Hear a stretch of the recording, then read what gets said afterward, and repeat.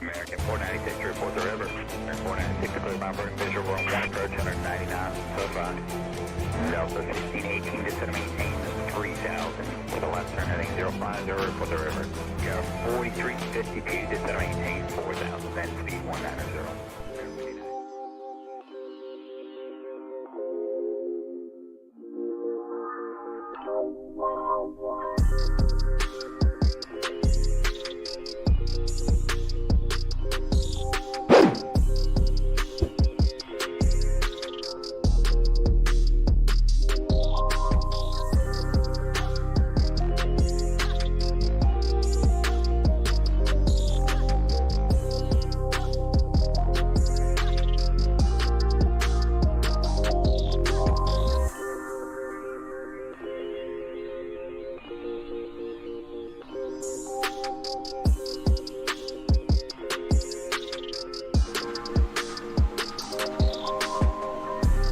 Big ups, big ups, big ups. What's going on, family, friends, and fellow enthusiasts? Coming at you yet again with another Microsoft Flight Simulator stream. We got something different planned for you guys today. As you can see in the description, we have taken the leap and joined a new VA, Virtual Airline that is, that operates a bit differently from the standard tube liners and point A to point B, gate to gate type operations. This VA, as you see, is called Bush Divers. We'll be taking a look at this new VA. Well, it's not a new VA. It's new to me because I just joined it. And we'll be operating something slightly different in the way of getting the people in the remote places the things that they need. And off the bat, I will tell you that the stream is not going in accordance to plan. The reason why I say that, we had everything set up. This is fairly typical. I wouldn't say it's typical, but we had things set up this afternoon to depart out of one of the hubs over at Mount Hagen. And we load up to start the stream, and our plane is gone. The plane that we had planned for the stream, it's gone. So with that said, we had to hop 100 and some change miles away to this. We had to jump seat to this remote airstrip to grab a plane of the same type. And so we'll fly that back to the hub and start the mission. So this will be a deadhead from, what is this? Asin airstrip, over 130 miles back to the hub, to the west, and we are in eastern Papua New Guinea, as you can probably see. And so without further ado, we're going to go ahead and show you what I got going on this afternoon. That is a little bit of flight information. This may not always be accurate because some of these airstrips aren't on any maps.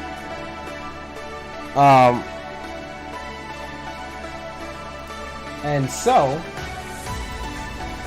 let me just pull this up right quick, drag this over to you guys, resize it so we can take a look at the operations of what we got going on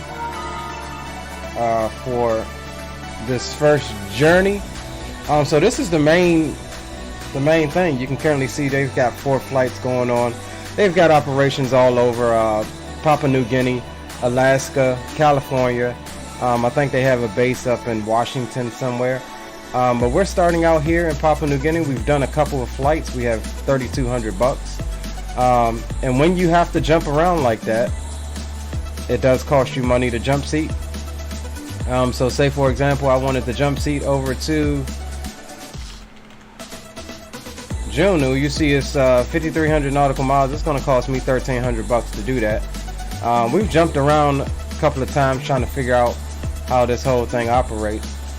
If we go to the available contracts, these are all of the contracts that we have out of all of the different airfields.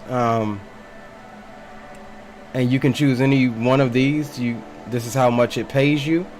And you got to keep in mind what your airplane can do. And it's not always beneficial to fully weigh your aircraft down to max takeoff weight and try to get out of there because you'll fail. Ask me how I know. So here's what we got. Let's go to the fleet, right? And we'll scroll down. You can see we've got a pretty decent fleet here. I frequent, obviously, the Twin Otter and the Kodiak. So yeah, we're capable of carrying 9 passengers, or 3480 on the fuel. I mean, on the cargo capacity. Cruise speed 174 knots, 1,000-mile range, 25,000 foot service ceiling. And it tells you what hub that airplane is out of and where it's currently located. This one here, the location AYIS was the closest Kodiak to me, so we're going to fly it back over to AYMH. And if we come over here, check out our flight dispatch. It's going to show like this because I've already created the dispatch, the OFP, for this leg. So we've got on board 230 gallons of fuel, which is roughly 1,500 pounds of fuel. No cargo. As I said, this is going to be a deadhead flight back to the main hub. When we land and complete this, you'll see all of the other ones that I have accepted, and we'll be able to go from there on mission, which is going to be, I think the first one is 9 passengers, scientists or something, over 40 something miles. So we have a couple of little hops. Nothing too long. This is going to be the longest leg of the journey, since we got to move the aircraft. And yeah, I think that's really about it to show you as far as the website goes. You can get loans. So if you get broke, you can get loans. Just like in the real world, I don't want to even go down this path of getting a loan. And then you can actually buy your own aircraft. So right now we work for the airline. So we make about 50% of the profits of whatever that route is, or whatever the case may be. You also have the ability to rent aircraft. And here are the rates for some of the aircraft: $220 per hour, minimum 2 hours per day. Requires $2,200 a returnable deposit. So I don't know really what the benefit of renting the aircraft is if you're working, already for the airline. Maybe it acts as your own plane and gives you 100% of the profit. But when you buy your own aircraft here, you get 100% of the profit. But with that comes more challenges, like you're responsible for the maintenance, you're responsible for the fuel, you're responsible for the annual inspection and all of that good stuff. All of that is simulated in this airline. So if I go back to fleet right quick, and we're going to jump into the aircraft, just figure out, tell you guys a little bit. So see here, it tells you the overall conditions of the aircraft, and the maintenance and stuff. So 96%, let's check out the one that we'll be flying. Where is it? Kodiak out of AYIS. See, that's at 92%. It's reserved because I have it reserved. And yeah, so without further ado, we're going to go ahead and get this joint started. We're at this really tiny remote strip somewhere in the hills of Papua New Guinea. And yeah, that's going to be a spicy departure. So with that said, we're going to go ahead and hop inside. No cargo, no nothing leaving out of here. Somebody flew it here and offloaded, and I guess they went up into the hills to take vacation or whatever the case may be, or didn't have an outbound. That happens fairly regularly. And also with I guess I could file this on VATSIM. Let's go ahead and pull up VATSIM, or pull up vPilot. Tidline is getting timed out by freaking Streamlabs already. What's going on, Tidline? Welcome to the stream. Oh, it was all caps. It was the all caps. Tidline says, yes, buddy, let's go. What's up, my man? Hope all is well. Alright, so we're gonna Now, the problem that I had my first couple of flights with the airline was that I legit was trying to plan this joint out like a regular flight, you know, using my Navigraph and using all of that good stuff, and even my ForeFlight for the real world aviation stuff. And they were straight up like, yeah, there's some stuff ForeFlight ain't even got, like use little nav maps. So I actually will have Volanta up for just tracking purposes and flight hours and stuff. I like to keep that all nifty. But for planning purposes, we're going to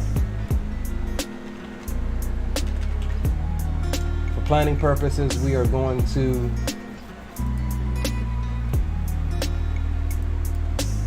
use little nav maps. We're already planned up anyway. And we'll bring this on the screen for you right quick and show you what we got as far as the planning. A lot of this stuff is just rough estimates, y'all, with bush flying, so it's not going to be all clean cut like a regular IFR. We'll be taking off out of Ison airstrip, flying over the hills direct to Mount Hagen.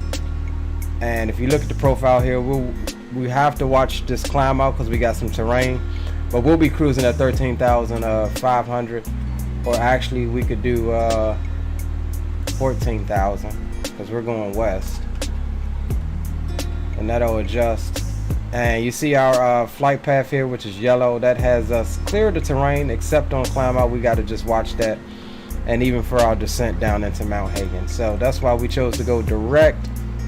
It gives us pretty much all of our let's see if I can find, I'm still learning how to use this. It gives us our fuel report and performance and stuff based on the aircraft profile that we have selected, which is the Kodiak. So we'll be looking at that and referencing that as well. God damn it, go over there where I want you. Cool. Alright, so let's see if we can do VFR. Departure airport is AYIS. Destination is going to be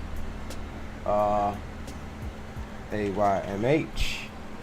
No alternate. We'll say 50. See, what was our fuel? We have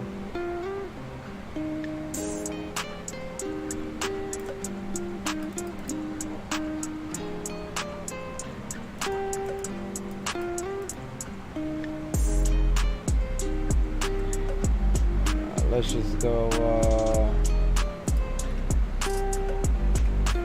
2 hours 30 minutes, and we'll say 165, and we'll be doing 14.5.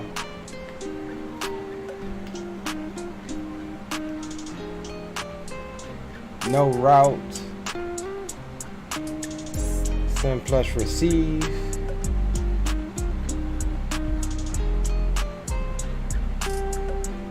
Let's see if that's good.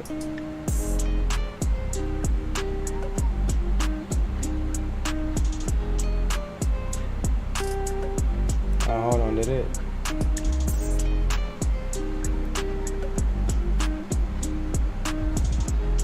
I don't think it hold on, let me pull up this pre-filing thing right quick, boys, because I don't think that filed correctly. It don't even have my daggone.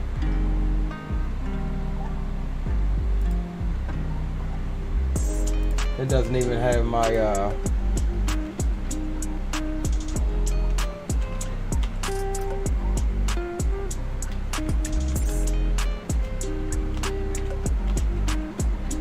it doesn't even have my call sign on there.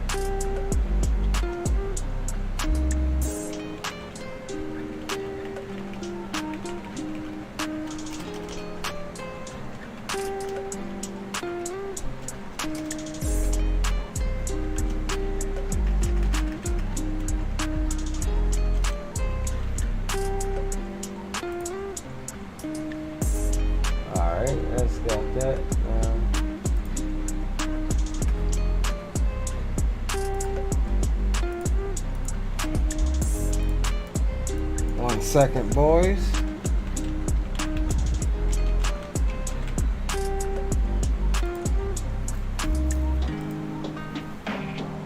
Trying to find the VATSIM pre-file thing.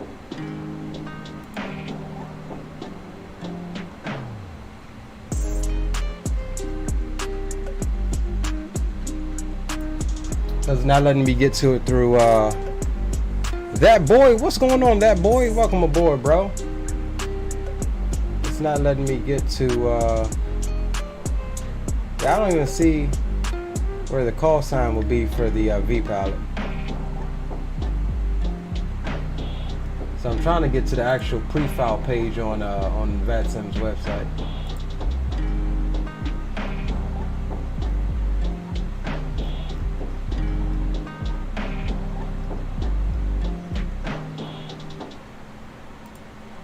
All right, we'll look for that. We'll go without VATSIM on this leg. I'm thinking. Hold on, let me try one more time. VATSIM.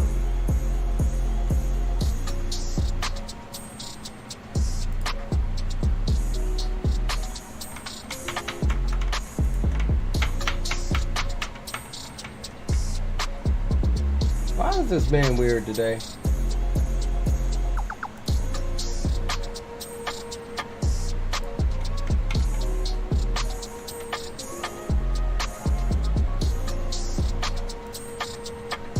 There we go. File a flight plan. Alright, BDV, we'll say 557. We're going VFR. We don't need a lot of information. What the hell is the Kodiak's ICO?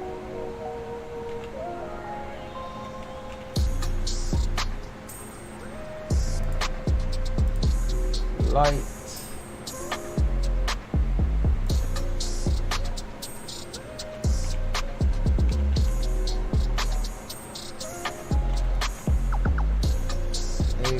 MH. They really only need a departure and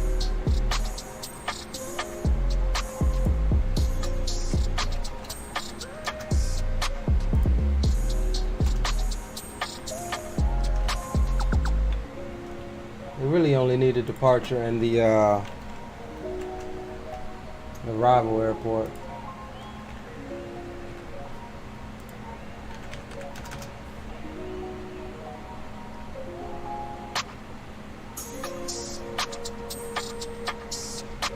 And I don't even think they got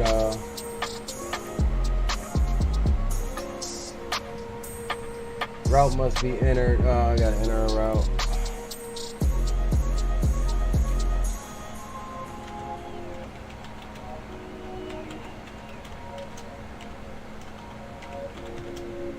Let's see if that's good enough for them.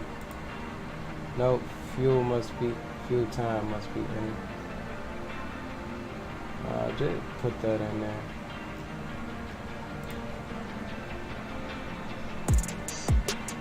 Route 4 characters. Okay.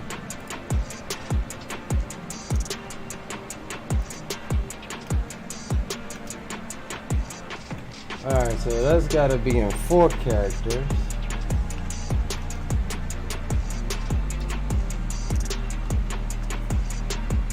Try this. If this doesn't work, we're just gonna go off block time and equipment must be here. Okay. Let's say that off block time. Let's do that.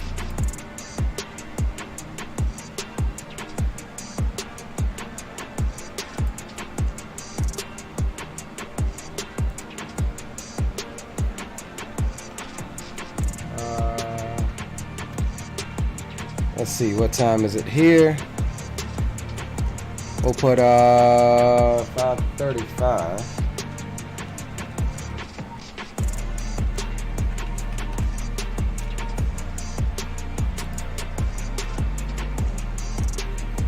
Alright, cool. VATSIM's got a flight plan for us. Something slight. So we'll connect BDV 557. Kodiak.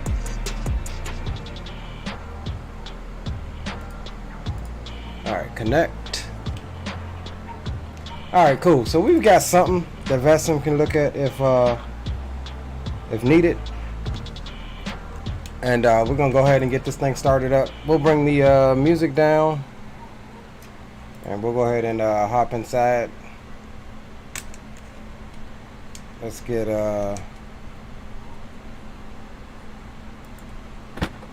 this door closed.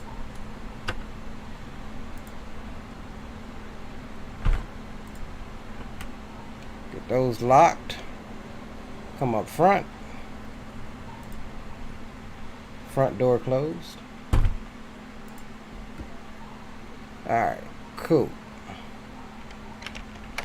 Alright, parking brake is on. We'll go we'll get that battery on for a second.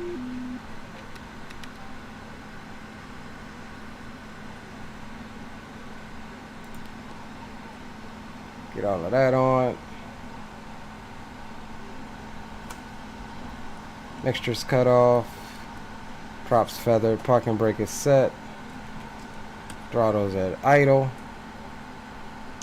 We'll get beacon can come on. Nav lights can come on as well.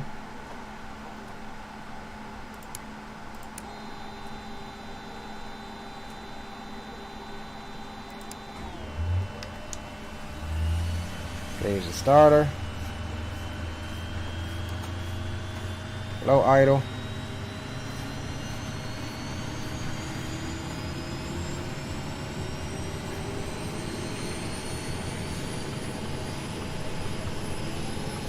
We're watching that thing for hot starts.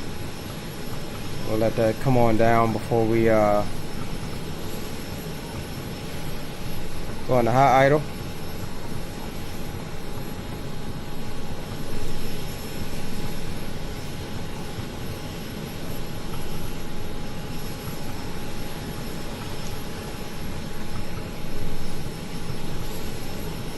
Alright, so we'll just throw in our origin here, which is AYIS.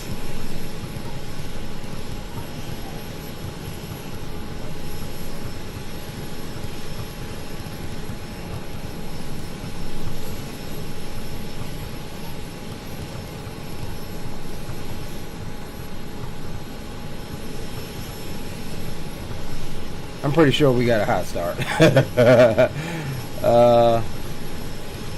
That thing shouldn't be blinking that long. Alright, AYIS.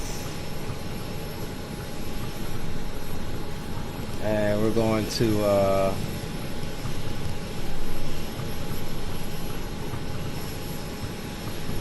AYMH.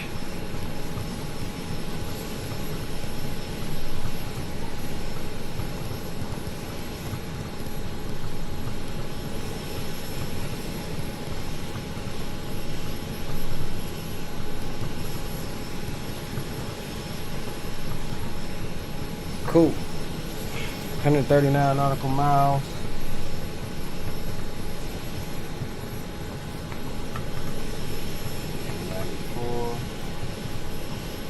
We'll go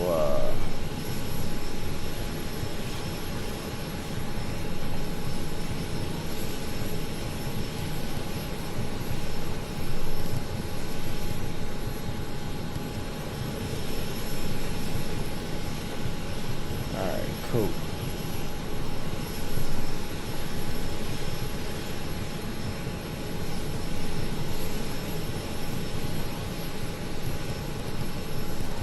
Alright, so we'll zoom this bad boy out a little bit.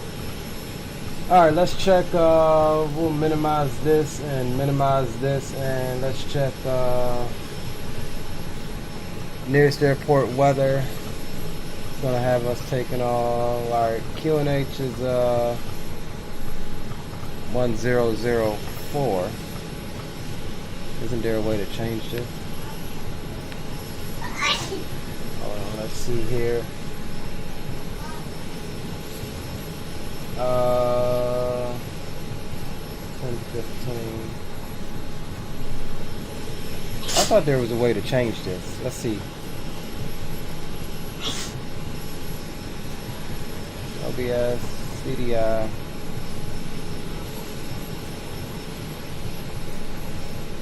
Altitude reporting there.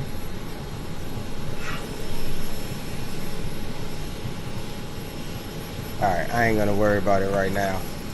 I don't feel like worrying about that. And one more thing here, boys. Let's adjust this. That's fine.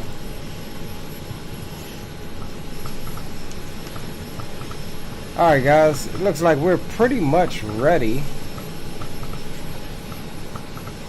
to get the rest of the process going.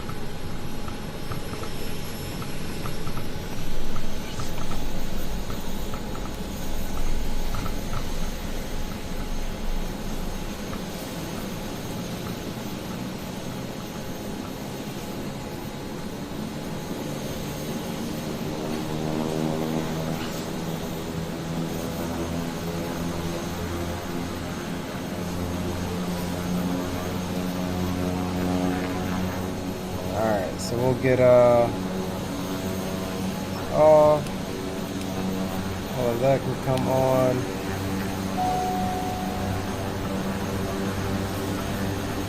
Temperature is good.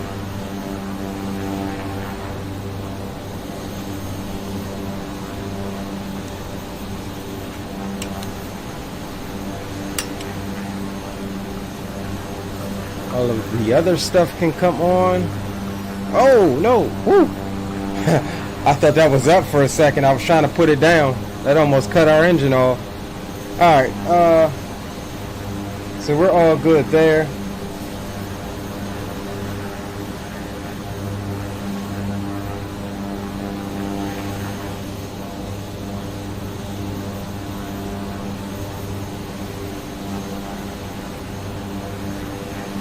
Alright, yeah, so we're all good here. That all looks good. Engine parameters look good. I don't know why my daggone zoom isn't wanting to really work. Alright, so we'll go flaps 10.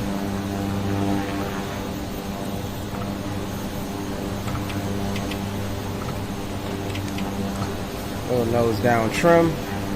Alright, so we're going to taxi up to that end and take off this way. Looks like we have more clearance on the climb out.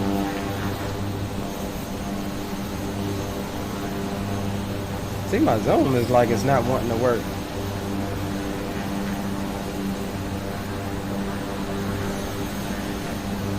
Alright, cool. Brakes are released.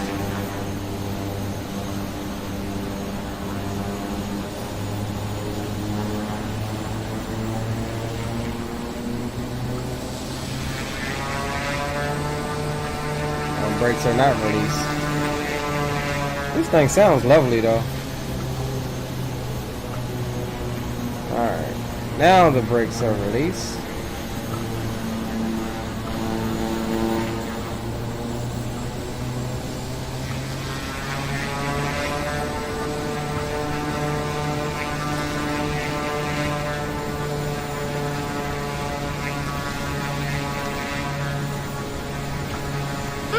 Pull up. Uh-oh, hold on, who's that? Poland Airways has entered the boom boom room. What's going on, Poland Airways? Welcome to the stream and the channel. Thank you for the subscription, my friend. Glad you are enjoying the content.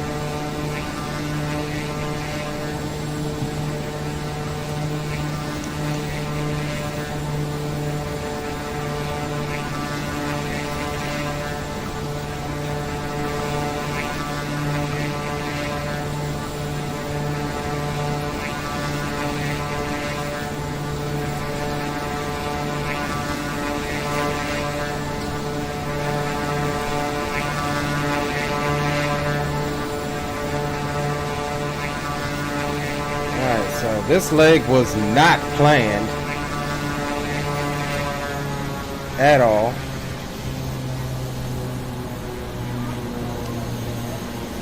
However, we're gonna run with it. All right, flaps are set.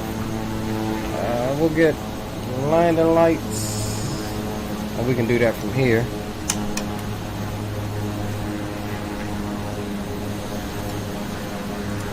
Landing lights are on, strobes. Have to go on from there. Everything else is set. Let's see here what we want.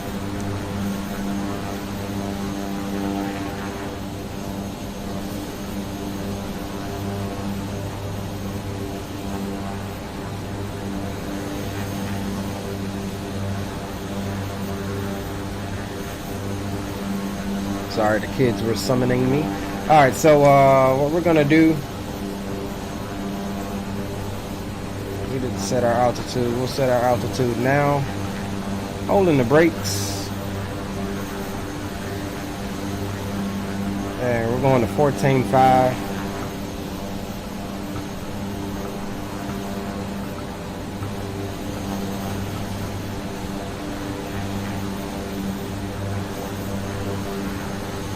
Alright, that's set. And we'll set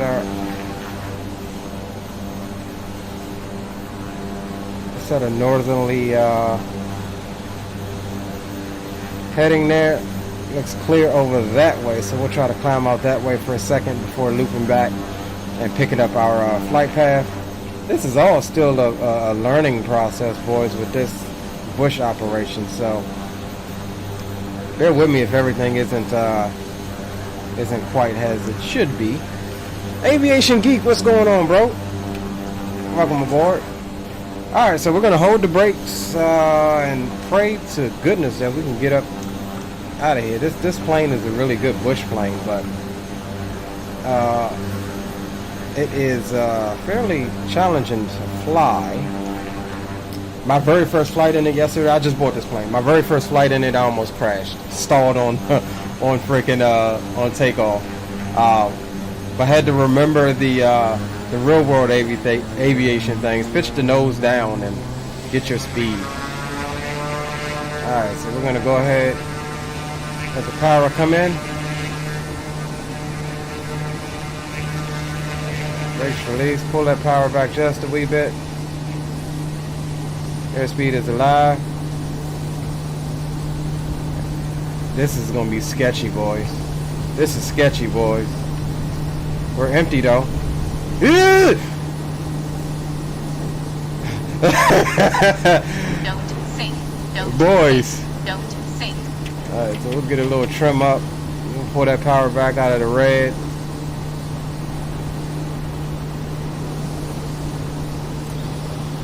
Yeah, that was sketch. Alright, we'll keep our climb out here for a second. Get the airplane stable. Avoid some terrain. That was sketch, boy. I'm not even gonna cap.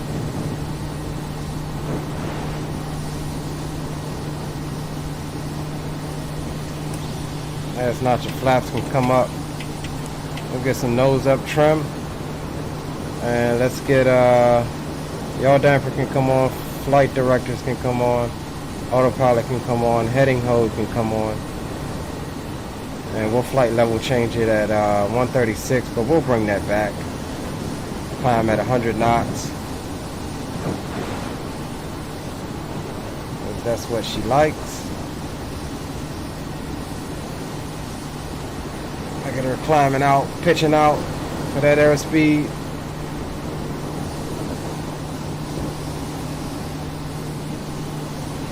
And we're constantly watching for terrain and everything as we're climbing on out. We look about clear to the right, but not so much to the left. So we will we'll come off to the right here for a second and do a right-handed turn to pick up our flight path here. And the self same way you come out, sometimes it's the self same way you got to go in. Sometimes it's not as simple as just a freaking straight approach in. Like, you got to do some things you wouldn't otherwise do, like circle right above the airport to lose altitude because there's terrain on all sides. I mean, it's pretty dope in that sense.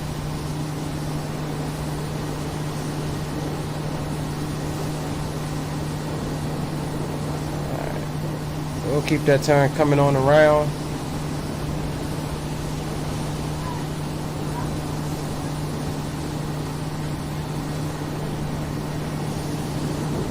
And we'll get this window closed.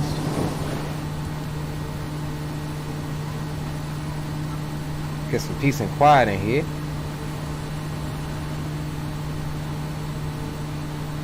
Already at 10,000 feet, but we started at like 5, so not saying much.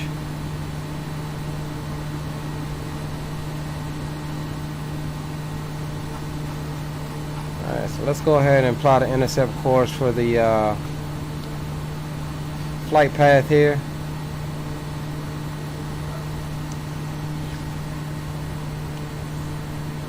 That boy 25, it's all default, bro. It is all default. Alright, we'll engage did my nav mode not arm? Yeah, it did. Alright, so we're good.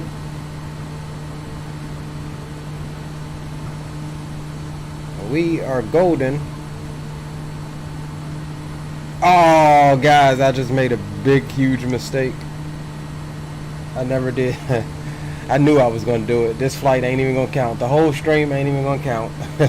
I'm not going back and landing. I forgot to start the bush tracker. I know it's too late now. Yep.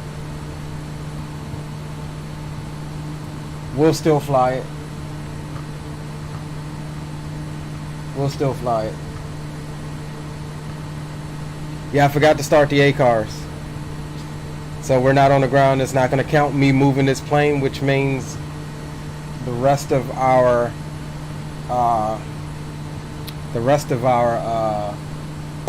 for the day isn't going to count. That sucks. I knew it was something. I knew it was something.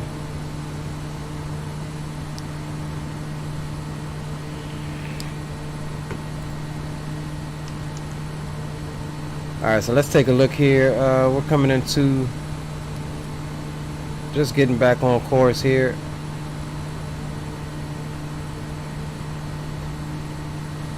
So yeah, we had to climb out to the right to get that altitude, get up over these hills here.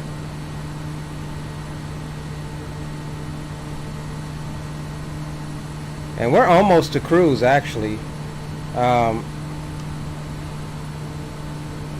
Let me see if I can take a look at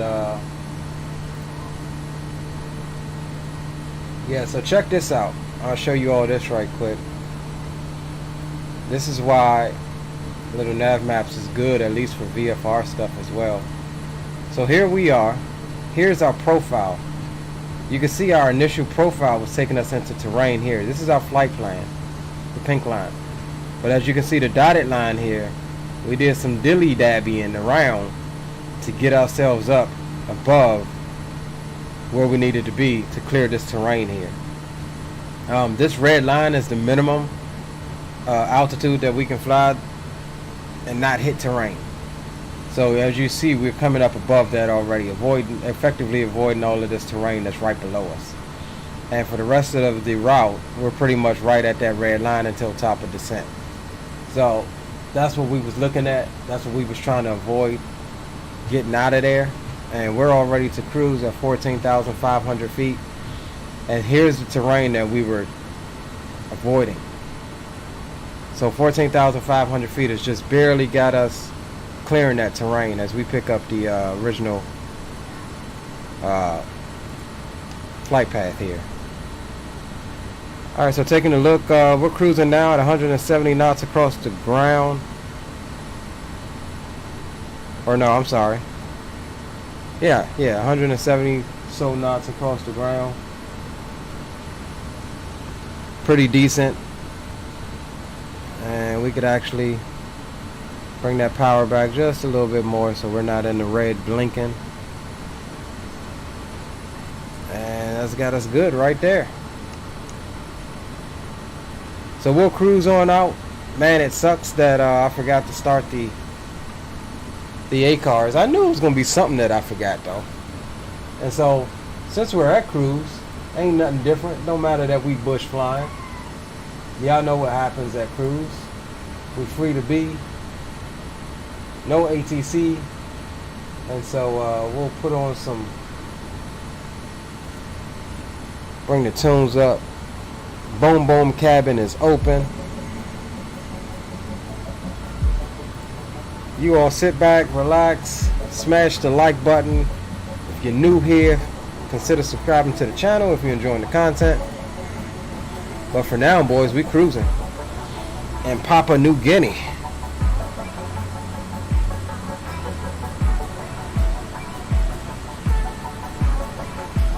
Oof, look at that.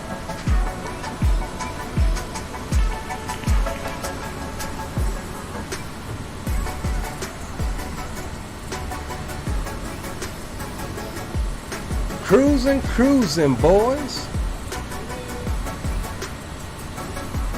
I'm really bummed that I forgot to start the ACARs, because then that means I'm gonna just have to go back and do and do this flight again.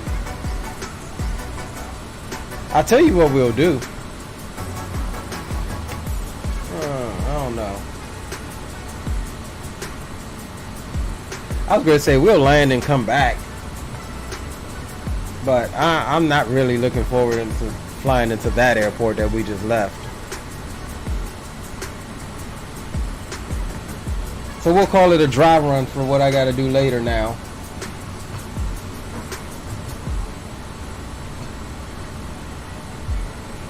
We'll land at Mount Hagen.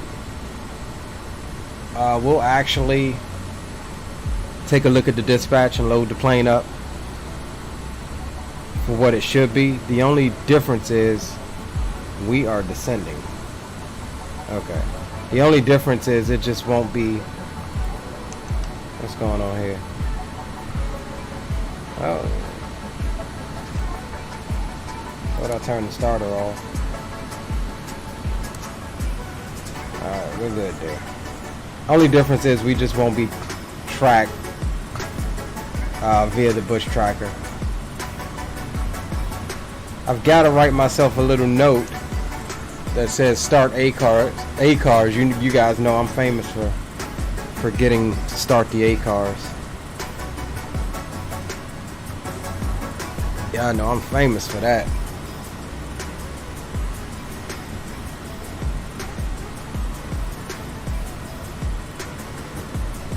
So yeah, this plane, man, is actually one of the best turboprops in Microsoft right now, I think.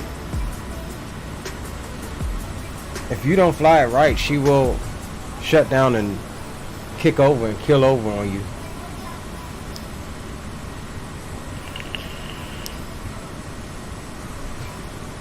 Ask me how I know. First time I started it, I didn't wait before bringing the condition levers and stuff up, let that temperature fall off, and it was just like it shut down, like it was too hot start. And if it does that, it's not like you can't just go and click restart under your menu. You have to completely exit the flight back to the main screen of Microsoft and then reload the airplane. That is the only way to fix it.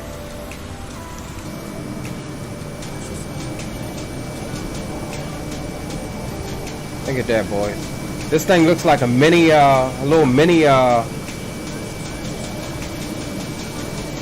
Cessna 208 Caravan, Grand Caravan. Tundra tires on it.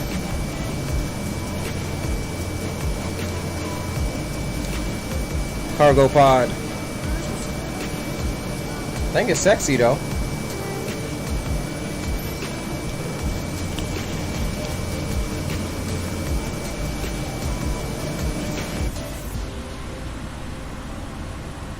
At least in my opinion. Like I always tell y'all, I love turboprops.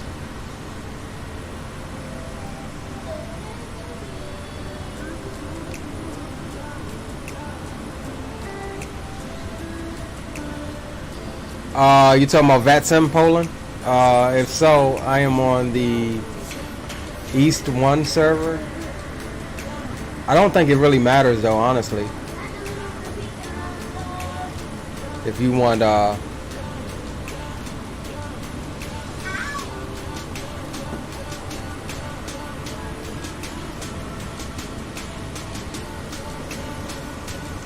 I probably should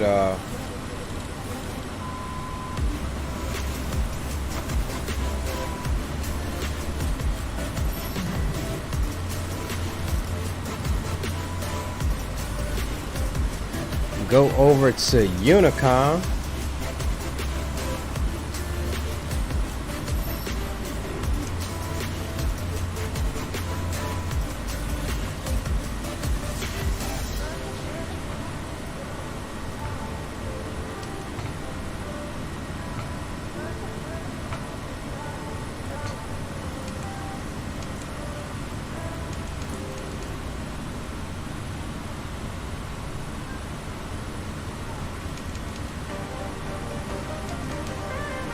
What the hell? Hold on.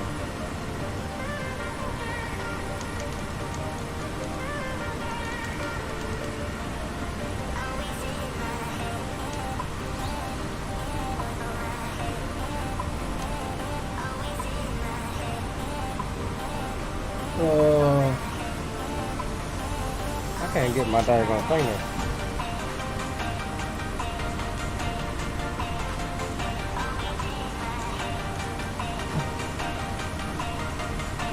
Alright, hold on.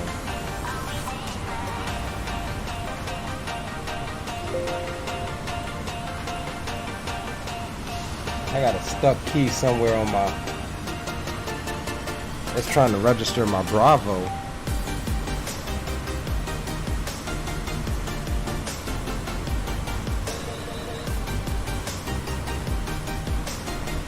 What key is stuck on my Bravo?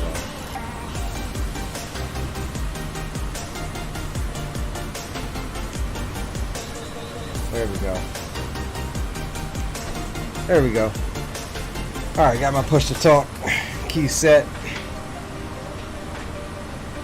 The meal on this flight is probably some salted herring or something. No, go ahead.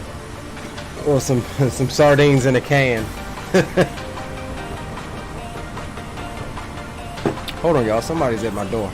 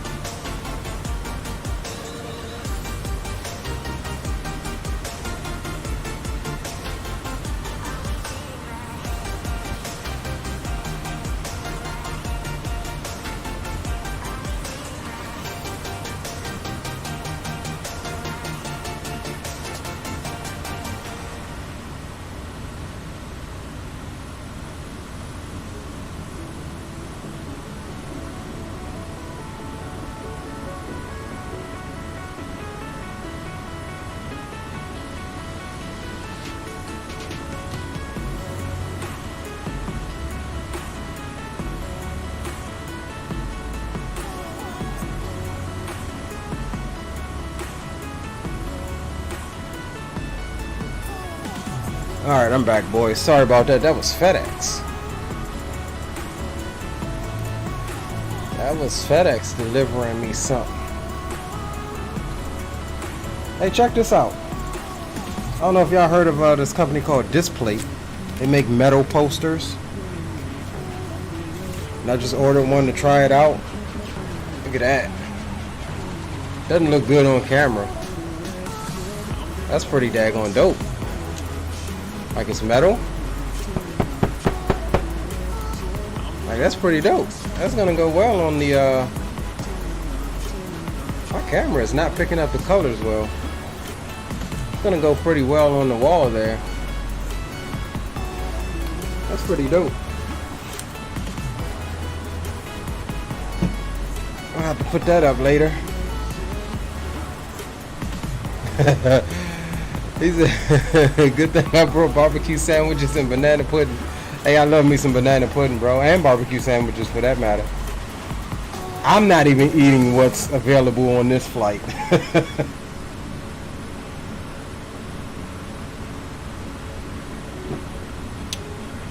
At all.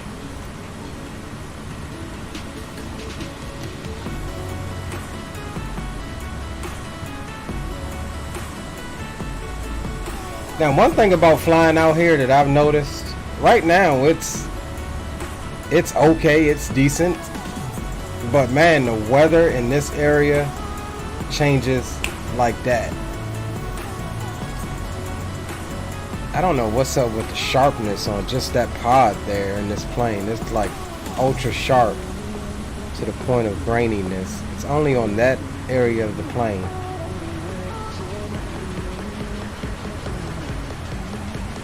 What I really like about this plane is as we add cargo, you'll see it build up, boxes build up and pile up in here. So that's pretty dope.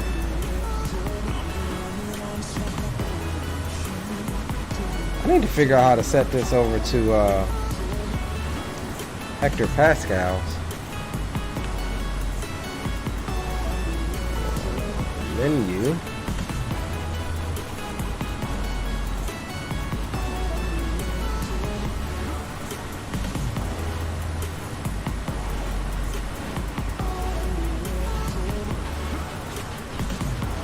That's not it.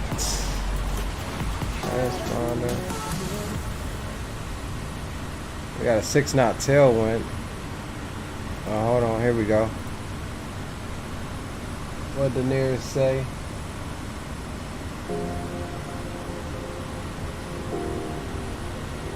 $1004.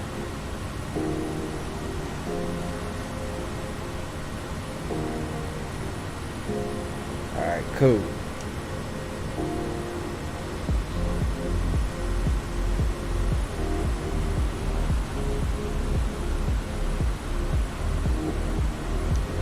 Alright, boys, we cruising.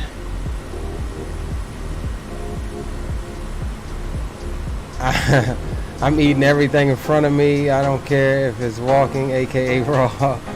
Not that not them sardines in the can that's in the back.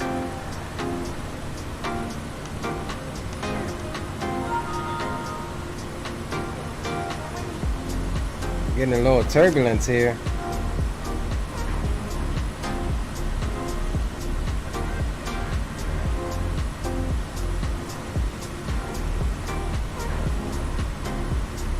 Alright, so still making pretty good speed, 177 across the ground. We're 90 out, so won't be that long.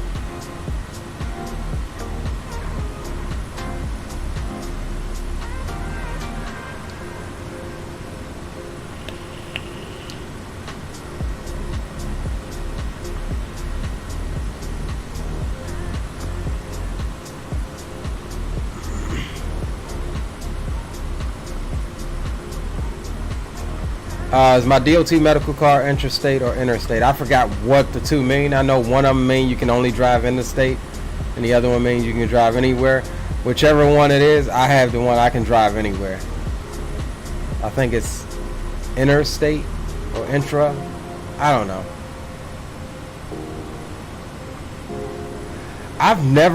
That's funny, I've never been asked is it intra or interstate by a DOT examiner.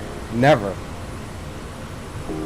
Like here, I guess they just automatically assume you'll be driving, especially in Maryland. It's so easy to drive to DC or to Virginia or to Pennsylvania because all of these states right here are so small. So maybe it's automatically assumed that you're going to be leaving the state at some point.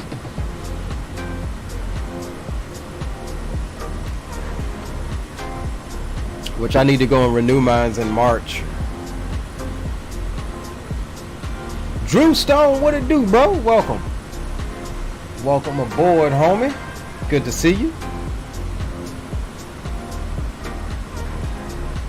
Just had a crazy departure out of a little bush field nestled in the hills. We're going over back to the main hub here in Mount Hagen, eastern Papua New Guinea.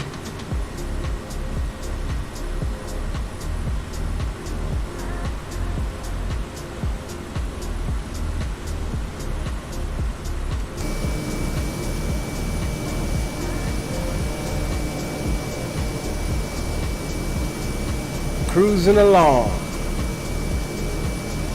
Started his Christmas shopping today. Roger that. Yeah, I just had a couple Christmas gifts just get delivered by FedEx.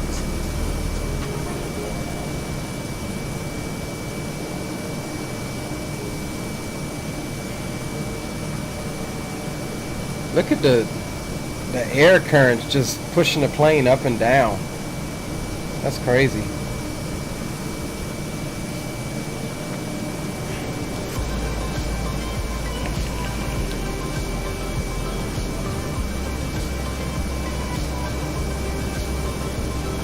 Just about halfway, boys.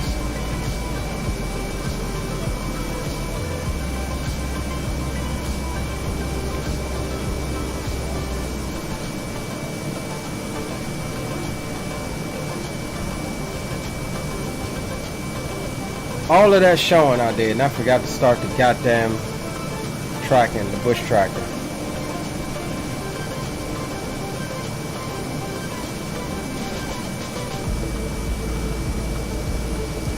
I got half the mind to message one of them and be like, yo, look, this flight happened. Can you move this plane to this airport so that I can continue?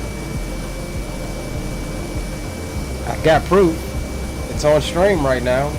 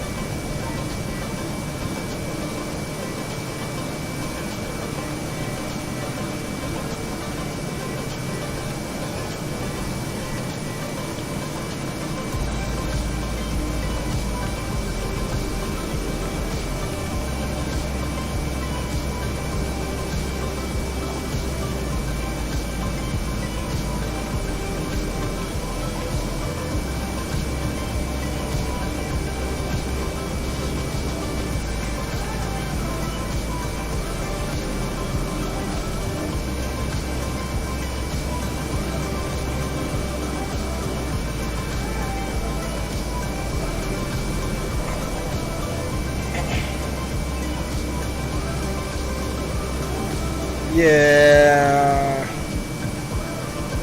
irritated about that one, y'all.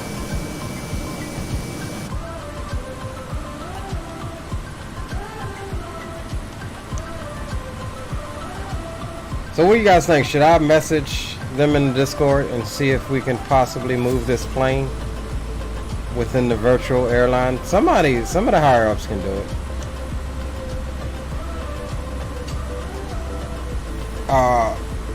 So that we can continue. I mean, we're gonna continue regardless, but it'll just be on our own accord. It won't have any effect within the airline.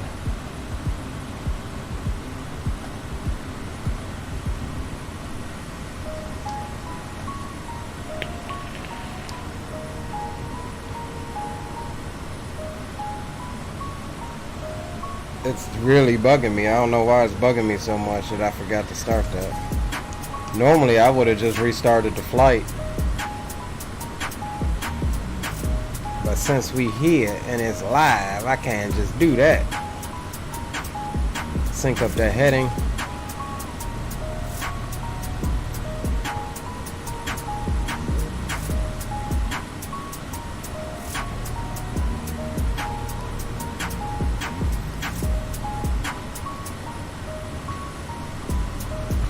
there's our destination there. Top of drop right out in front of us. And this is also going to be we'll play the top of drop by ear, because I'm still learning this area and flying in this area, so we'll definitely play the top of drop by ear see if it looks good. Again, looking at our profile on little nav maps, it looks like we'll be good for the top of drop. Hold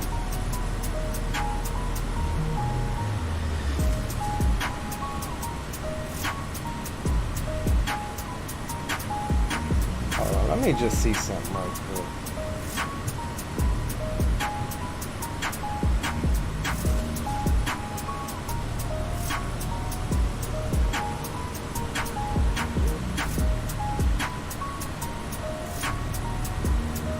I'm just trying to see if oh, you know what?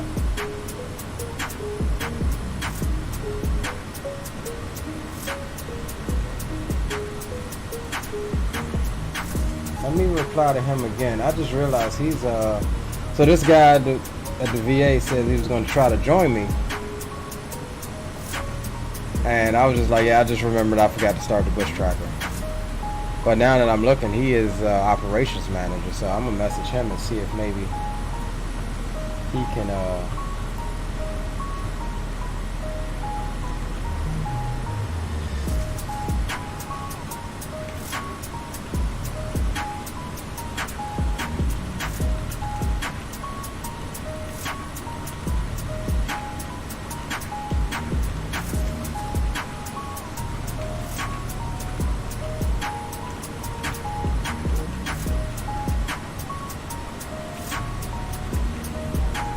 reload this aircraft to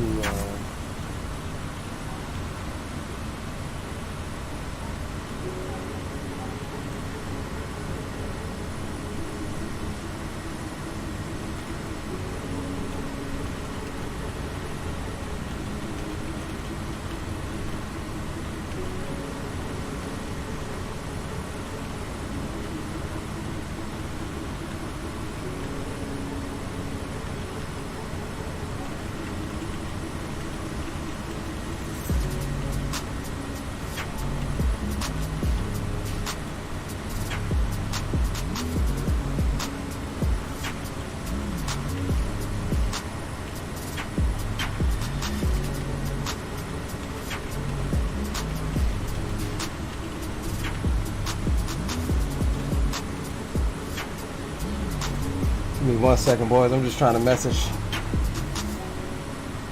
Wazo and see if he has the power to relocate the aircraft for me.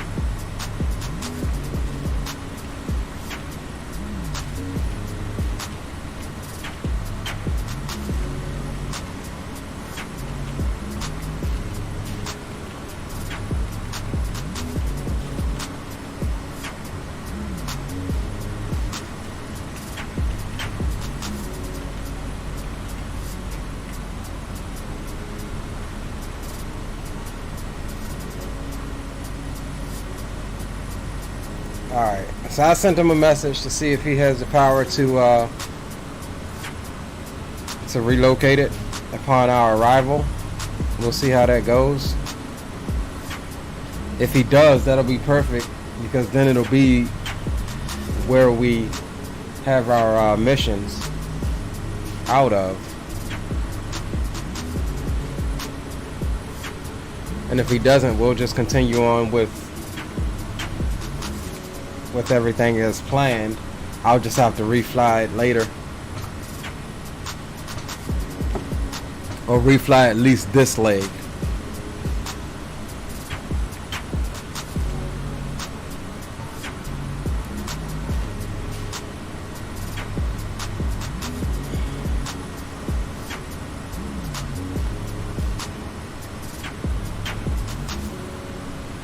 Alright, so little nav maps, I set us up for a shallower descent. We're not actually going to follow little nav maps descent. We're going to stay up here a little bit and actually descend at our top of descent here.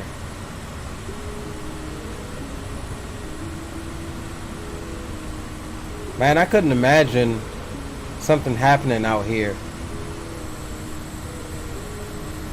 Like, there's no place flat really, like, to put her down if you lost an engine.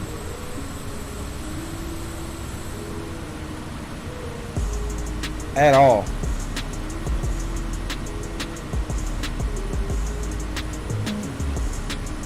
This is why bush flying is inherently dangerous.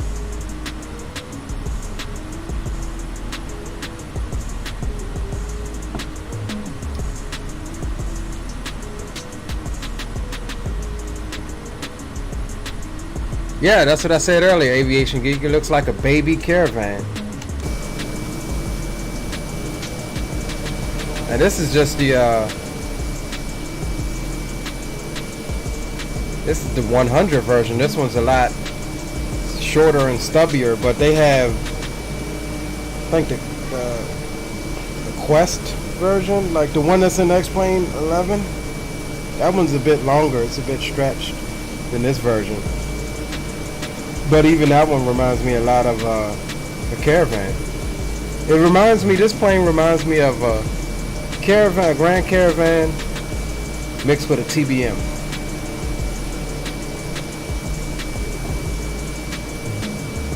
And I say TBM just because of the engine and the displays, the radar here on the wingtip or the wing.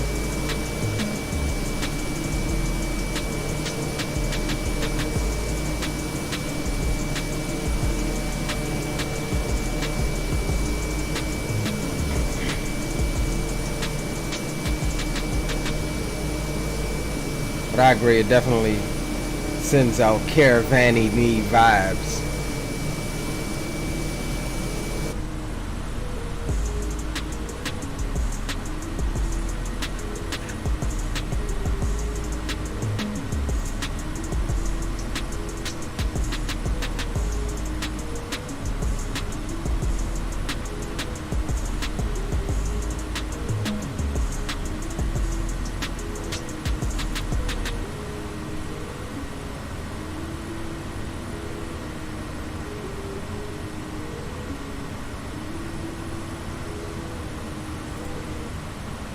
Come on, dude. I hope he sees the message.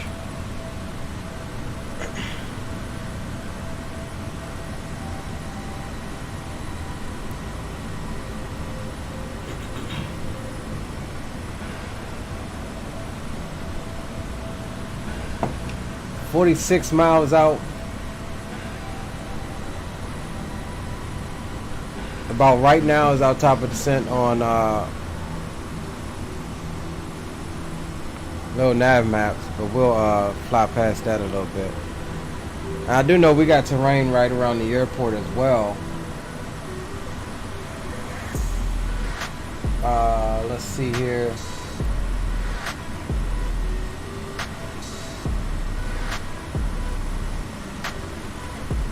Runway 30 or 26.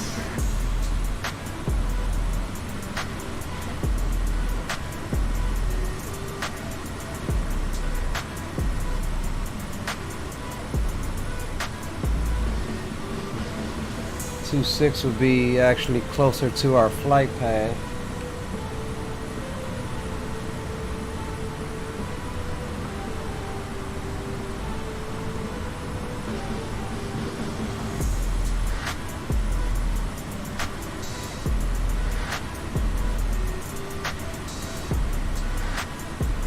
Alright, so we're going to try to navigate in here visually into 26.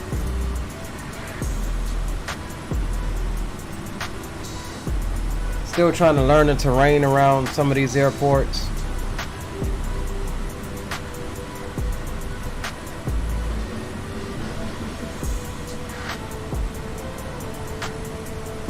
Roger that, Aviation Geek.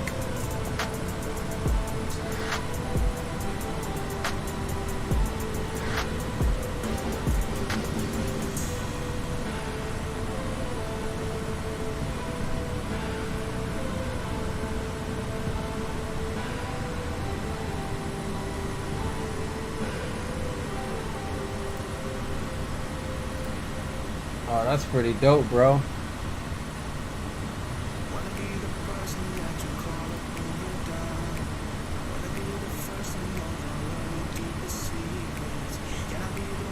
What kind of plane is that? Is that a, I want to say 707, but I could be wrong. Looks like a DC series of plane.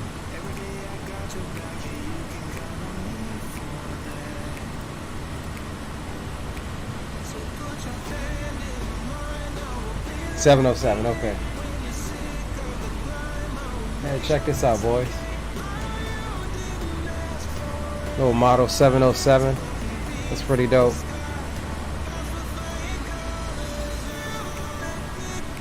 How long have you had that?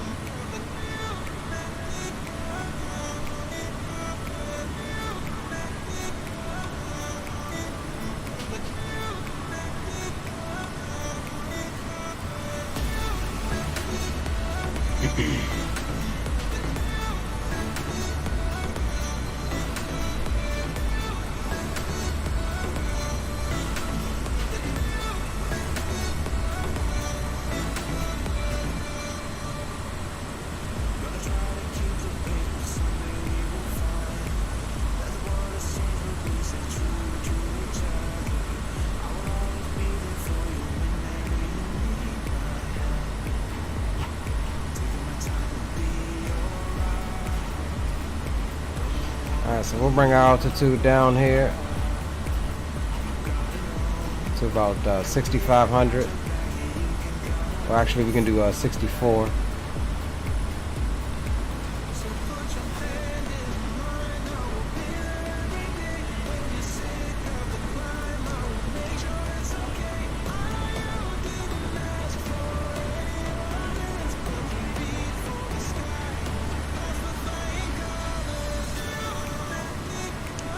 I thought this thing had a...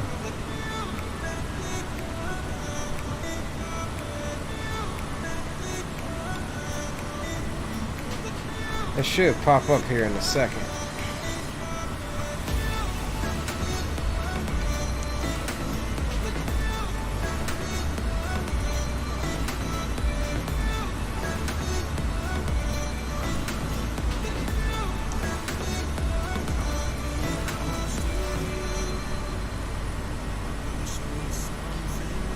$1993. My grandpa had it in 1969. Bro, that thing's probably worth a little bit of money, but it's more, I get it, it's more precious as a token, you know what I mean? Something like that you don't get rid of.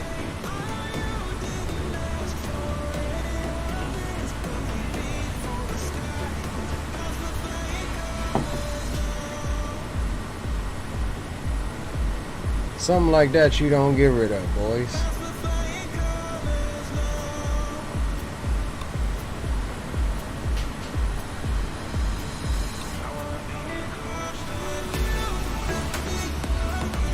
Alright, we're gonna go ahead and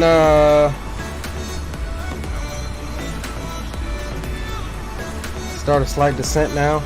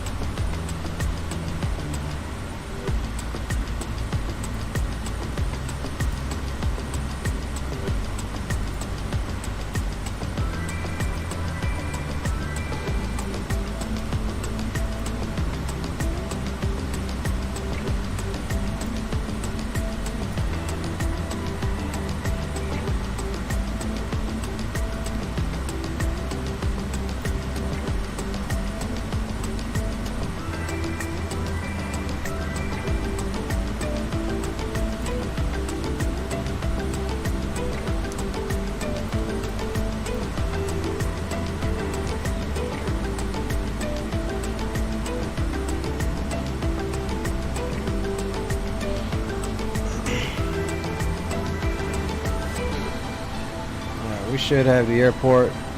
Not every airport is gonna be it's gonna be this easy to get into.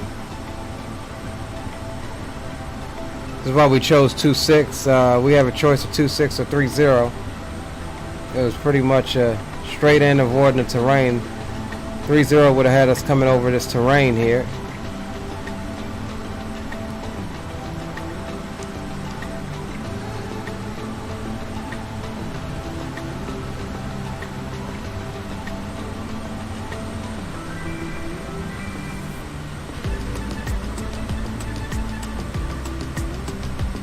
And we're gonna pretty much fly her straight on in.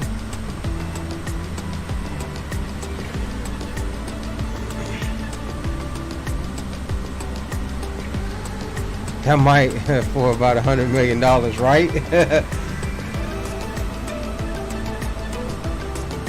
That is the only way.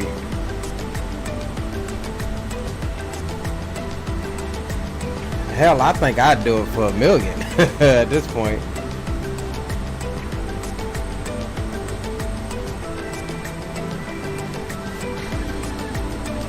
Alright, we're gonna get ready to come down off the tunes here since we are out of cruise.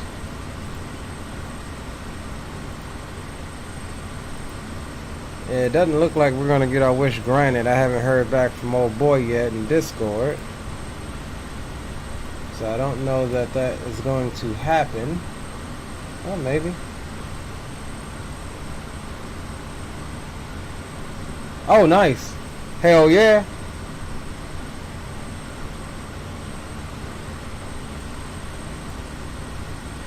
So I re-messaged him. He was like, hey, forgetting to start the bush tracker, you can always file a manual power afterwards. Okay, we'll have to figure out how to do that. A Kodiak, absolutely. You'll have a Kodiak at AYMH.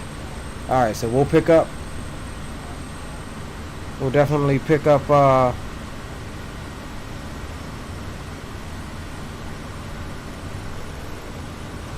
let's bring this.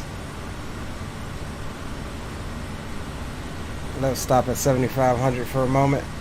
We'll definitely pick up the tracking as we get over here.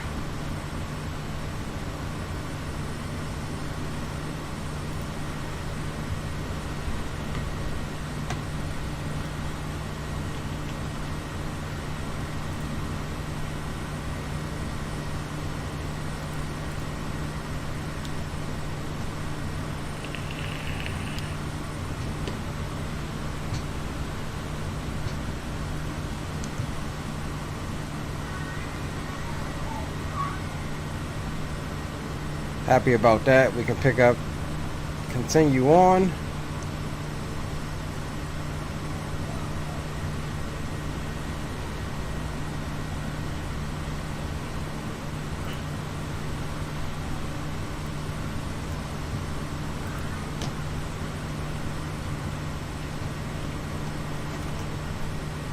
Let's go reply.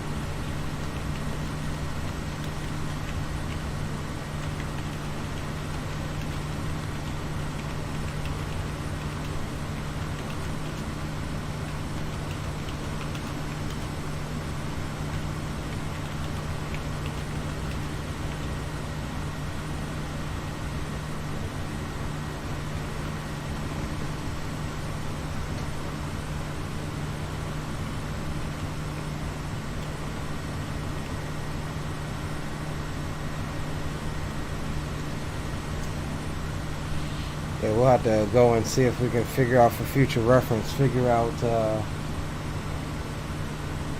how to do the manual pirate. Nolan, welcome aboard. Been a while since I've popped in. Hey, welcome, welcome. As we get the junior bus here. He says hello. This is the first officer, or in training rather.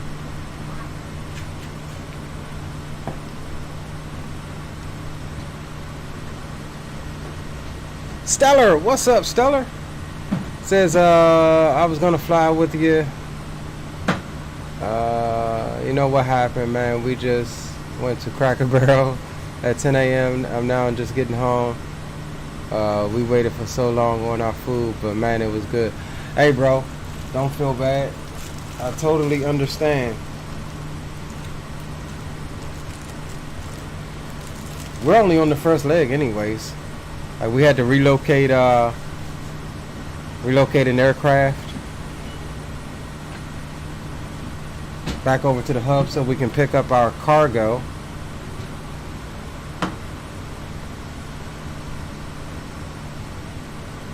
And we'll be watching this last little hill dip here as we come into here. We'll start bringing that speed back some.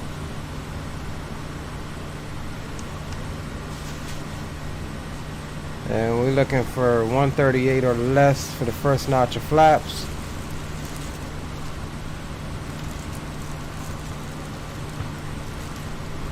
Do believe we had a runway out there in sight.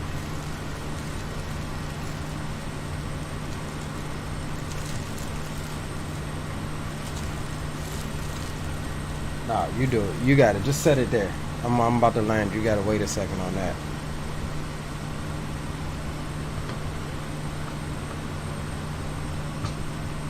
Alright, boys. Now, we did forget the controls cam on the departure out of this, so we'll get that on for you now.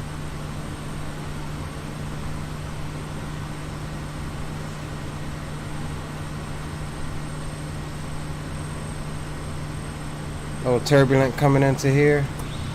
First notch of flaps.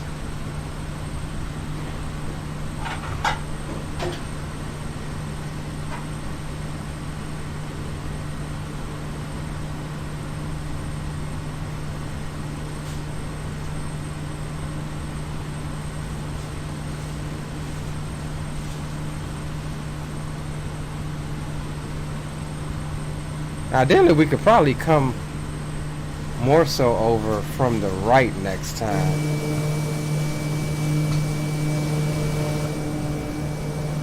Okay, we're gonna clear that hill there.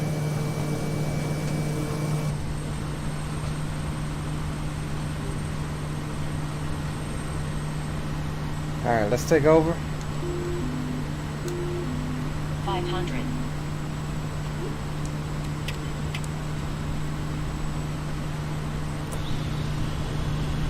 2 mile final runway 30. Little bumpy, hella bumpy coming in here.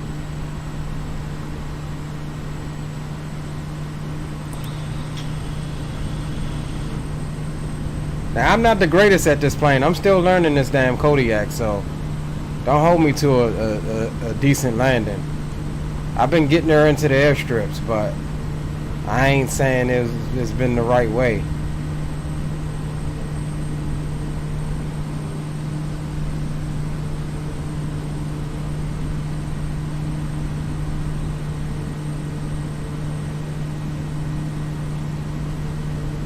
This is the shorter runway of the two. No poppy to guide us in, really. Just got to do it all visual.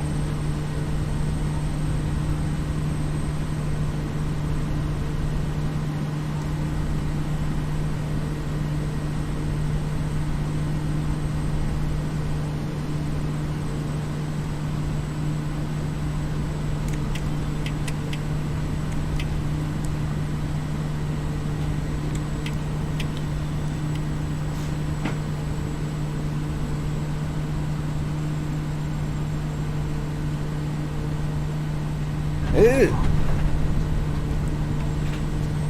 Ah. Keep her down. Keep her down. I thought about going around there.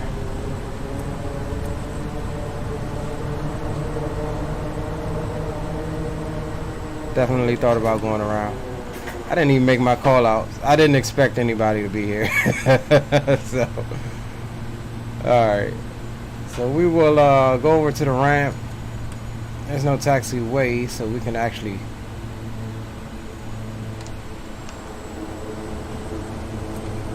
go ahead and back taxi.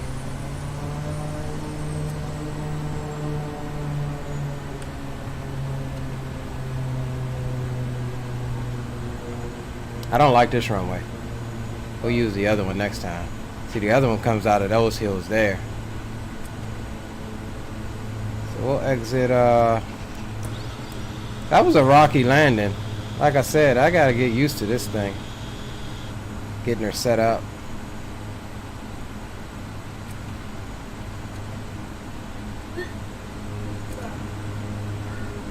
So we'll come on over here.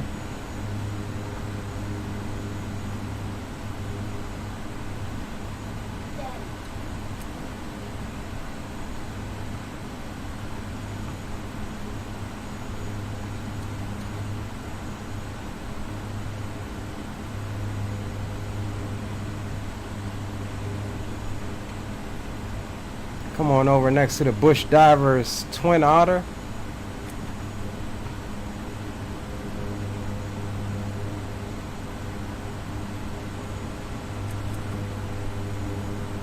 This airport is made by one of the guys in the VA. So it's a freeware add-on airport. Let's see, can we back this thing up some?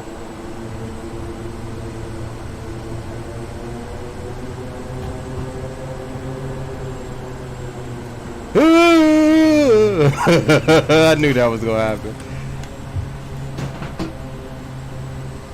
Let's see if we can get this thing. No. That's not a good idea. Alright. That was not a good idea. Come on, plane. Pretty sure the wingtip is damaged now. Alright, there we go.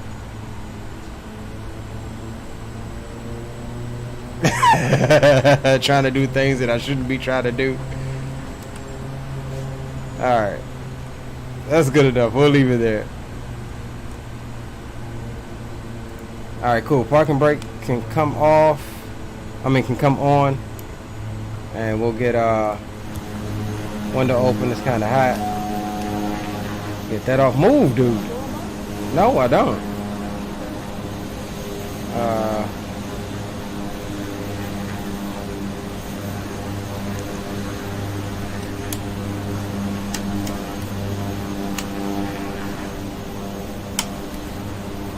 Straight.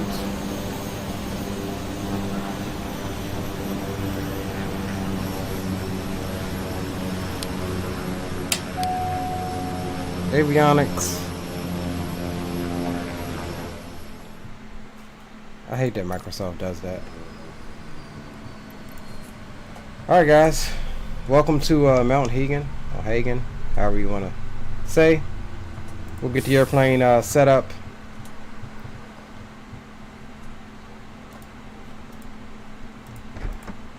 To get our cargo. Well, actually, we're taking people, I think. We're taking people, not cargo. So we'll have that. Booyah. Alright, let's shut that down. Cool. And with that said, I did not start a recording on that approach either. However, we'll proceed on. Let's go see if we have a Kodiak here. We'll get this out of your way for the moment.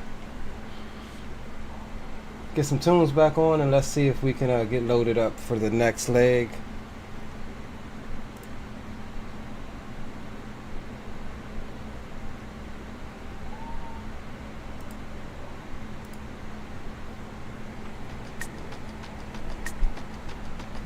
All right.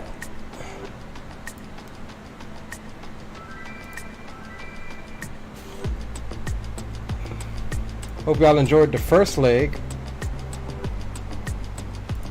Let's see what we got here. See if we got one here, or how to do that that manual power rep. There we go. AYMH, thank you, my friend. Oh,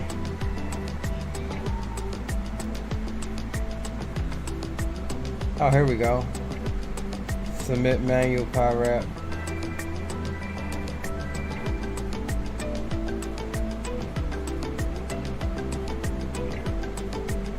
Alright, hold on, let's do this. No. Hold on.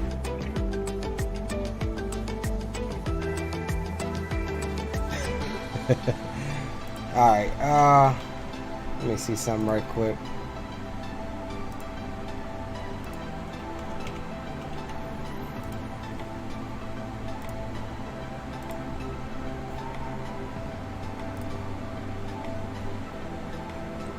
Alright, 2:30.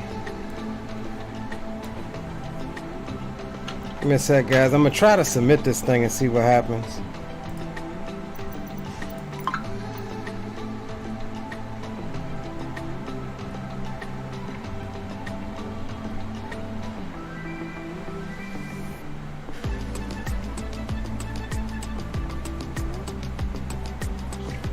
Hold on, this doesn't make sense.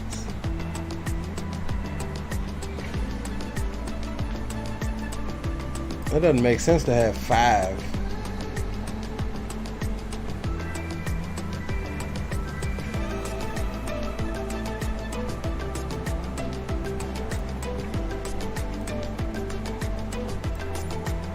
Okay. Hold on, let's see here.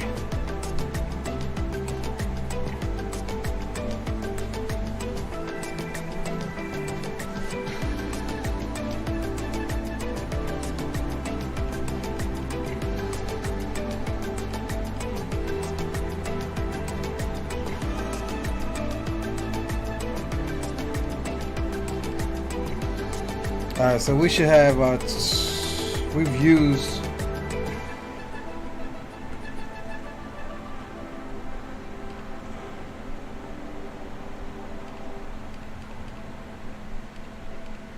We've used 41 gallons of that fuel. So let's see what we got here.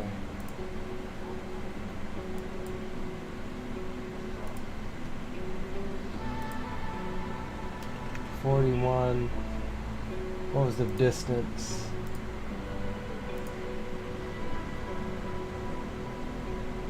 It was like 130 nautical miles, right? I think 133 was it. Let's reverse this and see. 139 it was. Flight time, 50 minutes. I don't know what to put for the PIREP ID though. Oh, hold on, let me see.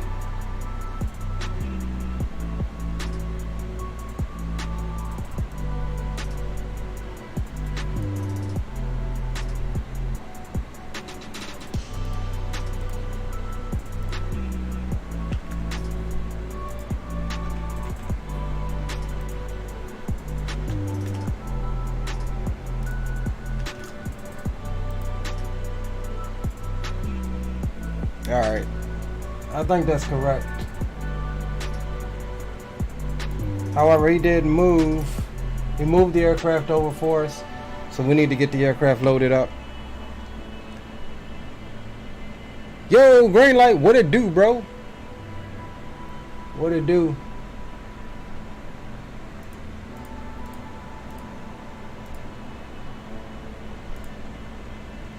Alright, cool. So let's bring you back into the office here.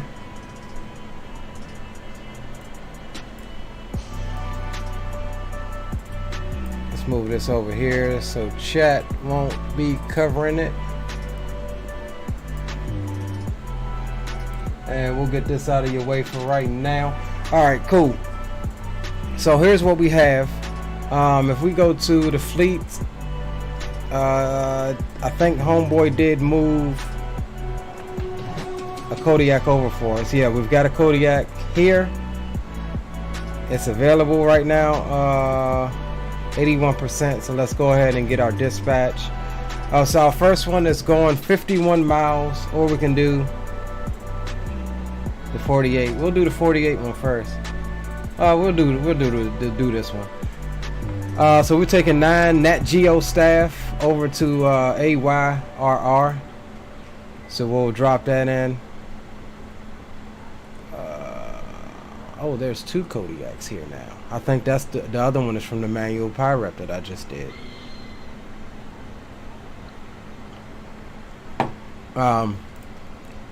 So yeah, we'll select one of the Kodiaks. We're going over to AYRR, 51 miles away, Tiri Airstrip.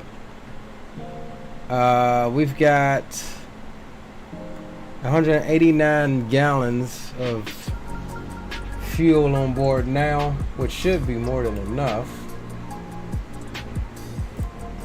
Let me pop this into little nav maps right quick.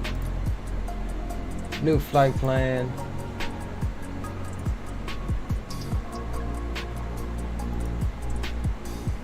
We'll set this as a departure on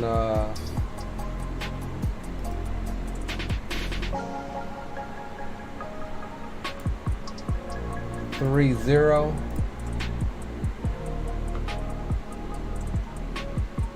And we're looking for AYRR.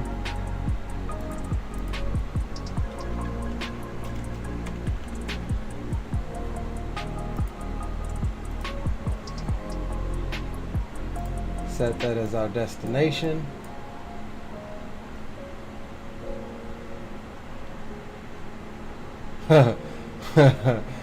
This is gonna be a fun one. So we got to be on point here. Alright, so here's our plan here. We'll come out of Mount Hagen, buckle left over some terrain. And look at where it sits at. Right in the valley. And check this. It's a 1,430 foot runway. About 30 foot wide. So that's going to be a fun one.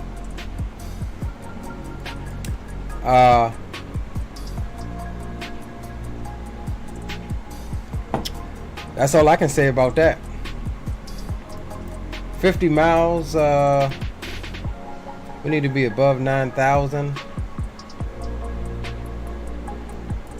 So we'll do 11.5. Actually, we can do 10.5.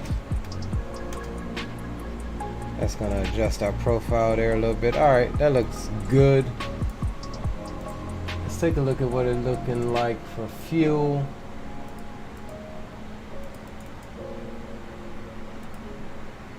Fuel report.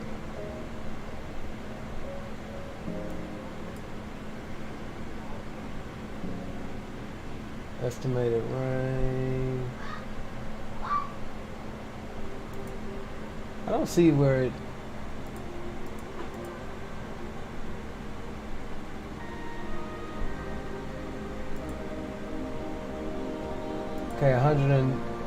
Okay, 18, 62 gallons. Okay, so yeah, we've got more than enough fuel. Actually, 62 gallons is our block. So we will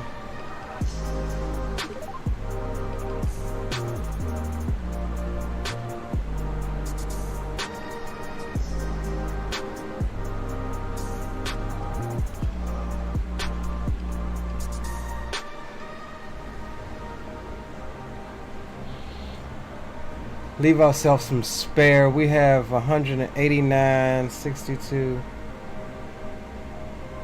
All right, so that's about good. Yeah, that's enough to get there and back. Because remember, we got to fly back for the next one. We got to fly back here. So on the safe side, we'll do we'll say 200. 200 gallons we'll take.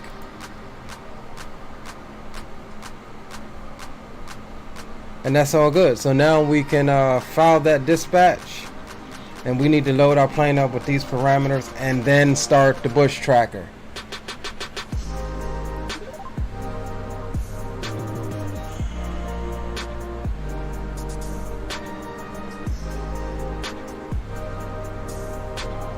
Alright, cool. So we'll put this over here so we can take a look at it. 200 gallons. We'll add a little bit of fuel here.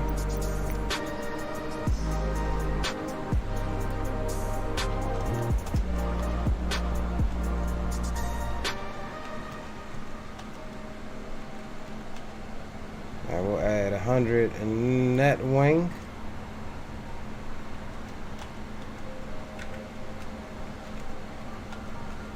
Yeah, yeah, almost. You see, y'all saw that, right?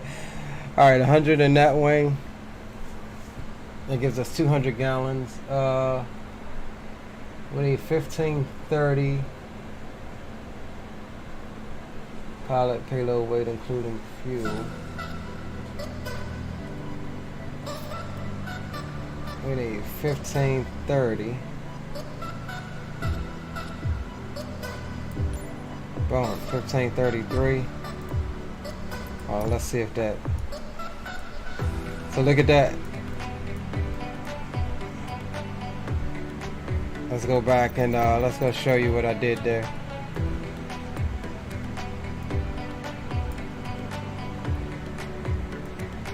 So as we load payload, you'll see the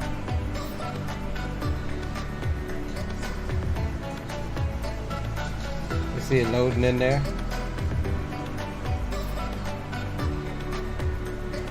And there's a way to get this whole cabin either passenger or cargo and not split like this. I haven't figured out how to do it yet. So we need 1530. 1533 is the closest we can get.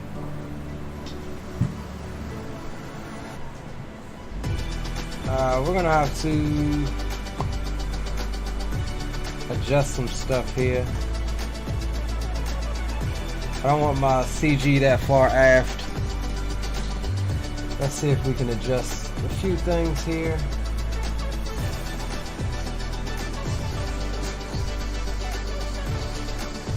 Let's see. Let's take this out.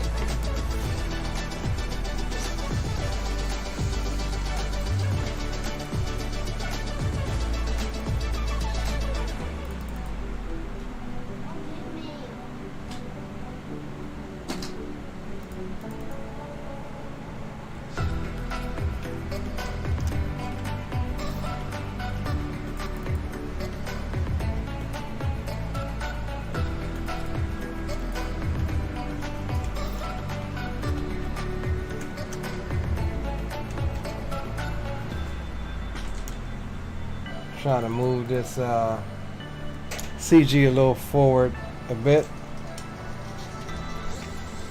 Hold on, wait, why is it putting it back in there?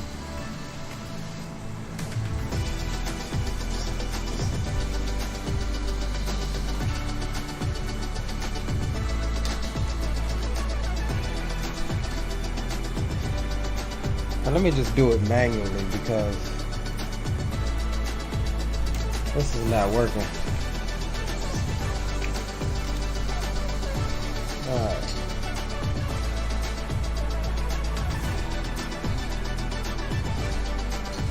$200.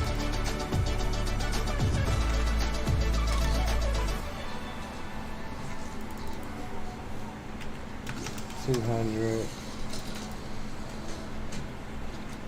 $280.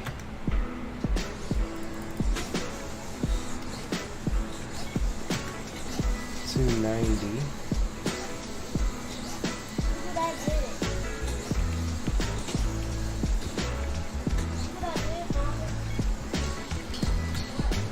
$180. Hold on, guys. I'm still loading this daggone thing up right quick.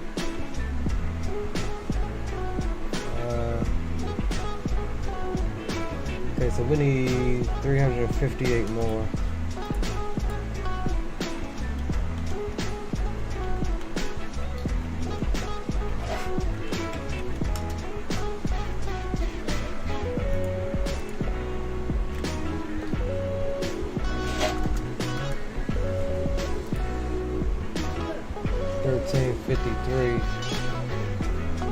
Alright, that's got us set. I don't know why it won't load the cargo when I do it manually like that, but that's got us set. 1353 on the payload.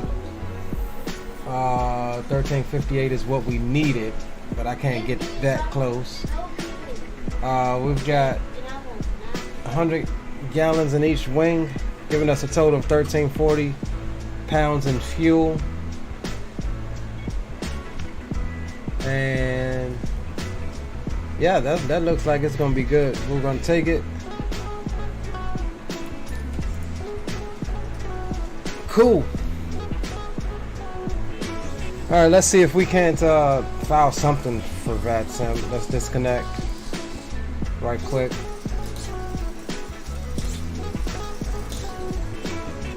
Let's see if we can't file something for VATSIM.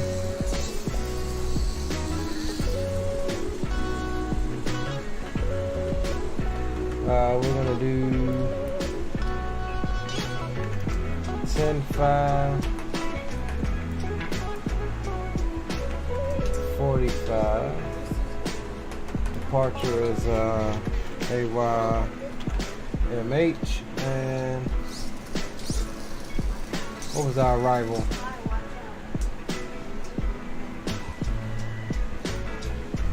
Our arrival was AYRR. That's if VATSIM even picks it up.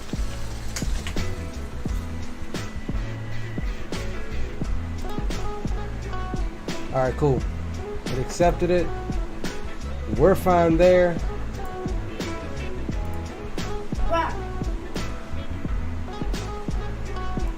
And for those of you wondering, our landing wasn't that bad. That was the flight over here. We got a negative 142. So it wasn't that bad. I don't know what all of that is, but wasn't that bad, boys. Let's see if we can get a little plane here, see if this will pick it up. And then we'll be good to go.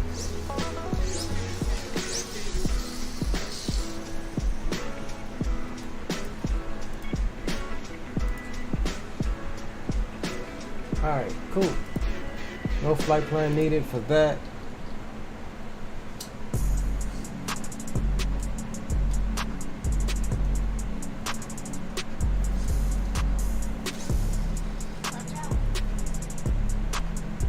Alright, got that set. Alright, now before we forget, let's go ahead and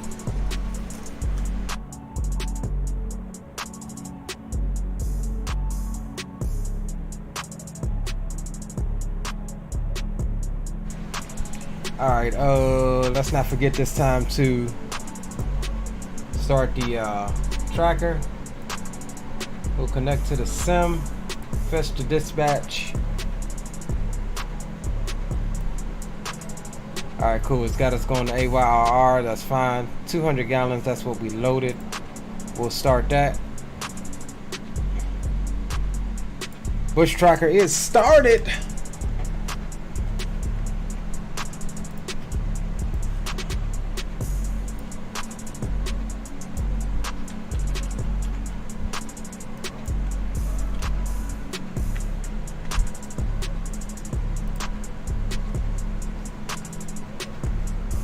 Yeah, freaking what's her name ain't even picking AYRR up as an airport for my overlay. So I don't know what you guys are liable to see.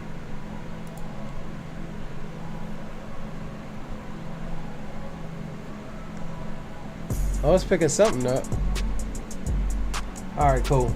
That's all that's needed. Alright, let's hop inside.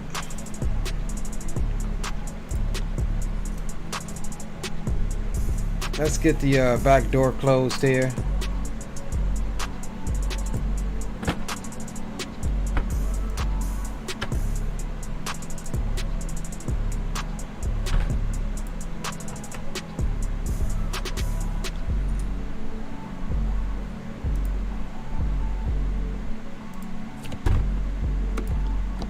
All right, cool. That's all good. Shut off, idle, parking brake is on.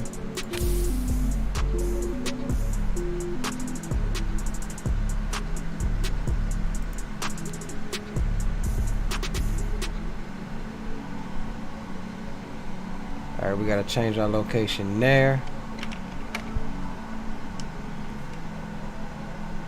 Let's see what last reported altimeter 1004, that's set.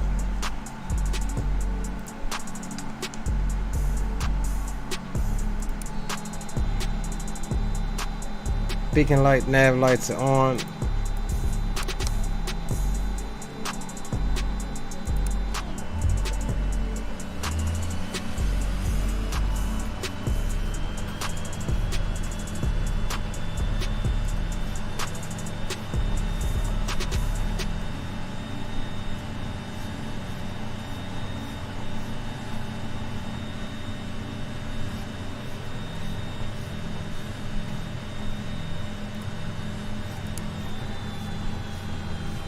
Oh.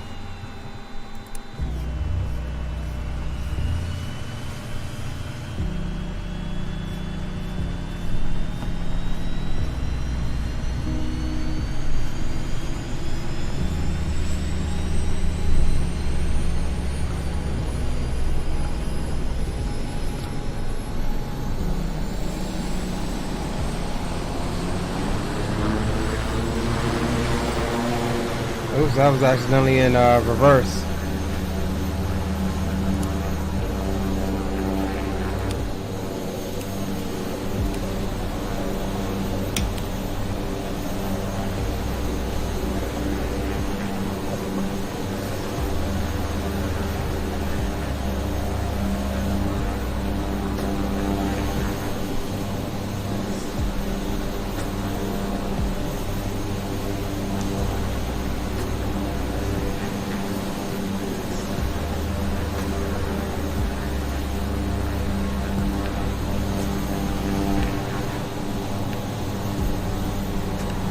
Alright, so we're going AYMH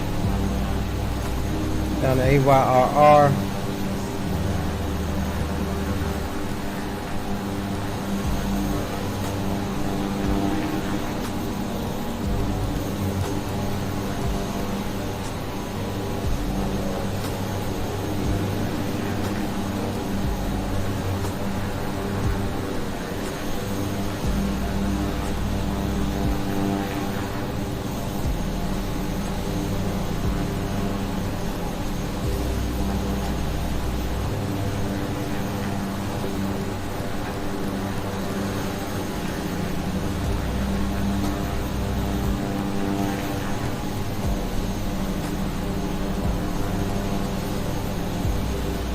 Alright, cool. Insert that.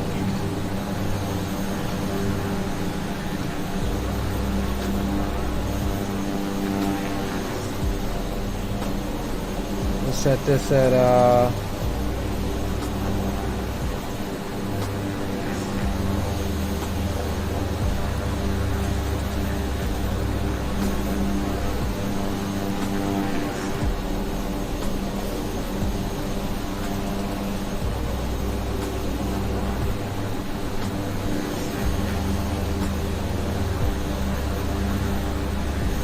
alright, cool. Got that set.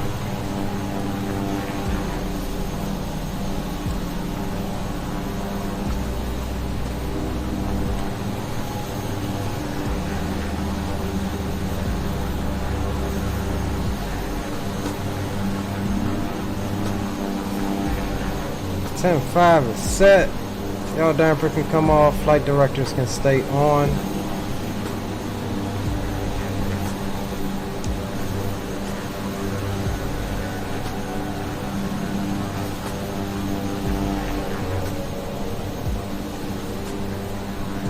Alright, boys. Hopefully everyone is ready in the back as we go on our on our second leg with actual passengers and a little bit of cargo. And we've never been to this airport before, so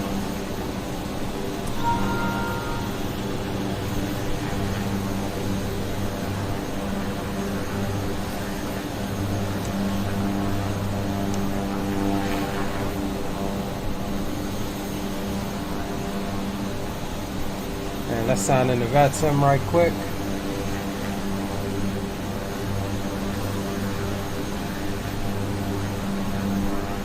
Two 228.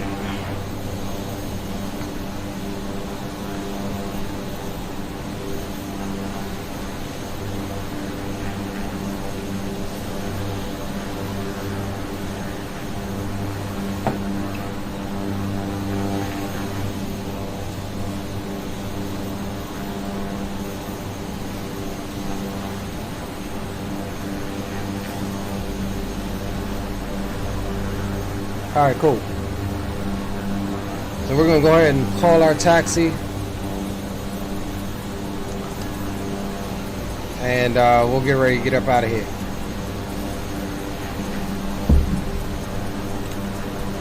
(228) and Mount Hagen traffic. Bush Diver 557 gonna be taxiing to runway 30 via taxiway Alpha, back taxi runway 30, Mount Hagen.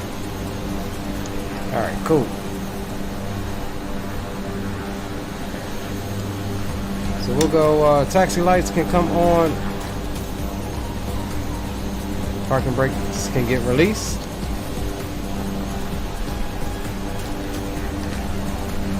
I didn't restart the sim. I hope everything is okay with the with the plane.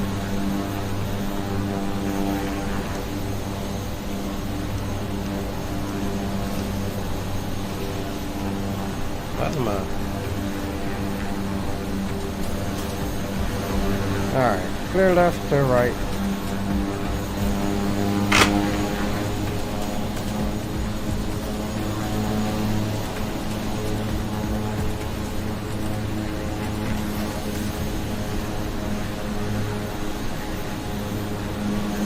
Peoples. We got some peoples today, boys.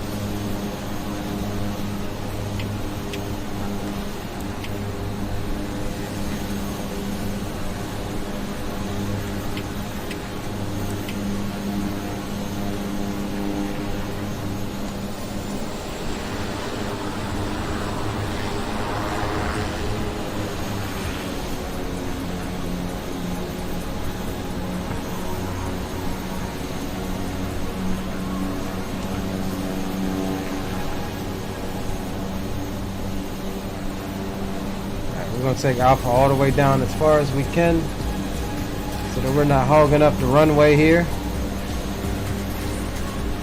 Yeah, it's Southwest taxi, right? This thing is easy to get fast.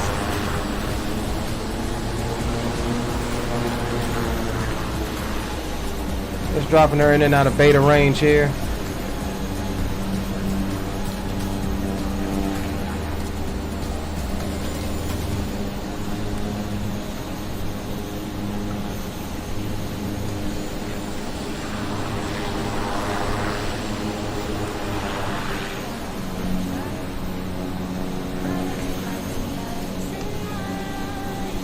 Choppers, get in the chopper. Get in the chopper. This is a really nice little freeware handcrafted airport by these guys.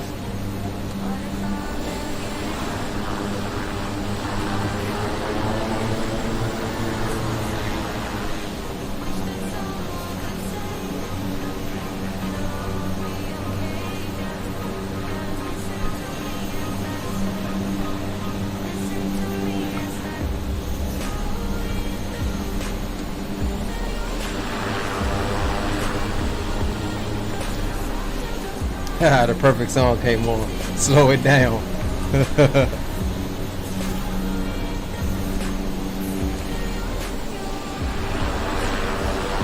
Oh, this joint goes all the way to the end. I didn't know that. I'm tripping. I'm thinking about the other runway. Lay my last on the back taxi.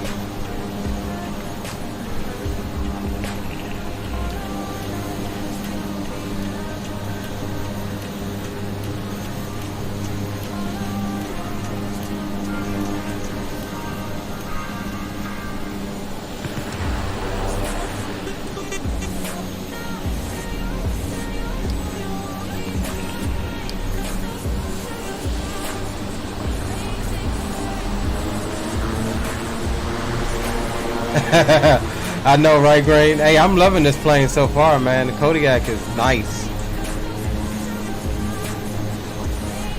And you're right, short field takeoff ain't nothing I ain't used to, but there's a such thing as short field takeoffs. Some of these airstrips I done been into since joining this VA. And this is one of them. This airstrip we're going to is only 1,300 feet, bro. I'm not even too sure about getting in here.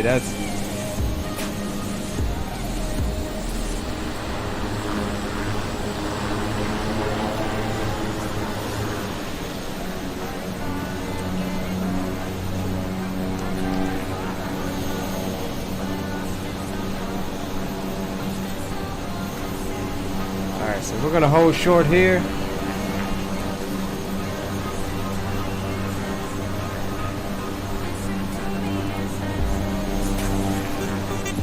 You can see something here. Okay, yeah, we're gonna need just throw a little bit more nose down trim on it so she don't pop up on us. Alright, flaps are set.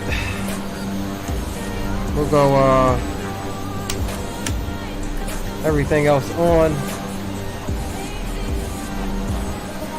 That's all good. Altitude set. What is...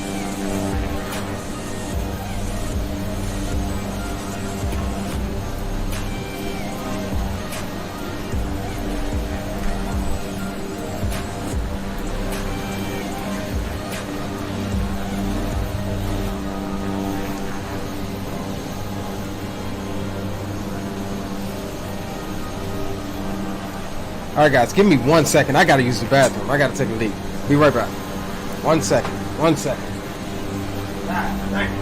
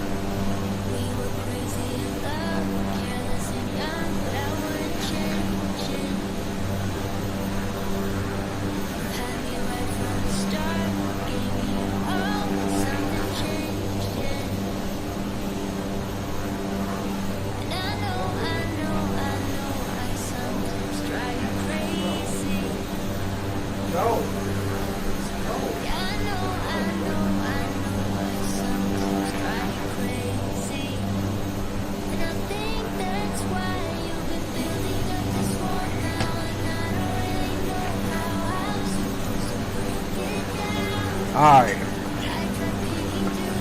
I'm back, boys. Let's get it.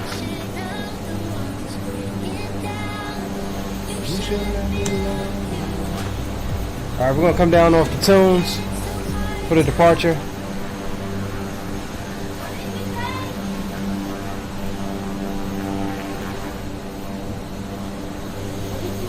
Nothing. Alright, cool. Let's get it.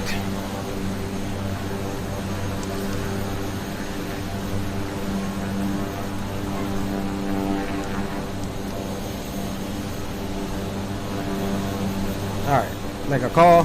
Mount Hagen traffic, push diver 577 or 557 is departing runway 30 to the south, Mount Hagen.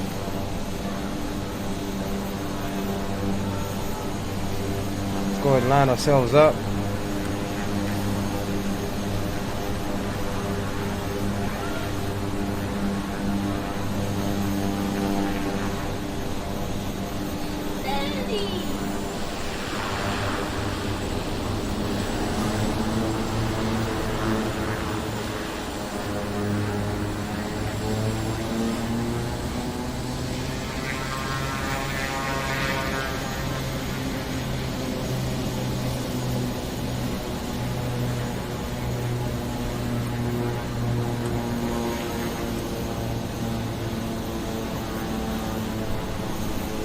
Alright boys, lined up. Let's go ahead and get the yoke back on. Flight directors are on. Yaw damper is off for departure. Heading, we'll sync up to heading one more again. That's good. Flaps are set. And takeoff trim is set. And let's get you the cockpit camera.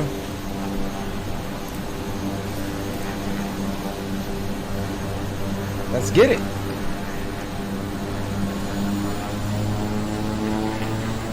Got a slight crosswind from the left, so we'll add crosswind correction.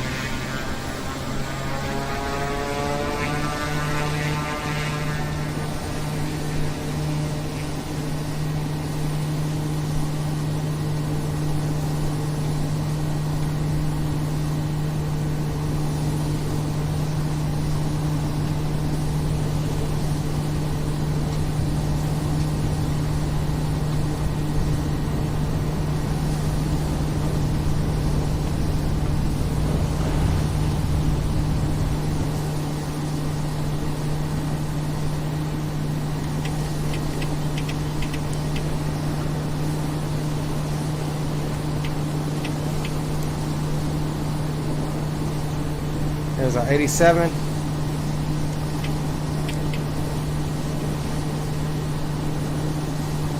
Mount Hagen traffic, Bush Diver 557 is clear, runway 30, departing to the south, final call, Mount Hagen.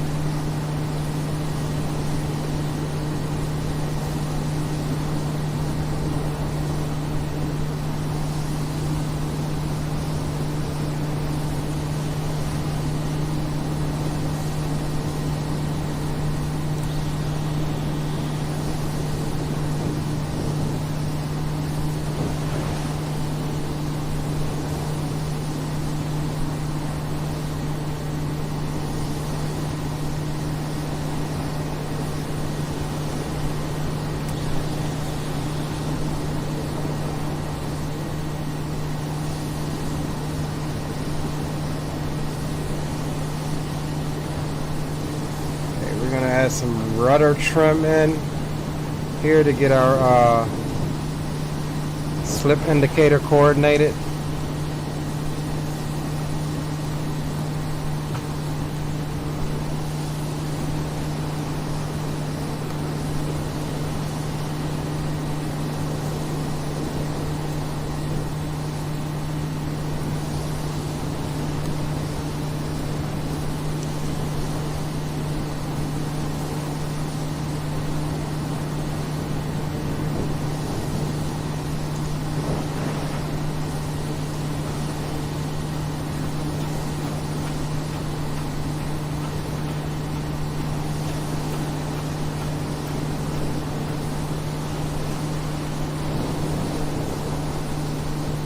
We're going to go into heading mode to avoid this terrain here for a second.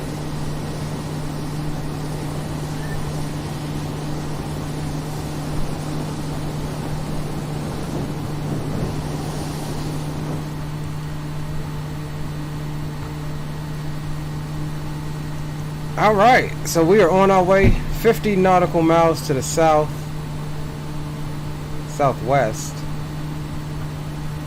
We'll try to find this daggum airport. Or not even airport, try to find this daggone airstrip, if you will.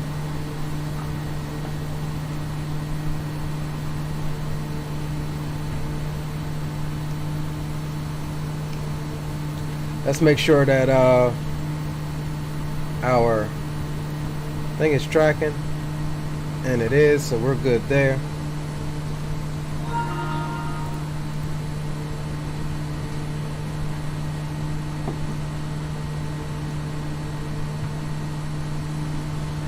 So we'll head around this strip of terrain here. Follow the valley on down.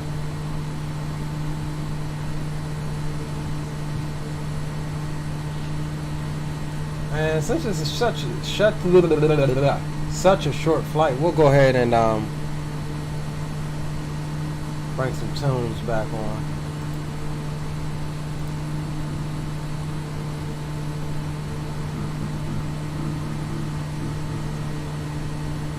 We were crazy in love, careless and young, but I wouldn't change it. You had me right from the start, you gave me your all, but something changed, yeah. And I know, I sometimes drive you crazy. Yeah, I know, I sometimes drive you crazy. And I think that's why you've been building up this wall now, and I don't really know how I'm supposed to breathe. I don't know how this is gonna go, boys.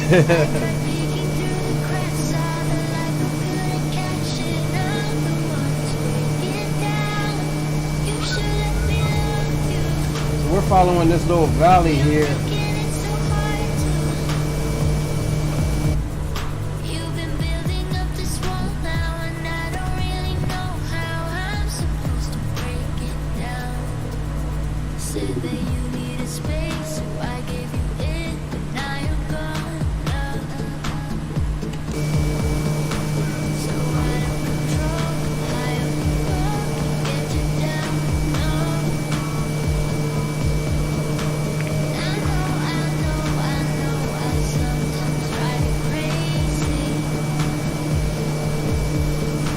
Roger that. Flaps up. Immediately upon touchdown, get the best braking. Roger that. And I think that's why you've been building up this wall now, and I don't really know how I'm supposed to break it down. I tried peeking through the cracks, saw the light but couldn't catch it. I'm the one who's breaking down. You should let me love you. 44 nautical miles to go on this leg. We'll deadhead back and pick up the other group of guys. You've been building up this wall now, and I don't really know how I'm supposed to break it down. I ain't gonna lie, I kinda like these shorter hops. I enjoy the bush flying. Getting to fly some things that in a different way than what we're used to. Building up this wall now, and I don't really know how I'm supposed to break it down. You should let me love you. You're making it so hard to. And we're not going straight in. Remember, we've never been here before. There's terrain everywhere. We don't have any sort of charts, any sort of intel. So we are going to probably overfly and try to get a best estimate on how we want to approach the situation. It appears as though this place is sitting down in sort of a valley, or maybe even on the side of a mountain, so we don't know until we get here and take a look at it.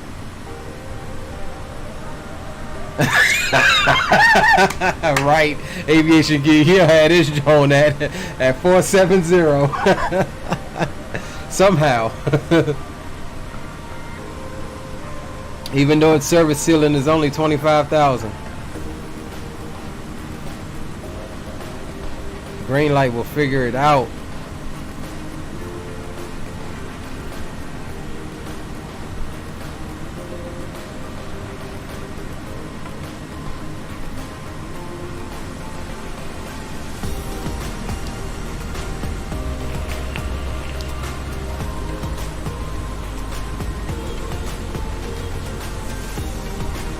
Now, I will say, I'm enjoying the weather today in Papua New Guinea.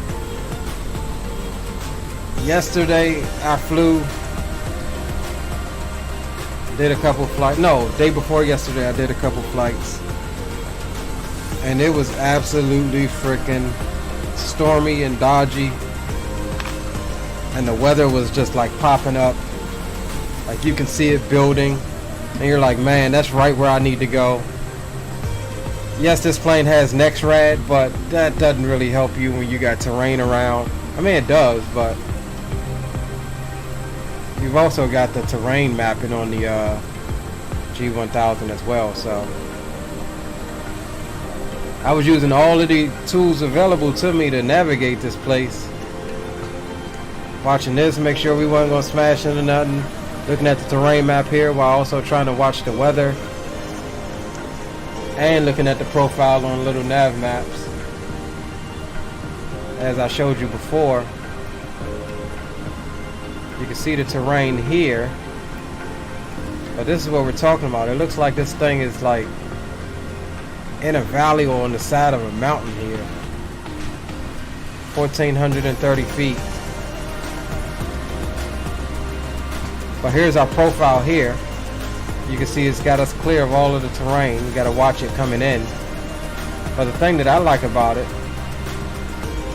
is if you drag your thing along here, you can see that blue circle moving. It shows you right where it's at. So like this terrain here is somewhere right around the airport. So that means that it's more than most likely sitting in a valley. It's gotta be. Or on the side of a cliff, like I said. So we're gonna stay up here and make sure that we clear all of that. Drew Snow said he shoveled driveways longer than this runway. I know, right? We're gonna try it. I don't know. Again, I'm not proficient with this aircraft, so it's all fun. It's all learning right now. The beauty of it is we get to do this in a sim. there's guys out here that do this real life. Like, man, my hats are off to them. So in case you're wondering, we are just vectoring ourselves around. We're not necessarily following the flight path. Well, we're using heading mode right now.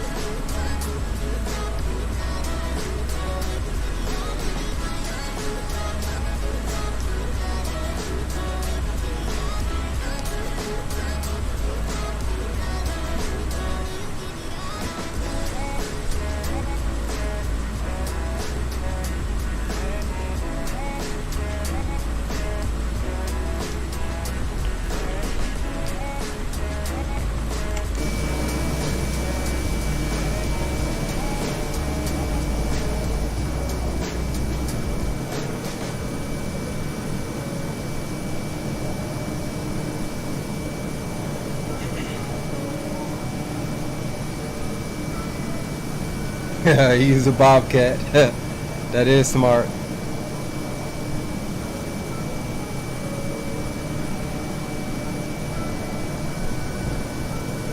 Some of these places are so remote, freaking ForeFlight ain't even picking it up.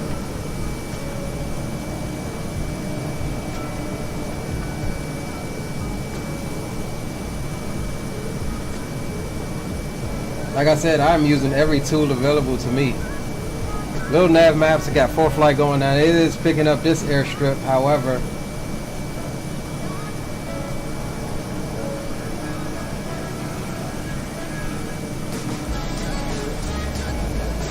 It's calling the runway at 1969 feet. So we're getting a little bit of discrepancy on runway length here. Now ForeFlight is probably going to be more updated than little nav maps. And maybe they cleared off some trees to make it, cleared off some trees and make it a couple hundred more feet.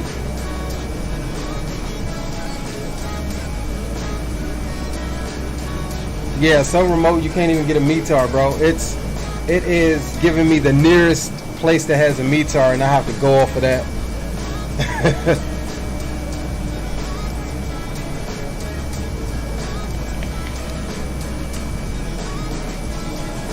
Green light says, might have to pull out the legacy and fly. Hey, let's do it, bro.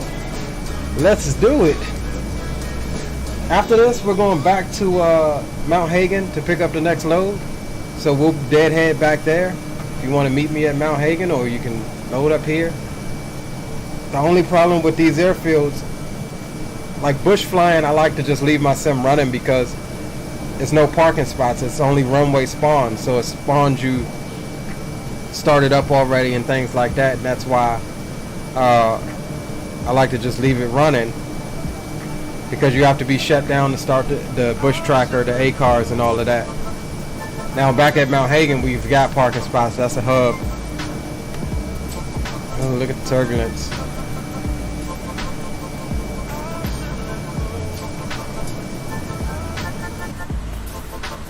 Alright, we're 21 out. Like I said, we're gonna stay here and just try to find the airstrip first, and then see what let's go back into nav mode right quick, and then just see what we got.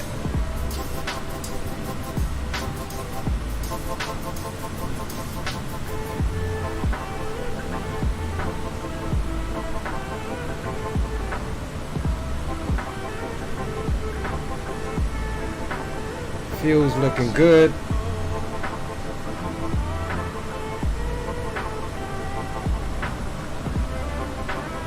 I did bring a little extra fuel because I knew we'll be going into a headwind, but not too much. We don't want too much extra weight to try to get out of here.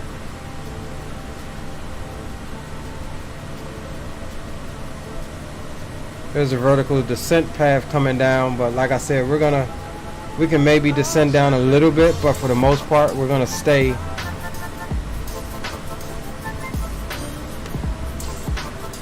Let's say 8,000.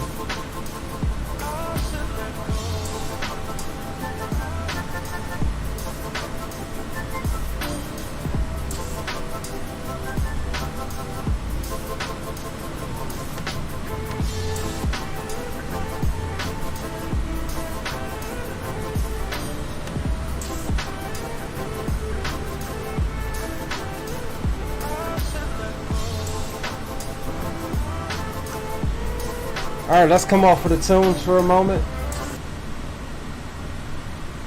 And let's pay attention to what we're doing here.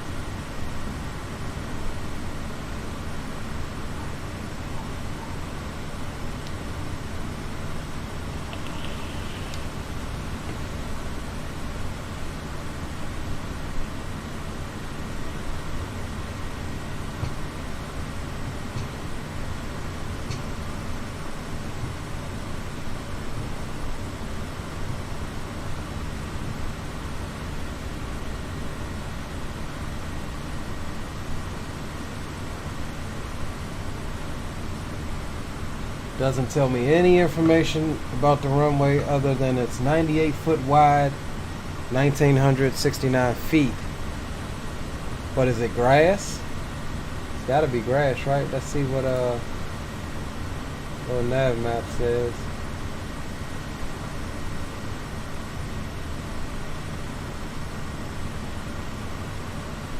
It says runway soft. The latest closest METAR from NOAA is 23 hours old, and it was last reported in IFR conditions. So I'm glad we decided to do this today.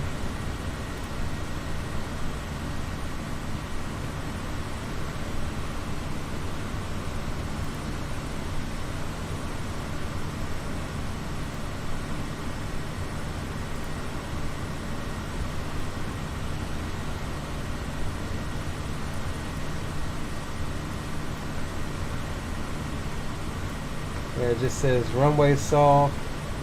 Okay, surface is grass. 1430. That's what little nav maps is calling it. 1,430 feet.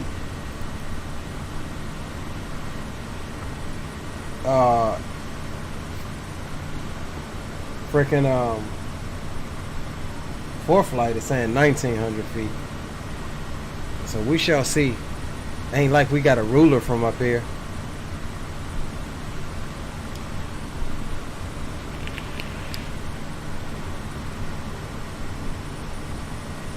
Alright, here's our 8,000. It's just gonna have us clear of the terrain here. We'll kick it here for a second.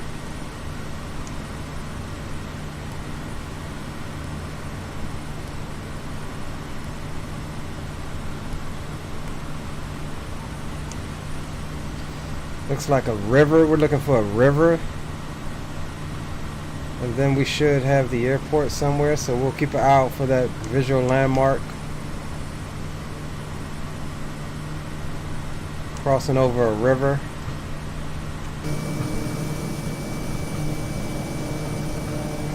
Which it could be a dried up river or something like this. We don't know.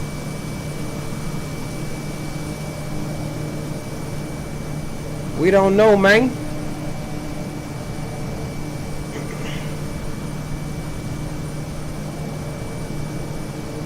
Right now the winds is blowing from our left side at 3 knots, so we'll land on see, what is this, 226? Yeah, 26. If it permits it. Some of these airstrips you can only land one way and leave the same way you come in.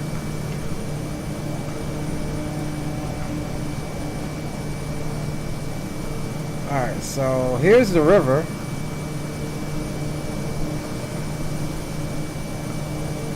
So we're now looking for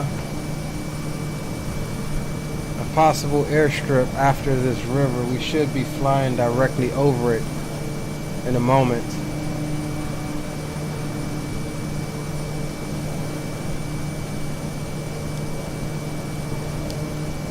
And I have visual of it. Looks like that's it right there.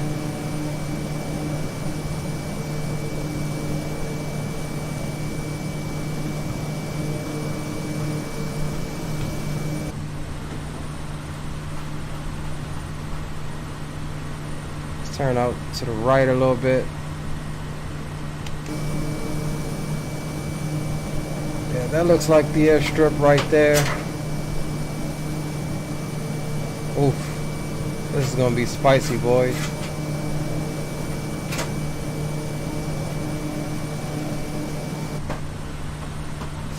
Freaking jalapeno spicy.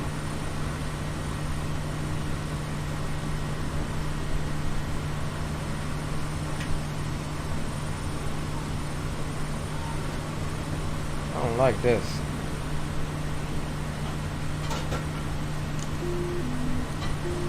Alright, I have the airplane. We're going to just go ahead and start a slight descent.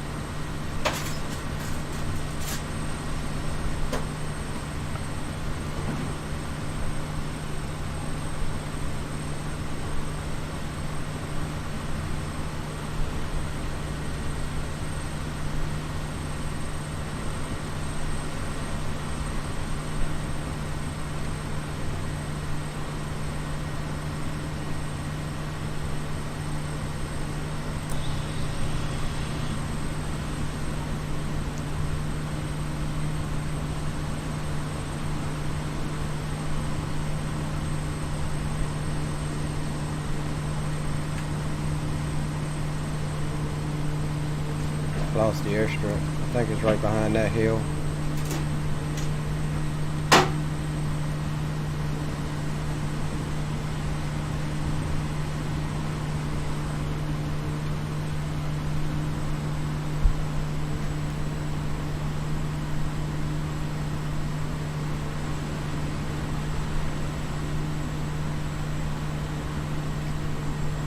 Alright, so we're just slowly trying to work our way down to a decent path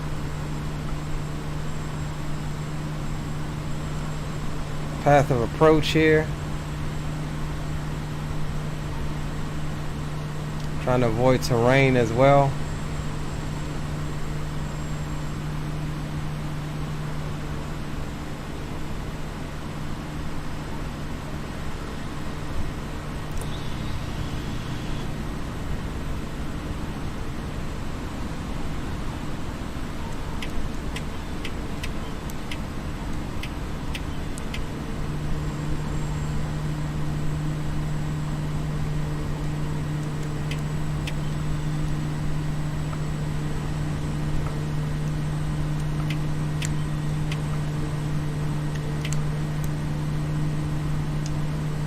Alright, we'll get this daggone cockpit camera on.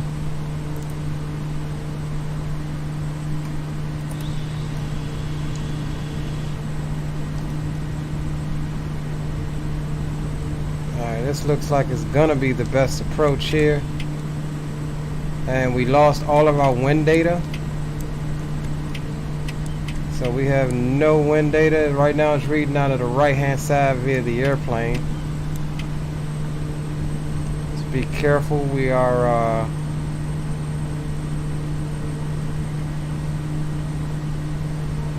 watch our speed here.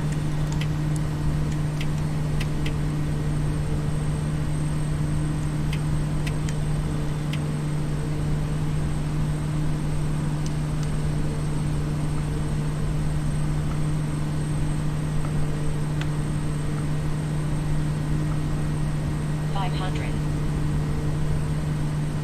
This is freaking nerve-wracking, boys. We're gonna have to thread it in between them trees.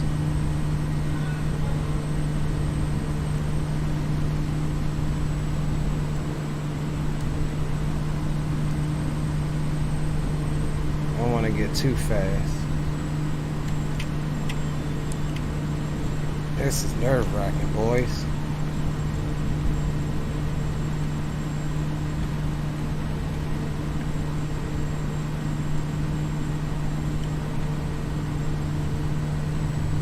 Stop. Ah! Stop. There we go.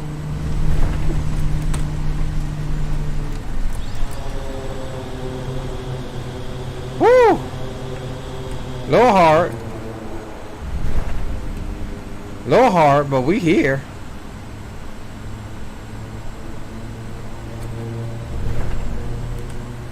Are we in reverse still? Yeah, I think we are.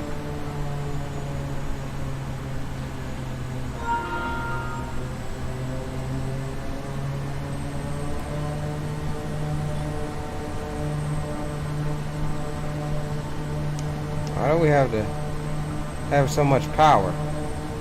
Did we burst the tire?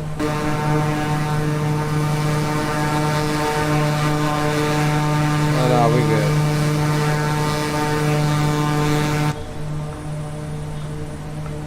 Alright, let's just find a place to park. Out of the way. Now some of these airstrips, now this is a truly remote one. Some of these airstrips are built up, have houses and stuff on them. So we'll just pull over here and park.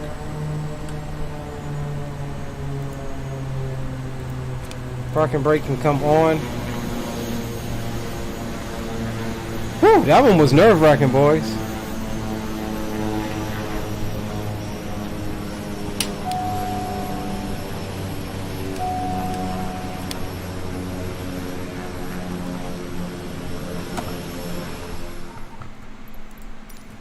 Couldn't find valid airport data at this position. Services are not available. I bet you couldn't. We are in the sticks for real. Alright, let's shut her on down. God damn it. Alright. Those can go off. Strobes can go off. We'll get all of this stuff off as well. And we'll shut that down so we ain't killing the battery. Ladies and gentlemen, welcome to the boonies. I don't even remember the airport name. But welcome. We're going to offload these National Geographic researchers. Let them go on their way. And we're going to hurry up and... God damn it. Why do I keep hitting the wrong damn button? We're going to hurry up and... get the hell back up to, what's the name? It wasn't a bad approach. I kind of flared her out a little high, so we kind of fell out the sky, but I wanted to have her as slow as I could. Not perfect by any means.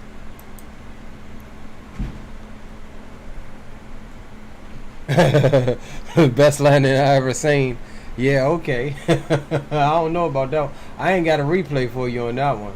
I forgot to start it again. Let's see what Volanta says. I feel like it was a little hard. Really? 46? Okay. I'll take it. I will take it. I'll take it all day in the paint, boys. Alright, so let's get some tunes on. Let's go ahead and get the bush tracker. I have arrived. And we can submit that PIREP. Cool, let's run over to the bush tracker website and get the deadhead back to base.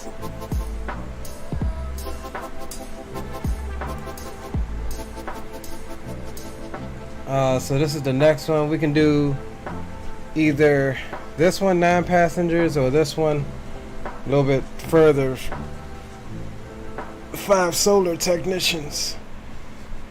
But for now we're going to select the Kodiak. We're going to deadhead back. We've got 173 gallons left. AYMH is where we're going. 51 miles. That's all we really need to set up. File that dispatch. We shouldn't have to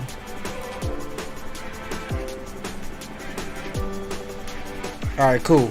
Yep, it took our fuel, so we don't have to do anything with the fuel. So we're all ready. We've got them off. We're all ready to get back out of here and up to Mount Hagen.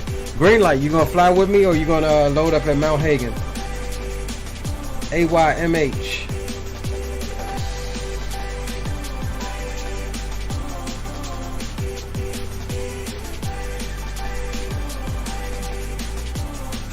$51 miles back up to base, and then we're going to the last leg. I think the last leg I made, let's see, what time is it? Oh, we're only at 2:44. We'll see how we feel after the next trip.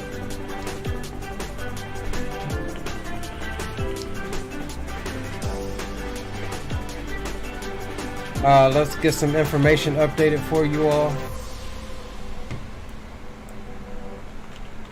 AYMH.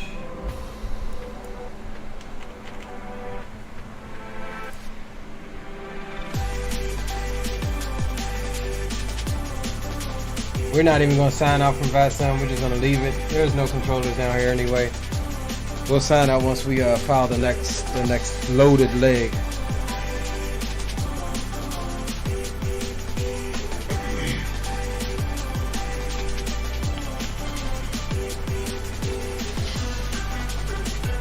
All right, so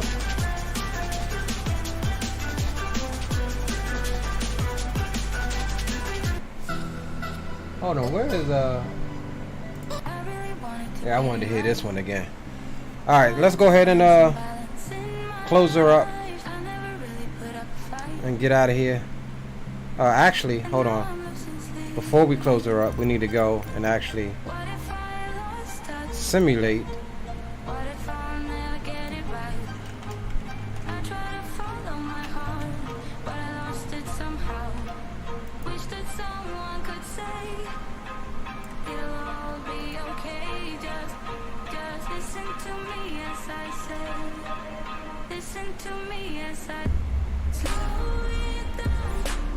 Damn it.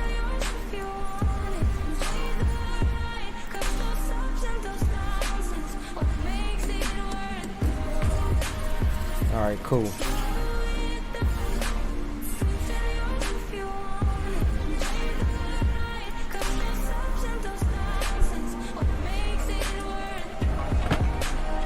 All right, passengers, everybody are gone.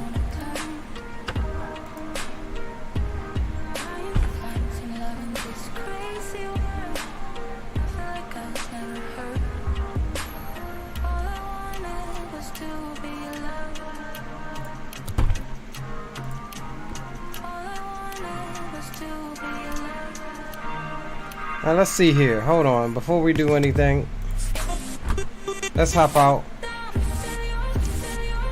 Let's hoppity out right quick. I just want to take a look here and see what may be the best way. We should possibly go out the way we came in. This is all uphill here. I vote we go out the way we came in, boys. Going this way will have us going uphill. No bueno.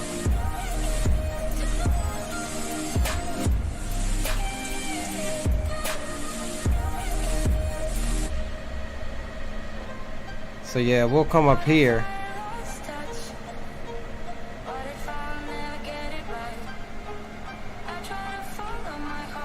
Yeah, that should be good there.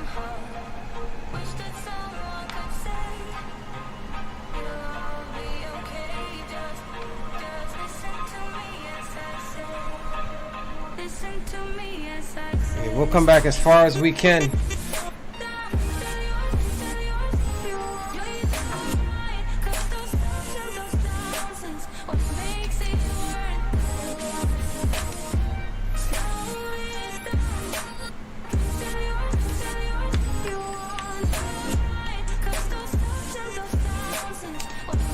Why is this damn thing not jumping me back in my cockpit? Alright. Cool. So we know the plan. We're gonna go taxi out to the right and leave the same way we came in. We'll go battery on.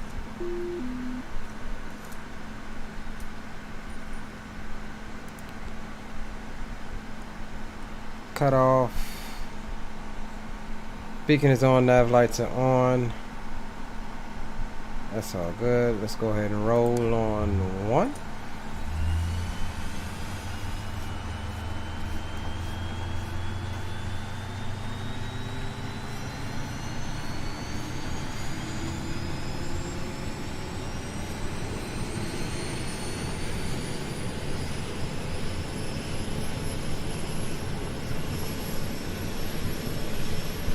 Hope this joint start falling here. Ah, I just broke it. I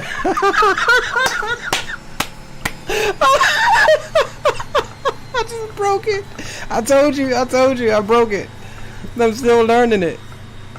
Alright, so we oh my god. Alright, so let's do this. Let's shut her all the way off. It's dead. Nothing we can do with it, so we're gonna have to reload it. I broke it. It's broken. Alright, so let's do this right quick. Let's back out. What are we at? AYRR. We can't restart. We gotta go back to the main menu.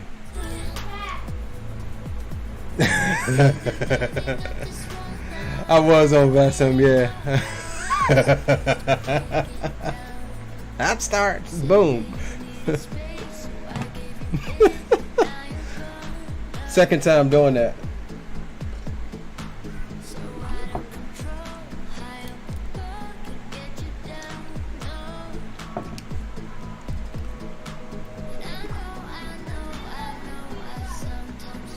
And it's always out on the second leg. Like, I wonder.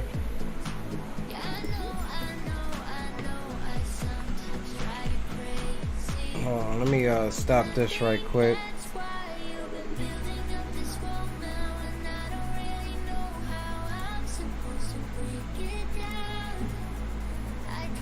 Alright, it quit.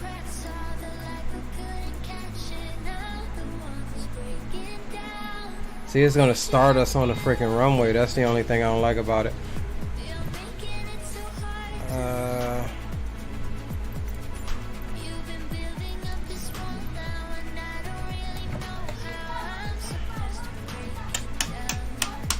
Gonna have all of our stuff running as well. So we'll have to shut the engines down right quick so that we can start the A cars. Roger that, Green. Yeah, right. Good luck getting a maintenance guy. That's what I'm saying. Couldn't find valid airport data at this position. Services are not available. I keep telling that lady, we already know that. Let's just try and see. I don't think it's gonna start it. Yeah, we gotta shut down. Alright.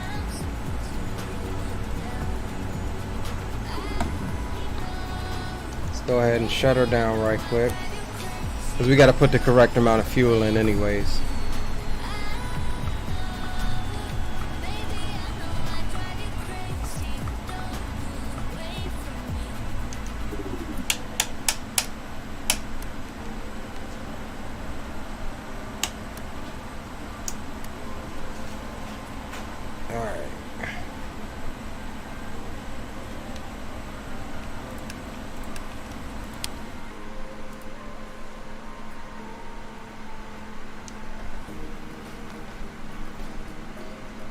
We'll come back to that. Let's get the fuel right quick. What did it say?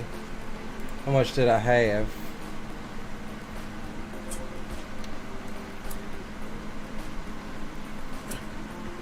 $173 gallons.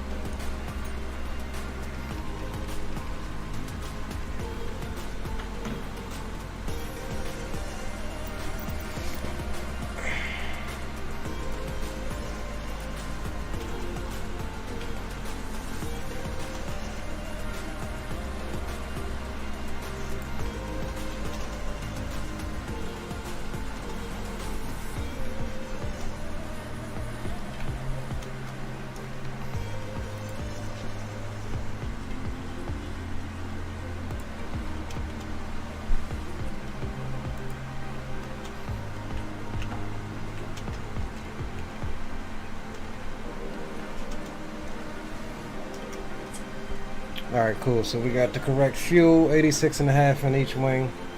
Just me, one lone pilot.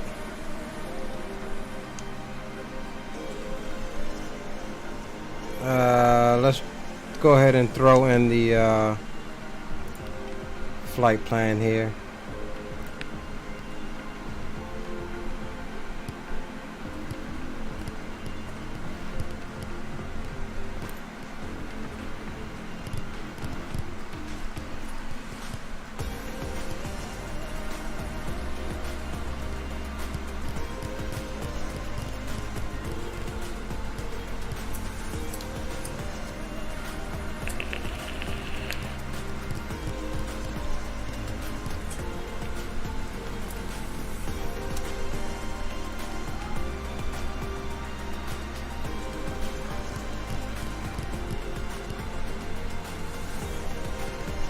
Alright, we're going back to AYMH.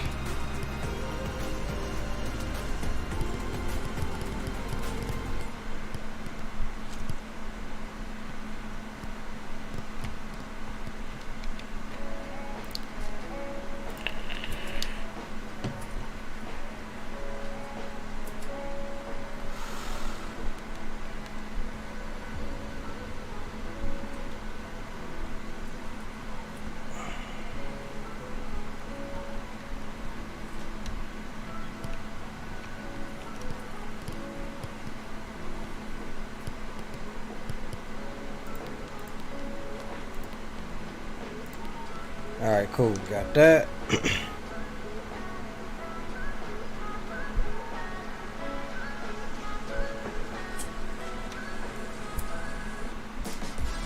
Alright, let me just take a look here right quick, boys.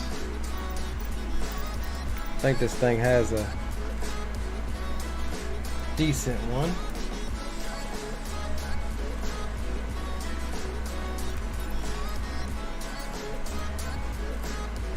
Check. Master switching, handed, right-handed on both. That's good. It's pushed in. Normal power lever idle. Prop lever feather cut off. Flap 0. Oh, push determine. Autopilot. Okay, starter off, ignition off, prop RPM lever, max RPM, on.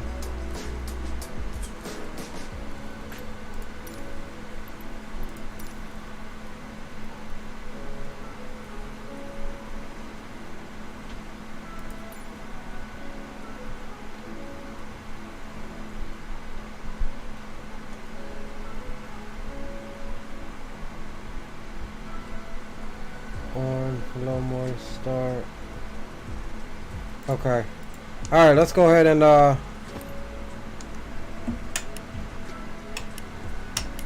try this again here without blowing her up this time.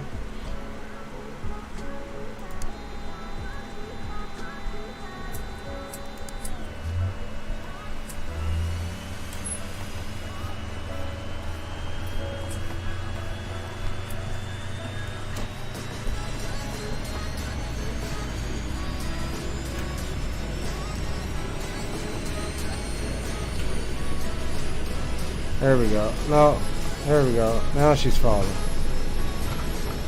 There we go.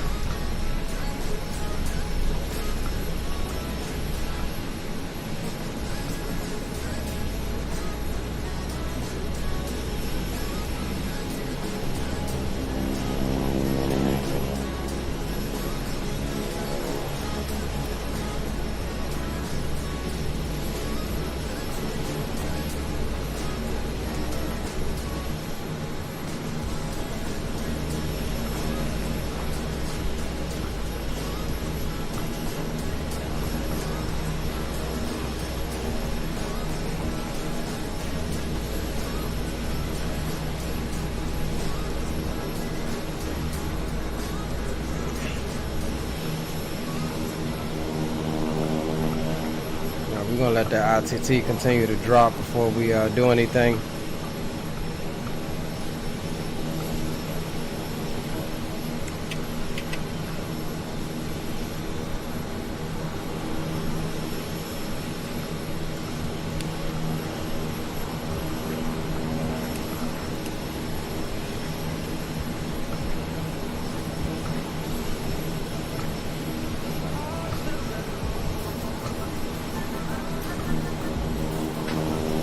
Oh, you know what it is too that's causing it? I'm doing a high start. It's supposed to do a low and motoring start. That's why it's taking a while. Okay. I'm tripping.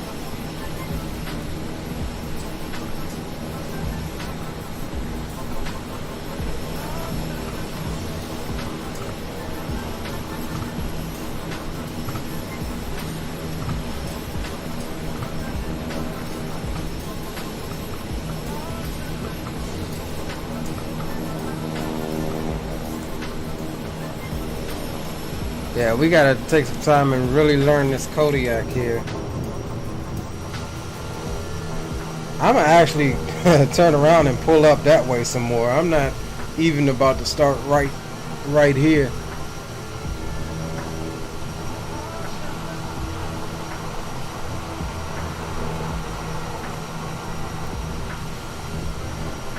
I want all the available space I can get.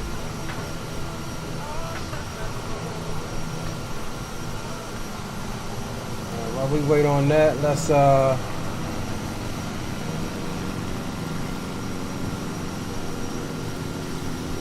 make our change here.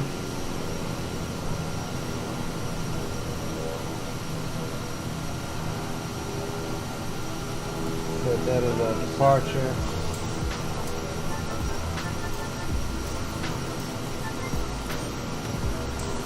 Mount Hagen. Set that as our destination. And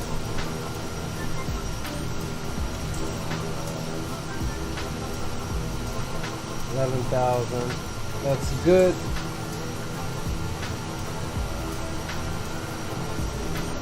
Connect back up to VetSim. Alright, we are connected back to VetSim. Didn't foul anything. Not gonna till our next leg. It'll still have us visible.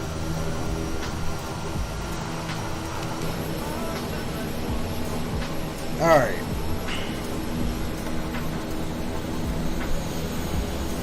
Condition level full forward.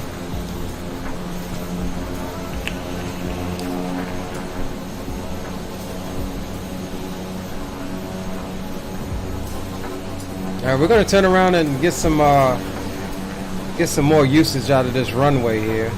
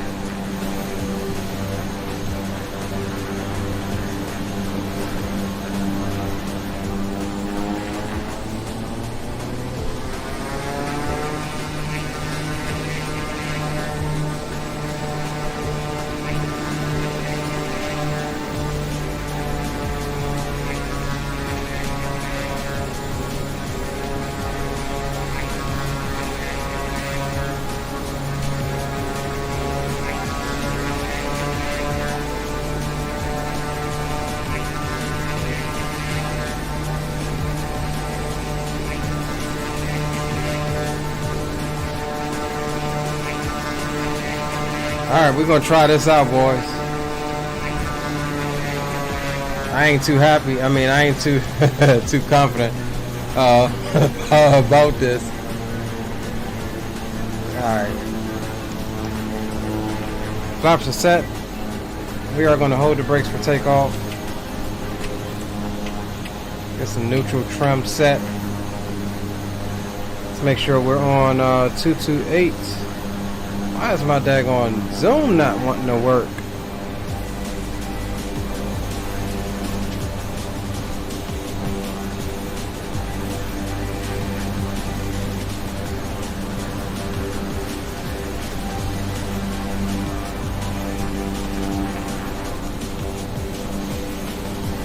My Zoom don't be wanting to work sometimes. Alright boys, music comes down. And we're gonna hold these brakes, spool them up, and pray.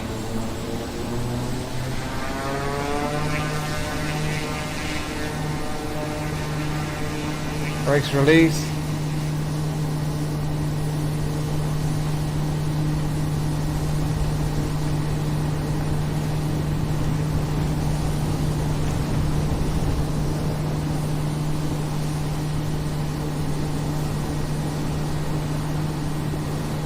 There's a 97, we only need 87. The best angle.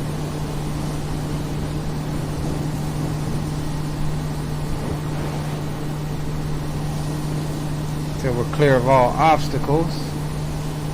There's our 87 there. We'll pitch for 87.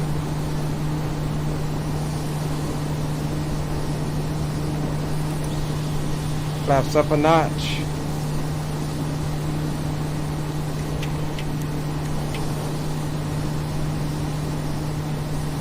We'll get a yaw damper on.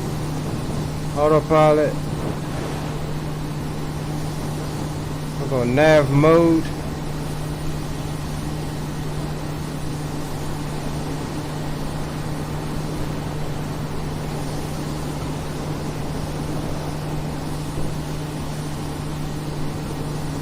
That wasn't too bad.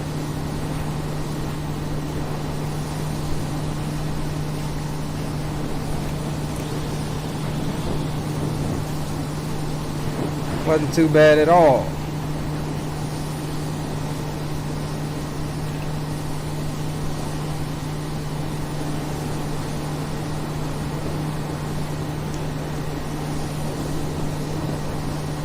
That looks like a real driveway. It was a real driveway. Alright, green light, we headed back your way, brother. God damn it, I forgot to do it again. Mother, God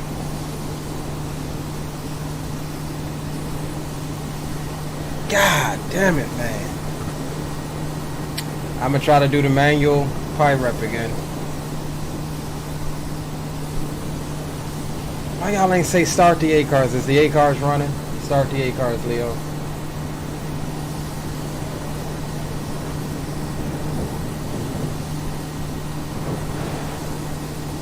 Start the 8 cars, Leo.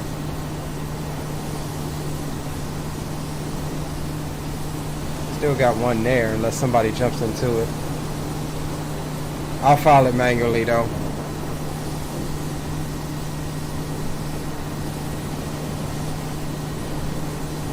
I just don't want to get in the habit, like, you know, some VAs, they'll be like, oh, well, why you didn't, well, think you trying to cheat, and stuff like that.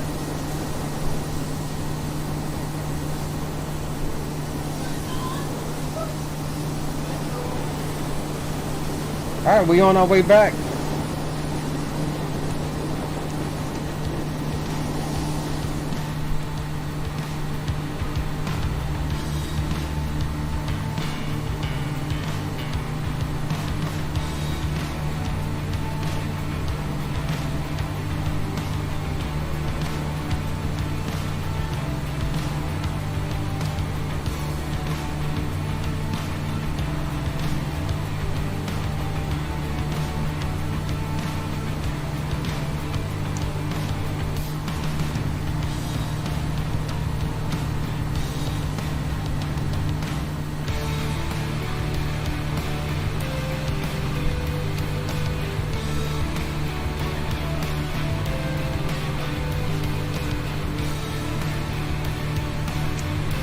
Looking good, looking good.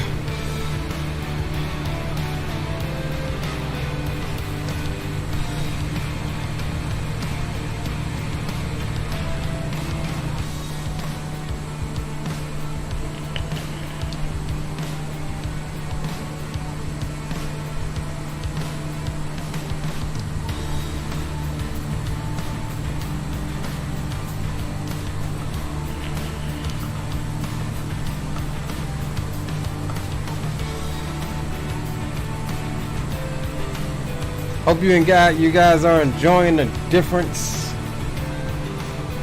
today. We could have done general aviation. We could have done any type of general aviation you want, but never seen many people holler about the bush flying. Should have Sir Greenlight jumping in, meeting us at Mount Hagen.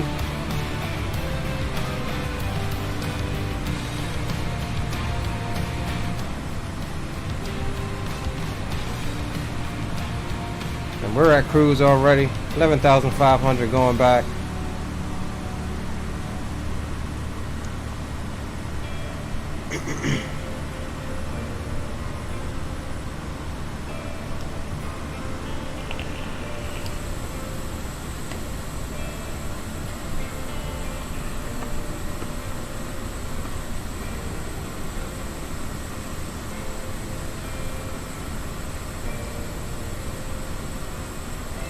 Papua New Guinea.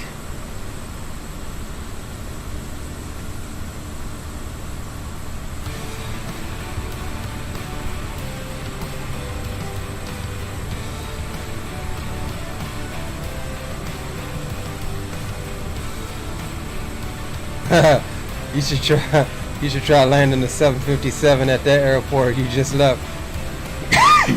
Hey, listen, bro. The 757 can get in a lot of places that other aircraft can't, but it couldn't even get into that one if it tried. I promise you it couldn't.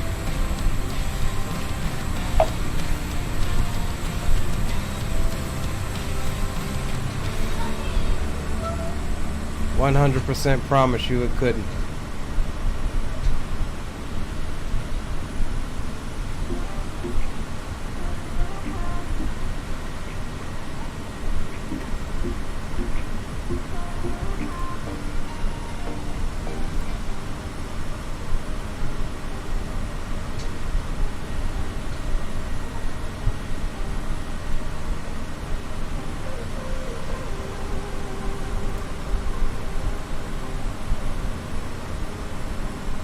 Making 180 knots across the Grisound.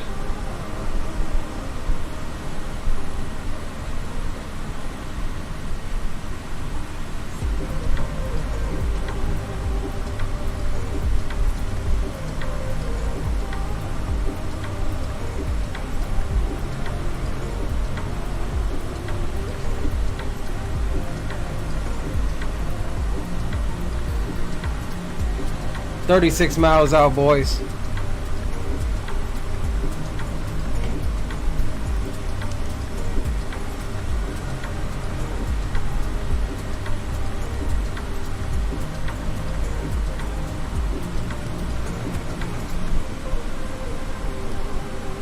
So we're going to kind of try to follow that same valley that we took outbound.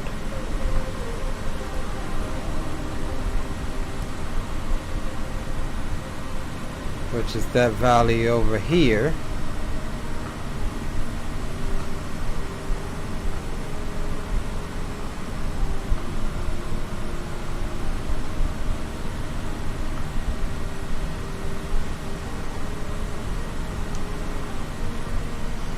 See, the one thing that gets me about this A-cars with this VA is it's different than other VAs where you can just start it as long as you're parked with the parking brake, engines off, you can load your aircraft, fuel it, do what you need to do. This one wants you to have that done before you start it, and then once it starts, it reads that information and it's like, okay, you're good.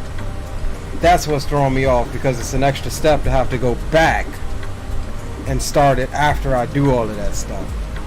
So we're going to try to file a manual PIREP again for the second time today, for this leg here. And if worst case scenario, if somebody doesn't snatch up that other Kodiak, remember we filed a manual PIREP on the first leg. So there are two Kodiaks. Well, this one, and there's another Kodiak that's supposed to be there, unless somebody takes it before we get there. So let's hope that's not the case.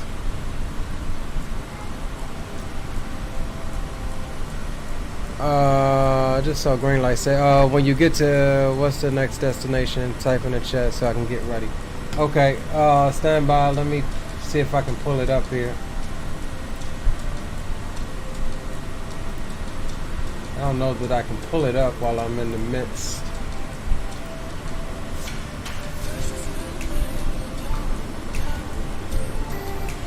Yeah, it's not gonna show me.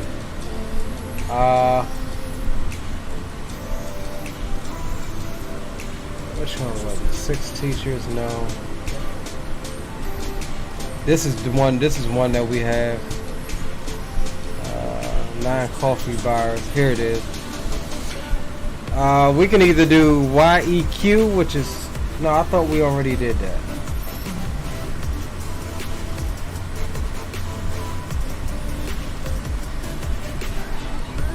Alright, we'll just do this one. I know for certain that I got this one assigned.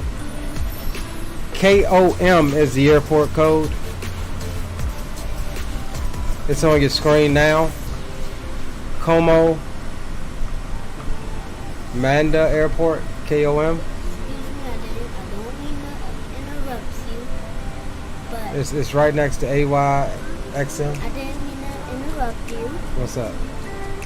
I know how to turn the vertical Hold on. plane into.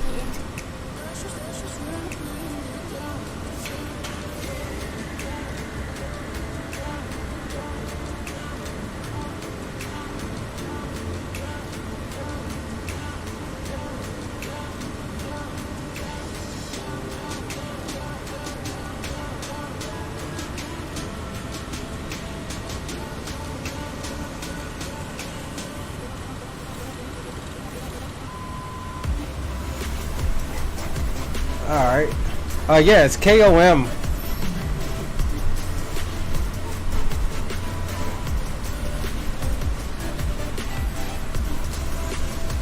A small airport here.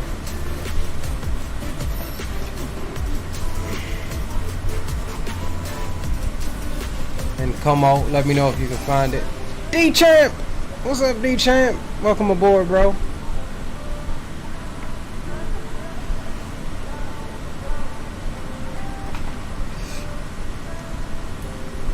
Oh snap, I missed my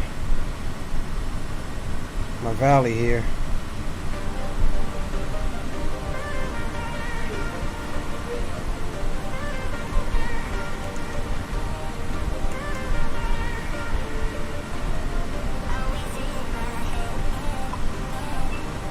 Missed my valley here.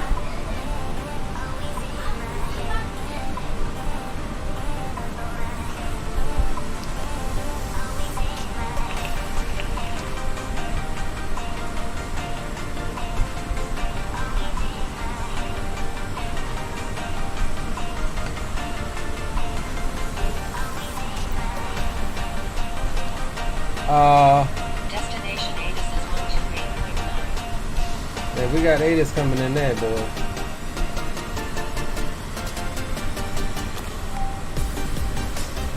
Alright, so we're gonna go ahead and start our descent now, actually.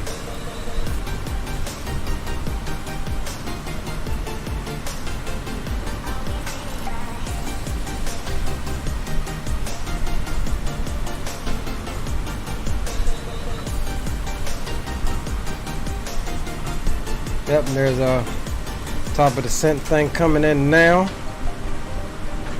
No, no, no, no.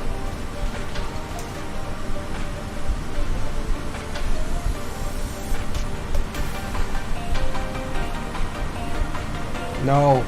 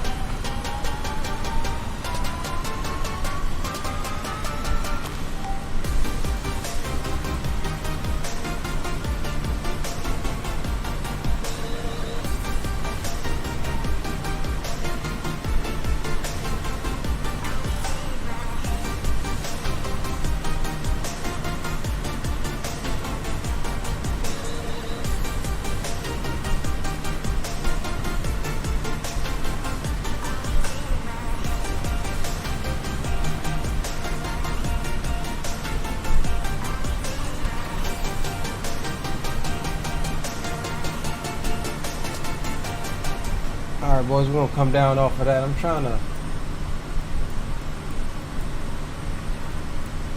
get what I need here.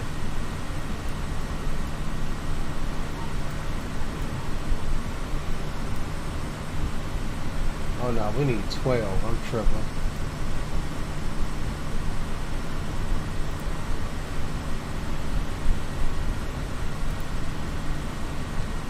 That's what we need. Winds are favoring 12.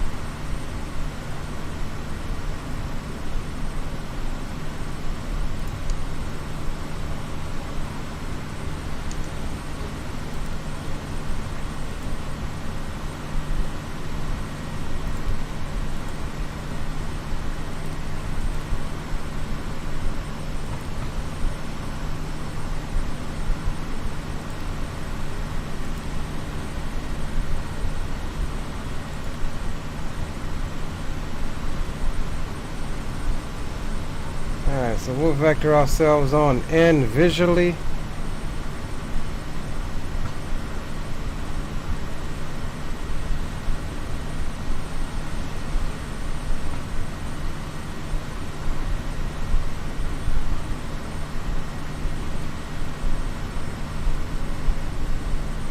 Following the valley still.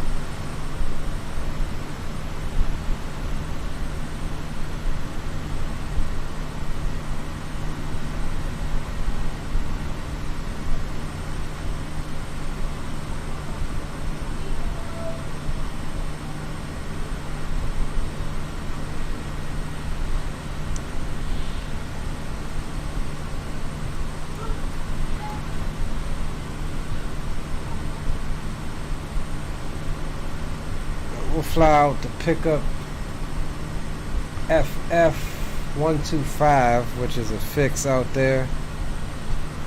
We'll fly towards it at least. But we'll be turning on our final before we get there.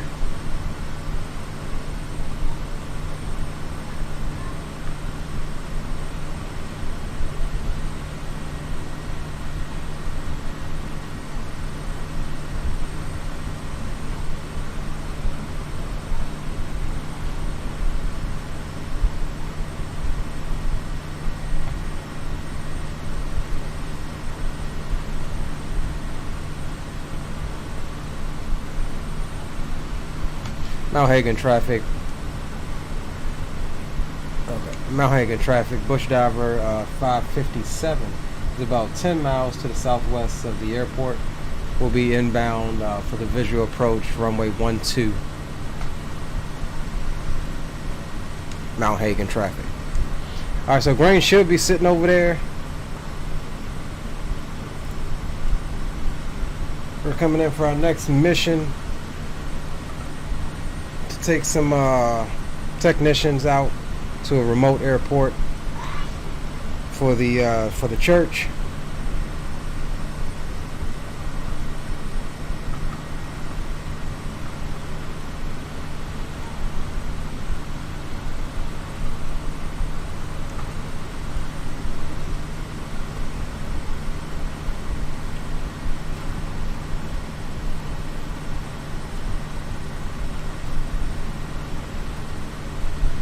We'll hold at 75 for now.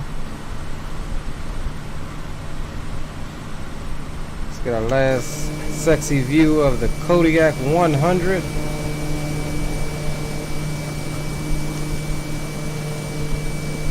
Big Trey, what's going on, bro? He said, love the G1000. What's going on, homie? Good to see you, bro. We doing some bush flying today, bro. Some bush flying. New stuff.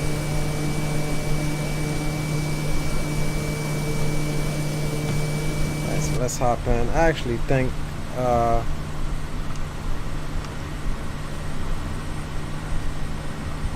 we're a little low. Still on top of this plateau here a little bit. So we'll follow the inside of this this ridge line here into our final approach here.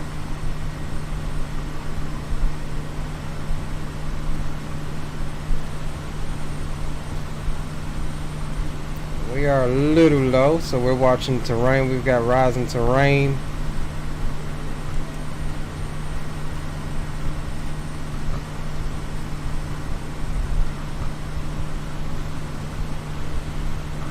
So we're coming to a bit of an extended base leg here. 500.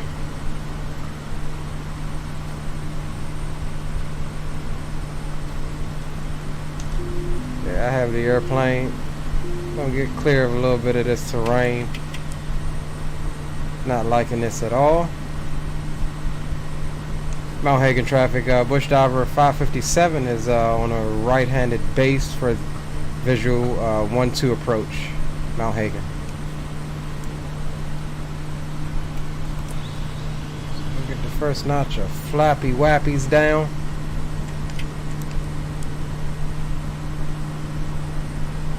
Looking for the airport. Don't quite see the airport yet.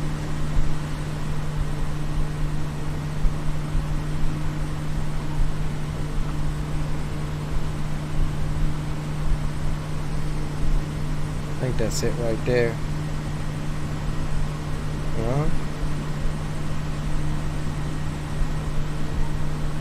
Maybe not.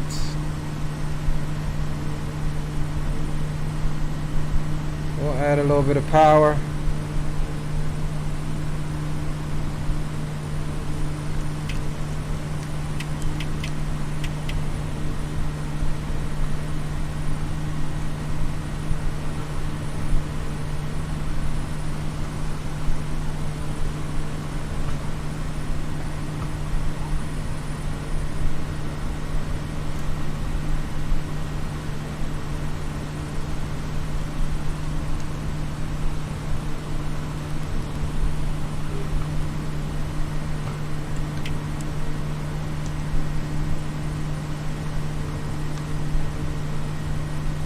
Alright, now we've got the runway in sight.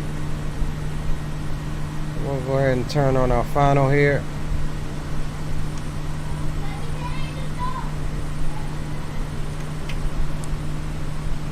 Mount Hagen traffic, Bush diver 557 is on an 8.5 mile final. Visual runway 1-2 approach. Mount Hagen. We got some traffic out there. That must be your boy Green.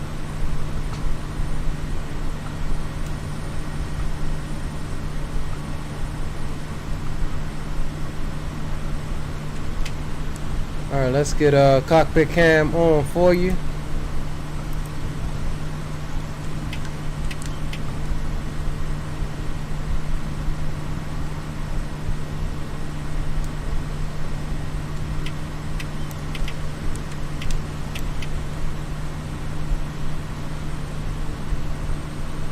Start bringing that approach speed on in.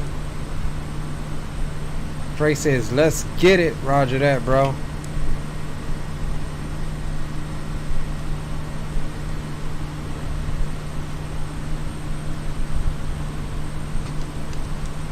Alright, 138 flaps, that's good.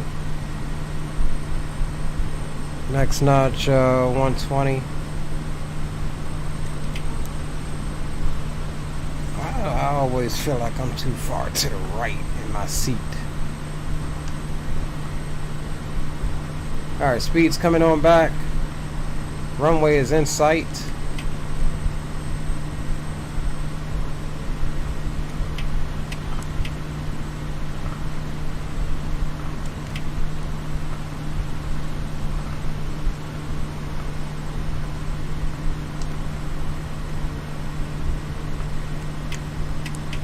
Mount Hagen traffic, Bush diver 557, 4 mile final, runway 12 approach, Mount Hagen.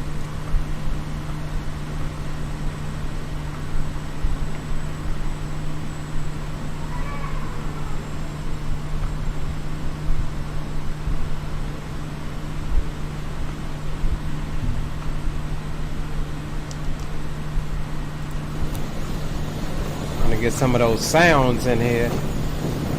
2 mile final runway 12.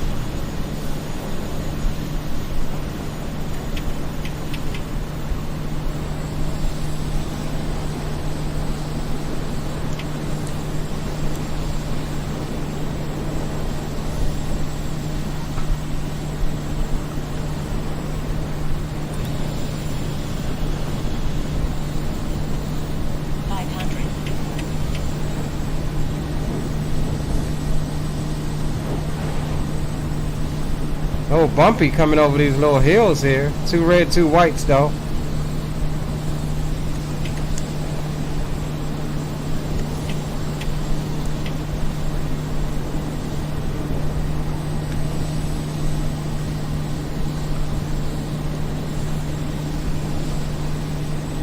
Add a little power, we got slightly low there.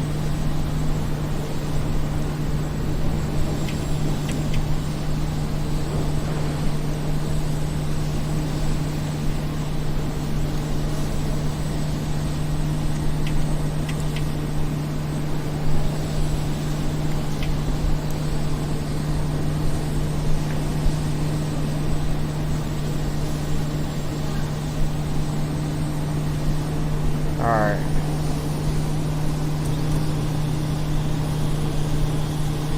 Going around. Oh, I see him coming in. There you go.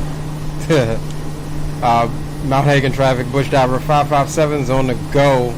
Runway 12. Yeah, we gotta go around on that one. There you go. Bomber Clyde. Going around on that one, boys. I got hit with something at the last second. The airplane just didn't want to settle down to the runway.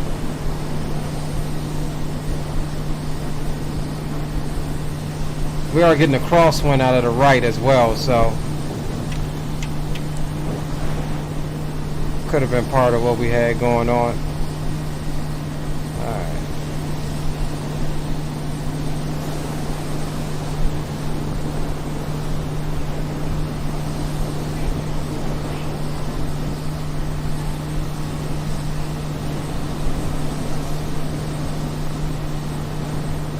Mount Hagen traffic, Bush Diver 557, left crosswind, runway 12, Mount Hagen.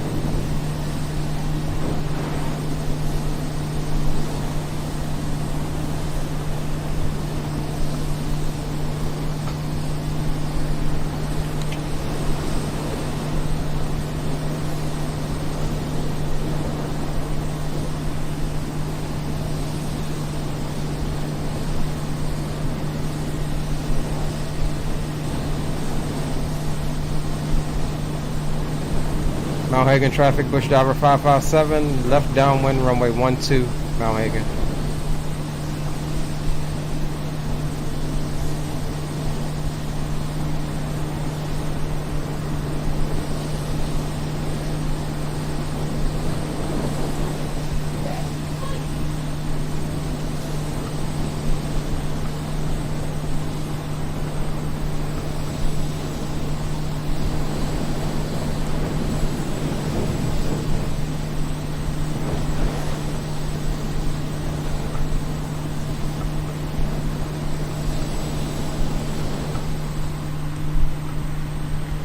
Hey man, don't spill my yak. Bring it on in. Roger that. We're gonna try. When you flying, you can't try. You got to do it. Hey, we gonna do it. Don't worry.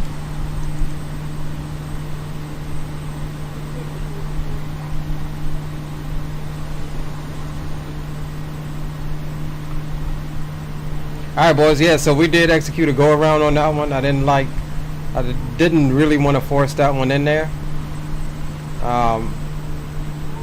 Aircraft was doing some weird things just over the threshold there.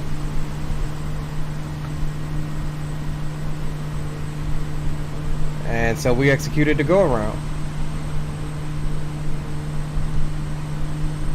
Mount Hagen traffic, Bush Diver 557, left base, runway 12, Mount Hagen.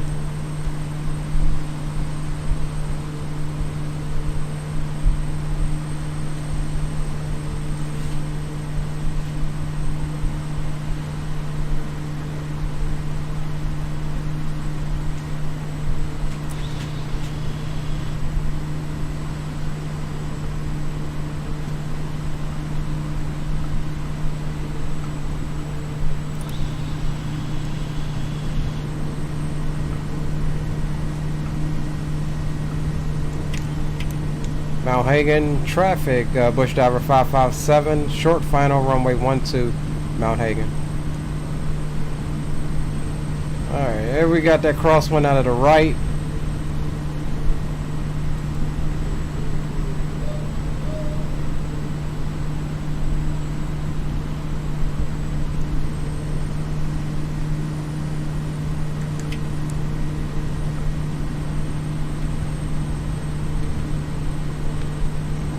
Crosswind is pushing us a bit. Get that crab in there.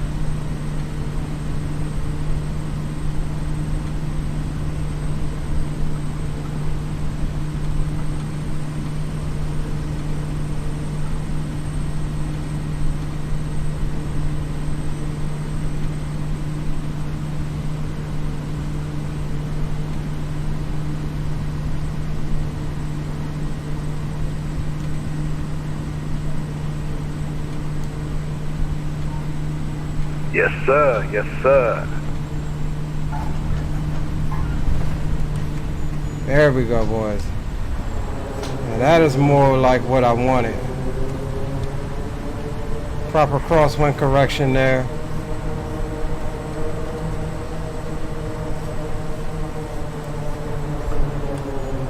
Woo!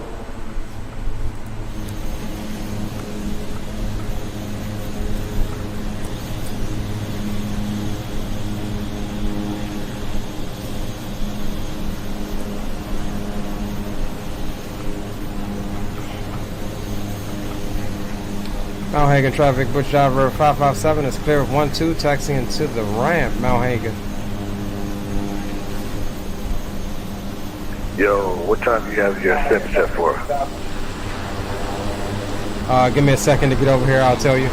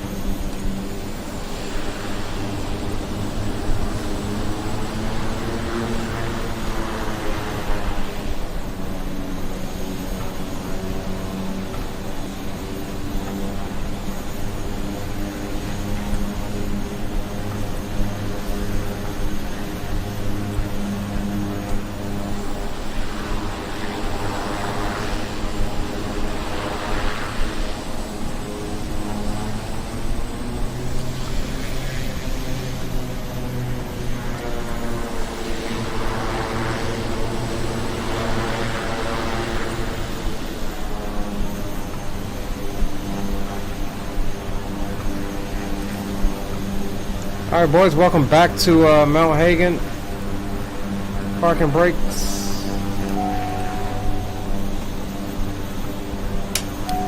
Avionics.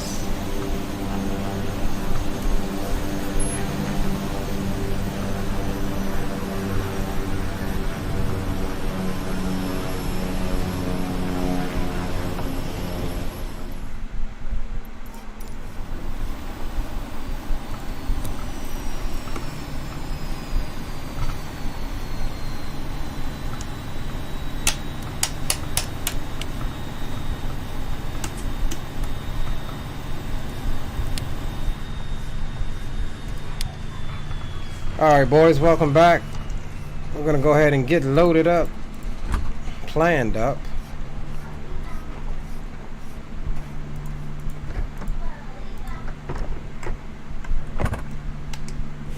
Sexy little plane here.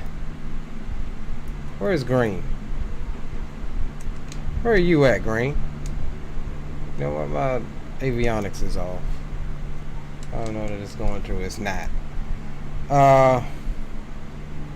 So let's do this. Give me 1 second, Green. Let me I'll tell you here in 1 second. We'll get that out of your way. Let me just see if I can't file this manual PIREP right quick.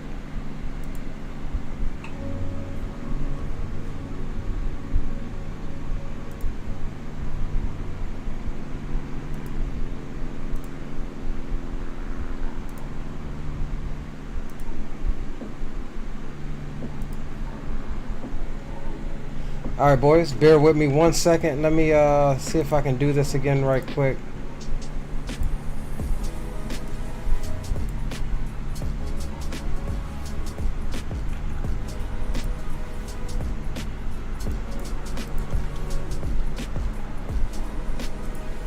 I think it was 51 flight time.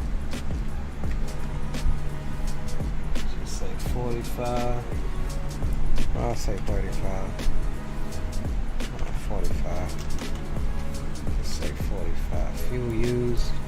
How much fuel did we use? 73.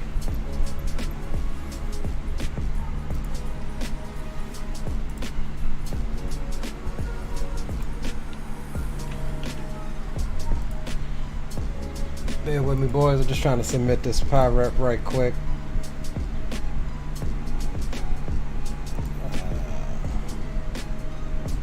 Fleet. See which one it was I was in so I can see how much fuel we had.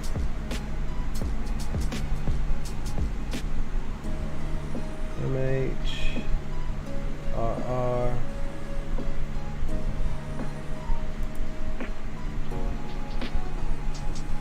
$173.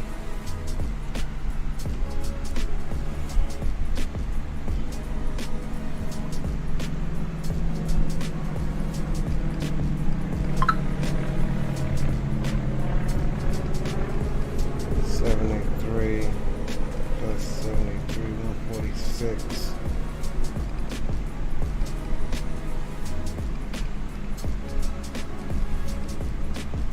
$27.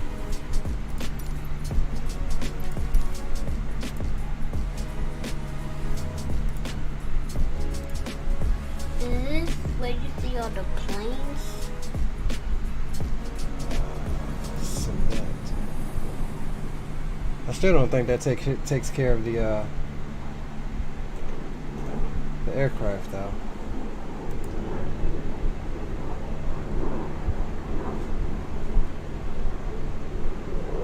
Okay, yeah, it did. Alright. Cool, so let's do this. Let's jump back in right quick and let's just get let's just get some power so we can talk to green light. Hold on, why is that? Why did it sound like we was starting up, didn't it?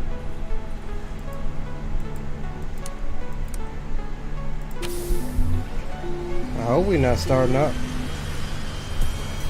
Why is it starting up? It shouldn't be starting up.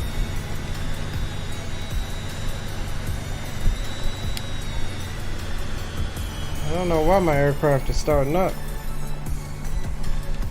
Alright, I ain't playing that game. Thank you. I ain't playing that game. I don't know why it's starting up. There's no starter switch engaged.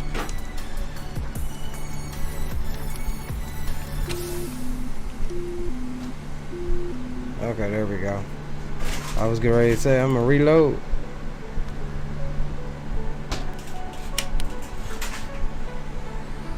$228. Hey Green, you got me? Yes, sir. Matter of fact, I'm glad you hit me up. I'm looking at the airport that we're supposed to be going to. You said it's Kilo Oscar Mike. Now, that little small field is not showing on my G1000, but it is an actual field that was built by Exxon and it's 5,000 feet. Okay, stand by. Let me see. What was the airport code I gave you? Because I've got a couple different ones that we can fly here. The closest one is going to be the Alpha Yankee X-Ray Mike. Alpha Yankee X-Ray Mike. Was that KOM? Yes, that's the VOR associated with Kilo Oscar Mike, yes. Okay, and I was reading at about 87 nautical miles, right? Yeah, 86, 87, but there's an actual field that's right next to it, literally, that was built by Exxon, and I'm not showing that on the G1000. You're not showing what? Yes, there was an airport right next to it that I'm seeing, but are you not showing the little field, or are you not showing the bigger airport that's right next to it? I'm not showing on the smaller field that's next to the Yankee X-Ray Mike. Okay, let me see if I can pull it up right quick. All right, let's see here. Let's delete this flight plan right quick, and let's see if we can pull it up. AYHM.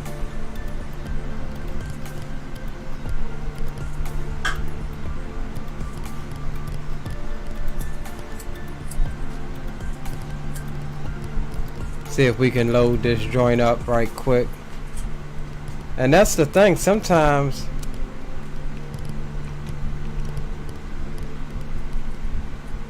you just don't have it on there. It's just like, hold on, wait a second. Oh, AYMH. AYMH. I was great. Sad, I was just here and it was working. Okay, there we go. Alright, Mount Hagen. Destination was, what was it? KOM.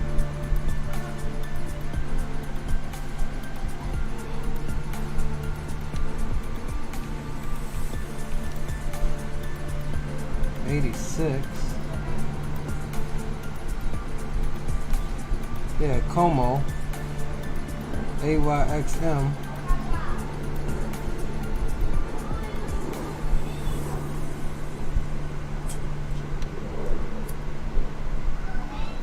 What's up, Anthony? Yeah, you should buy X-Plane 12. I mean, it's not quite refined yet, in my opinion.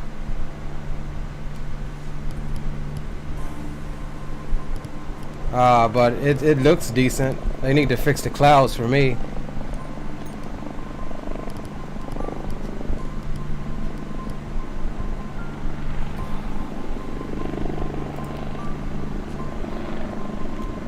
Hey, Green, you got me?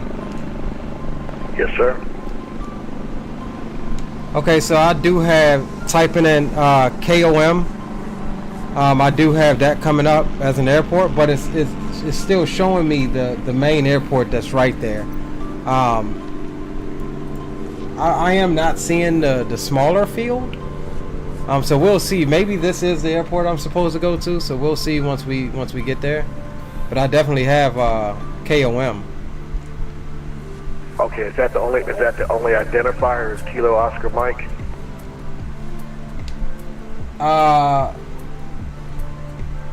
No, try Alpha Yankee X-Ray Mike. That's what's popping up on 4Flight, and that's what's actually popping up on my G1000 as well. Actually, I lied. My G1000 is saying, hold on, stand by. Next to it, the smaller one that you had planned on going to.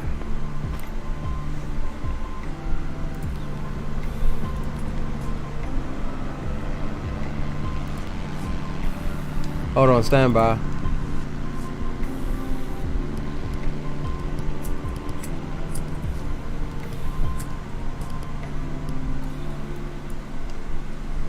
Yeah, hold on. Oh, you know what? I'm tripping. I'm in the wrong daggone. This is where we're at.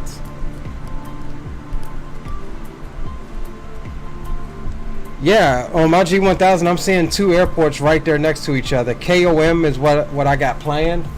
But on 4Flight, it's not showing me that smaller airfield.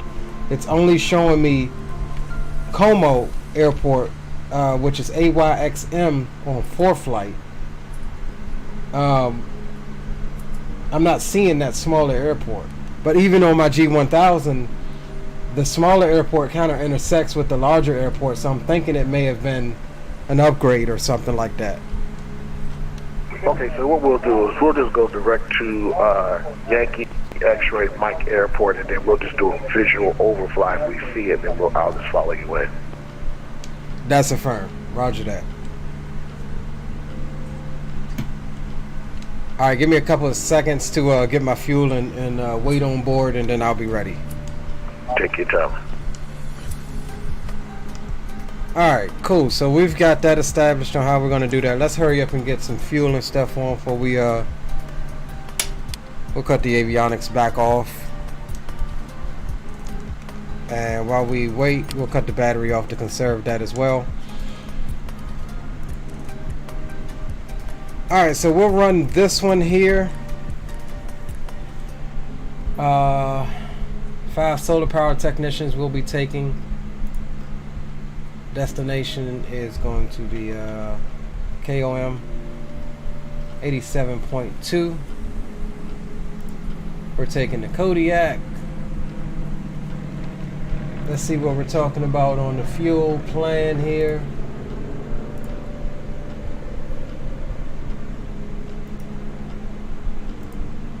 Set as departure, and we'll depart off of 12. And then we're looking for KOM.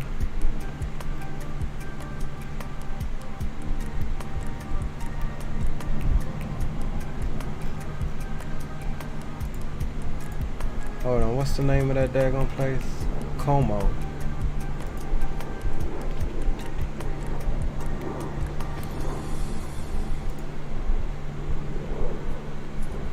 VOR.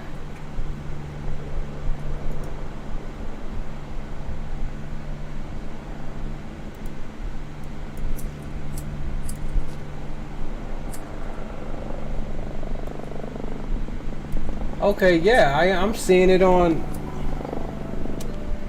Hey, Green, if look at the screen here. This is what I'm seeing. It's two separate airports, is what it's supposed to be. I kind of can make that out on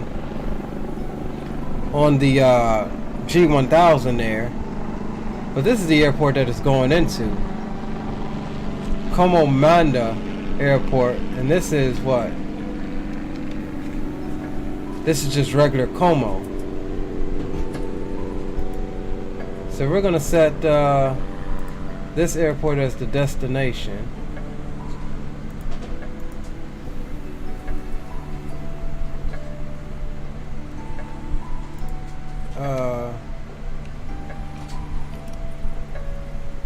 Set this airport as a departure.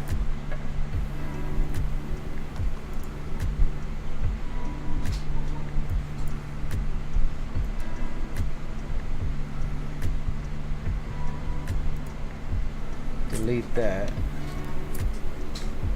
Okay.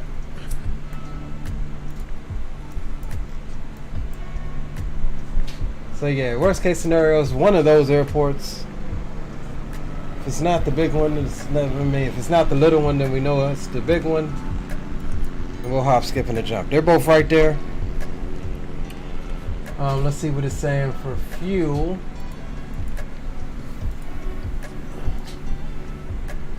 Trip fuel, block fuel, 71 gallons, 43 gallons. Alright, so we'll go ahead and put about 200 gallons in here.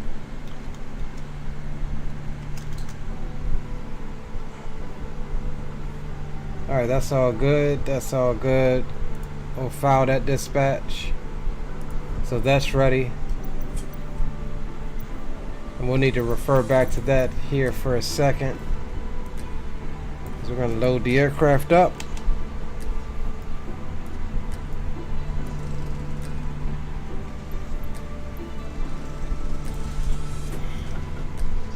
$200 gallons, so we'll do 100 in each wing.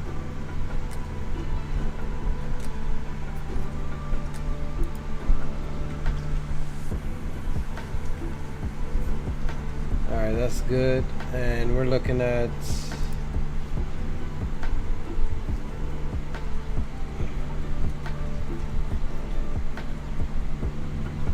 $850 pounds of cargo.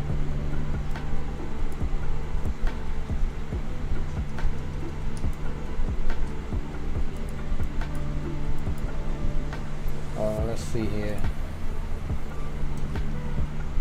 Let's move this up here right quick so we can read it and do it at the same daggone time. Roger that, D-Champ.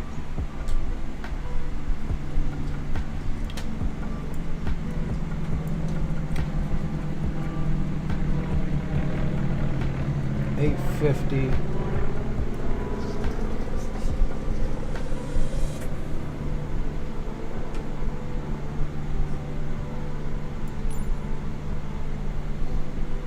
Alright, 863 is as close as I can get it.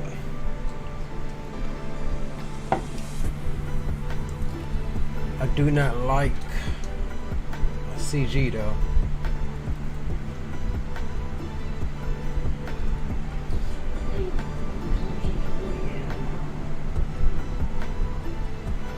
Alright, it's within limits. We'll have to trim her down a bit. Alright, cool. Now let's just do one quick sweep here. And let's go just put something into Volanta right quick.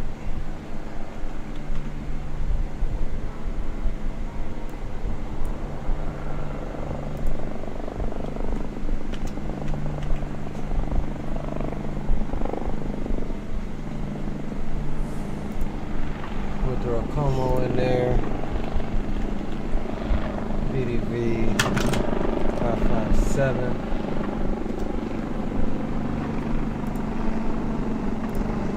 Kodiak.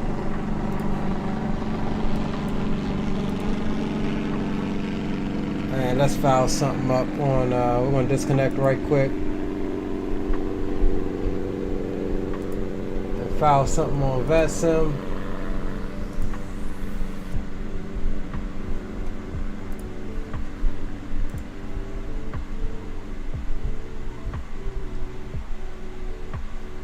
Let's just check one more thing here.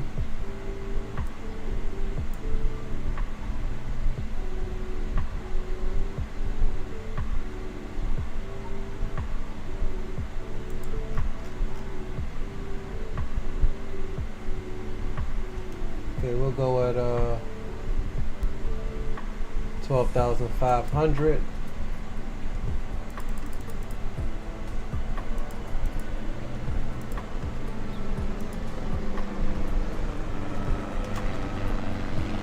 Alright, that's good. 12,500.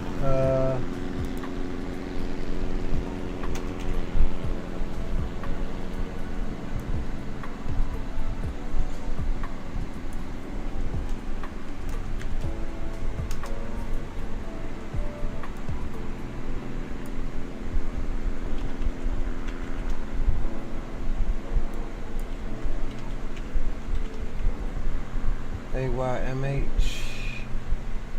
Hold on, what was that other airfield? What was that other airfield right quick, y'all?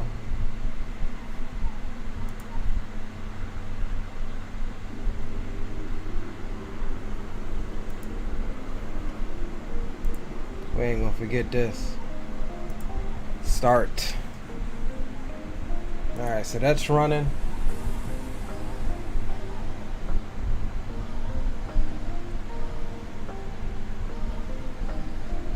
Oh, I see what he's saying. That airport air is there, but it's no code attached to it, at least on 4 flight. So we'll use AYXM. I see what he's saying. That's what it's looking like on 4 flight.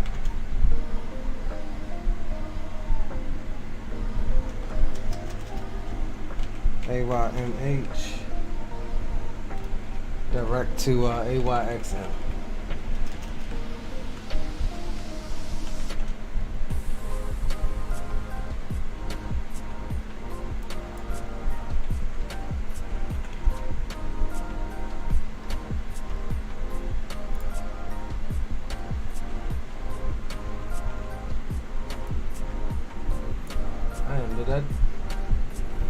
Did it foul?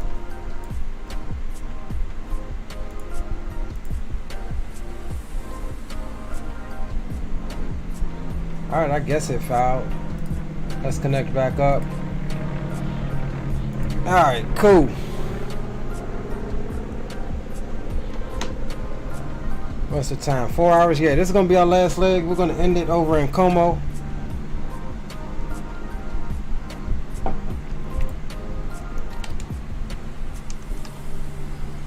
Alright, so let's go ahead. Battery can come back on. Actually, let's go back here and shut the backup. We got some boxes.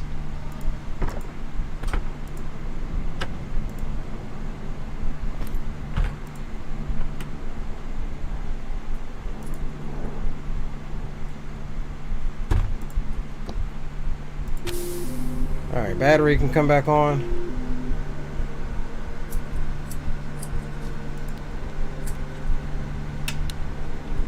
Avionics, we'll go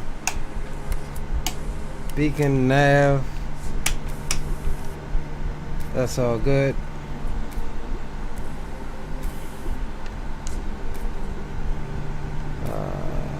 Yep, flight is still in, that's all good. Flaps are up, parking brake is set, idle, fuel cut off, that's good.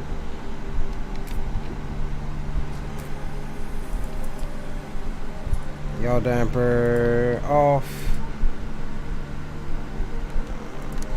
Boost pump.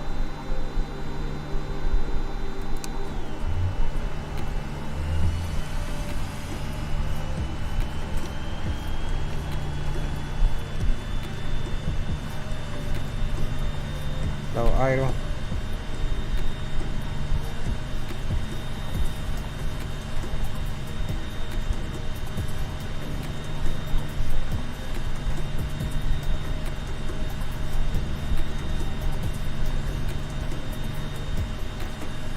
Or was we supposed to do the high?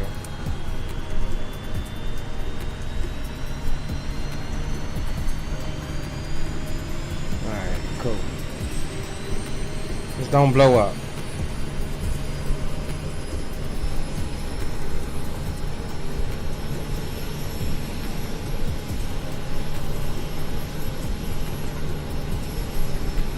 Just don't blow up.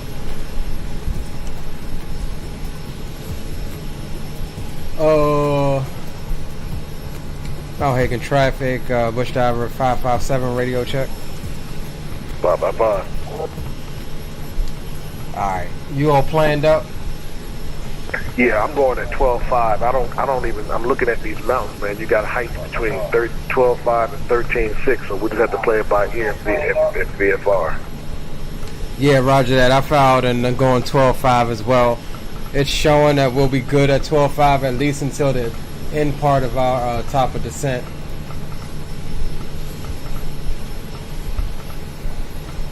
Okay, cool. Now also just giving you a heads up, what I'm going to do is I'm going to go to the approach end of the RNAV 16 and use that as a step down to get down into the valley, so when we decide to divert over to that airport, that other airport, we can. Okay, I'll take a look at that. Only I think I'm planned up for the other airport, so I don't have that information. I'll take a look once we get up, though. Okay, because what I'm saying is if we go to the Yankee X-ray Mike November India initial intermediate fix for the RNAV 16, it'll get you down, and it looks like we can just do a nice side step over to the other airport. Okay, roger that.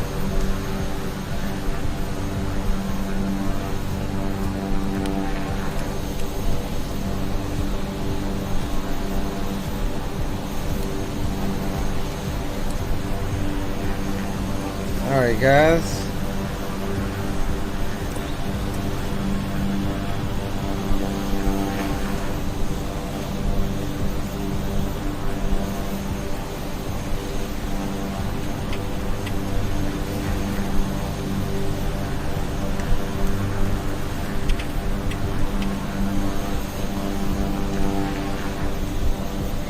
Alright, let me just redo this right quick.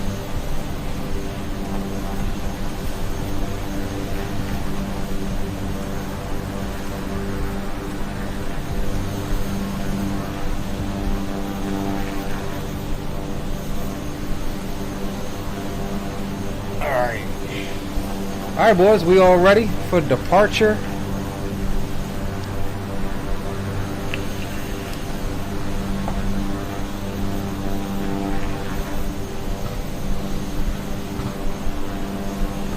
(10:17) is the QNH.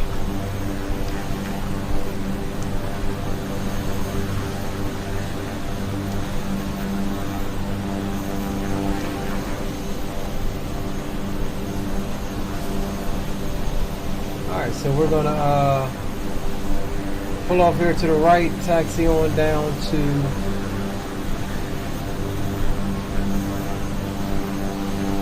runway 30.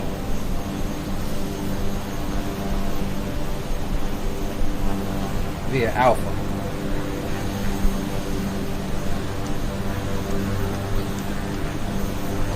And Mount Hagen traffic, Bush Diver 557 is going to be taxiing the runway 30 via taxiway Alpha, Mount Hagen.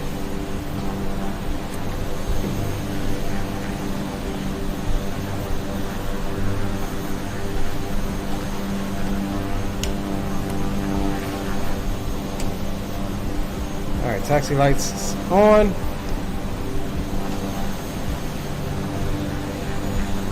Watch out, fellas.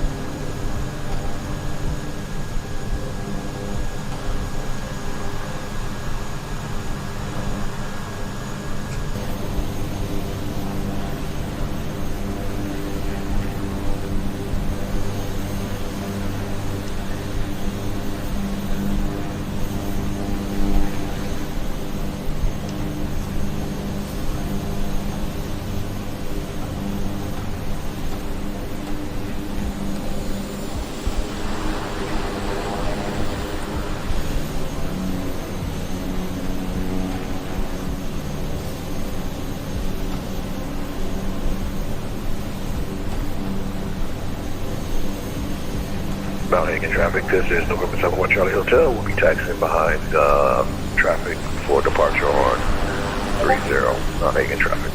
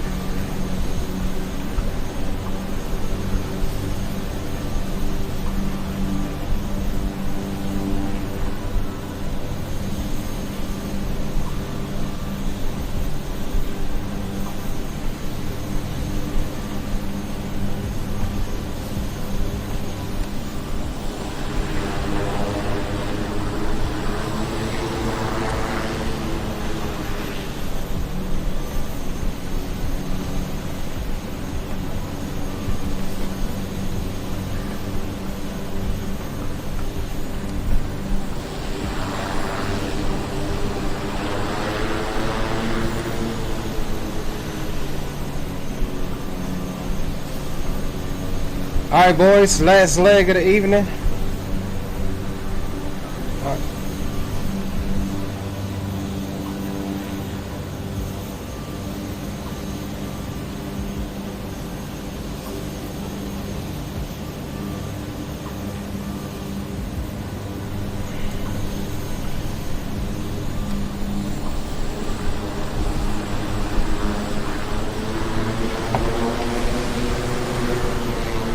I don't know if I'm gonna come back. It depends on what y'all want me to do.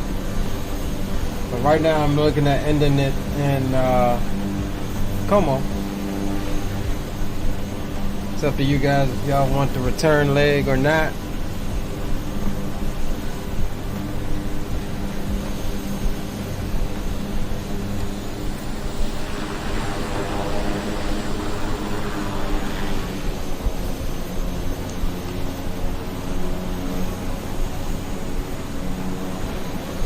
See green.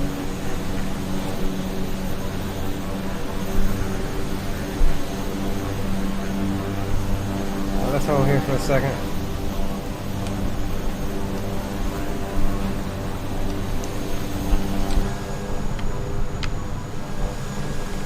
I don't know where green. Is that green? Okay, yeah, there he is. There's green. Mic check.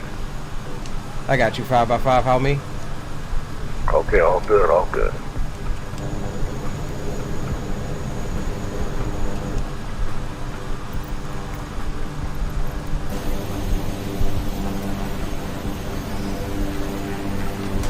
Alright, boys. So we're going to be departing runway 30 here.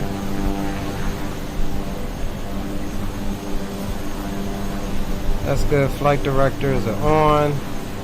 Trims are set. Flaps are set. Let's go landing lights. All of those are on. Everything there is set.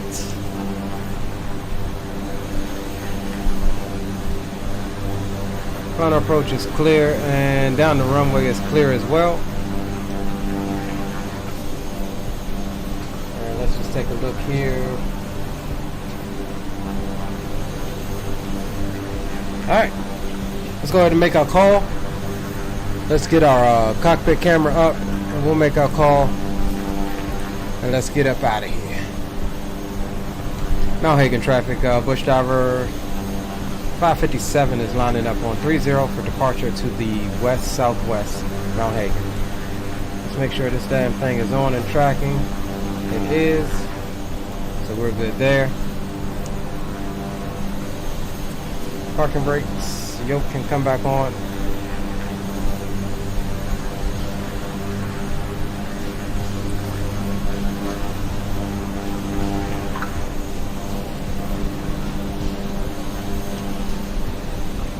Alright, tones can come down.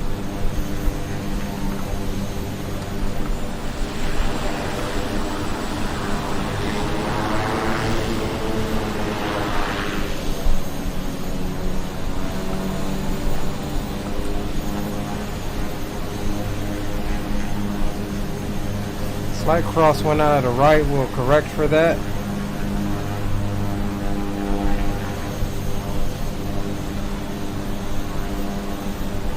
Make sure our heading is synced up.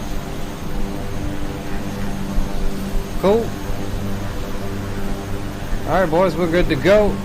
Mount Hagen traffic, this is SimWorksStudios Hotel, holding short of runway 30.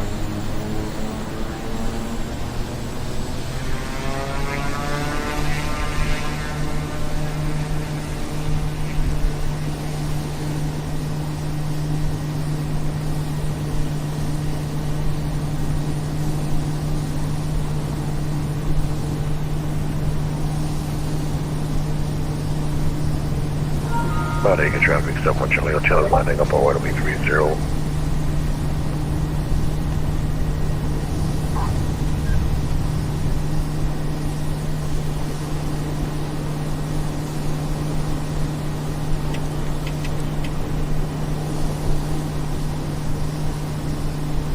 Nice departure there.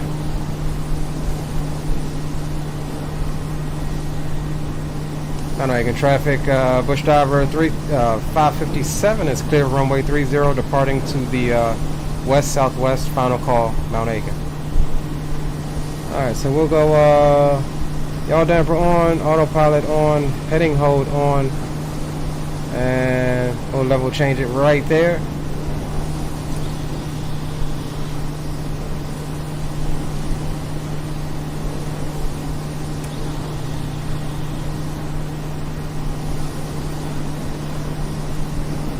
Turn on course here.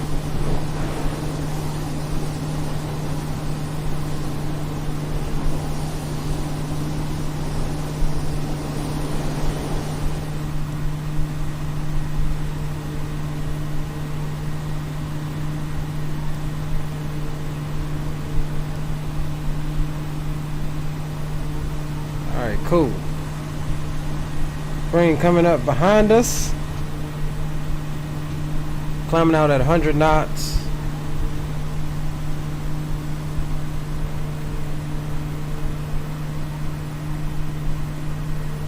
Mount Hagen traffic, November 71 Charlie Hotel is rolling. We'll be departing runway 30, south-southwest, last call, Mount Hagen.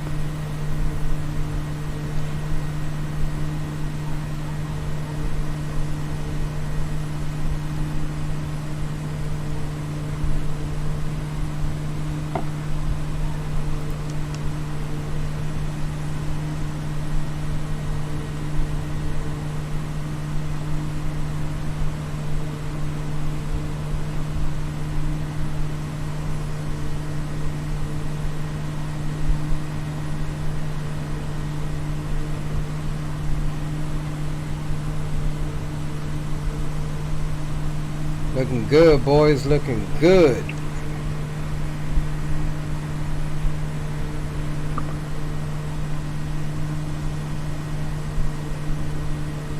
We may need to go over to alternative comms, Green, if you got me. I got you. Alright, yeah, let's tune that up now since All right, we'll switch over.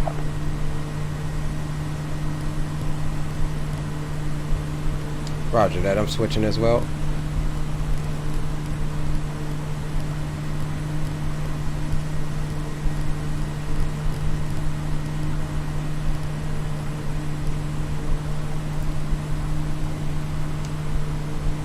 Boom boom room comms check-in. Oh yeah, we there.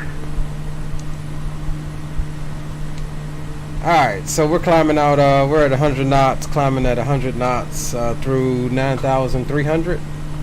And I'm about to go and see what you was talking about this approach into the airport. Yeah, what I was looking at is because I was gonna, like I like to say, quiet as kept. I was about to do a climb above the airport, but because the terrain is so high and with all this weight, but looks like we might be able to get up to the 12.5 pretty quick. Yeah, I'm looking good as far as the climb in this terrain out in front of us. Looks like it's going to be cleared. Yeah, I think we'll be good. So what I was saying is, if you use the GPS intermediate fix to guide yourself down, then it'll keep you at a safe altitude. And then if you need to sidestep over to the airport, the other airport, you can do it because it's right next to the main airport. Well, wait, what airport do you have selected? Because I have Como Manda programmed into my G1000 right now. Now, are you going to the main airport or the one that's next to it? This is set to the one that's next to it. That's exactly what I was talking about. So going to the main airport using their RNAV to get down, and then when you get to a nice altitude, you can sidestep over to the airport that you want to go to, since it's right next to it. Okay, and what was the ICO for the main airport again? That was the Alpha Yankee X-ray Mike or whatever, the one that's the main one that we have for the G1000. And then you use that RNAV to get down, and then sidestep over to the airport you want to go to that's not identified. Okay, I see what you're saying. All right, I'm gonna reprogram for that. I'm gonna go ahead and back into heading mode and do away with this and program for Alpha Yankee X-ray Mike.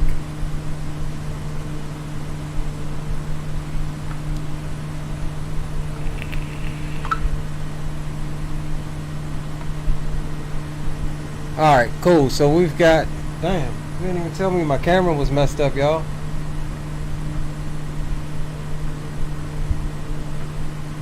Y'all ain't even... Alright, D-Champ. Peace out, my brother. Alright, cool. Alright, let's do this. Let's go in, first of all. Coming up to 12,500 feet. That's good. We'll level off here. Let's do this. We'll go into heading mode. Hold what we got. And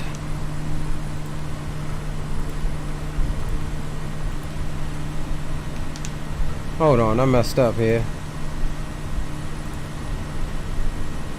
Let's delete this.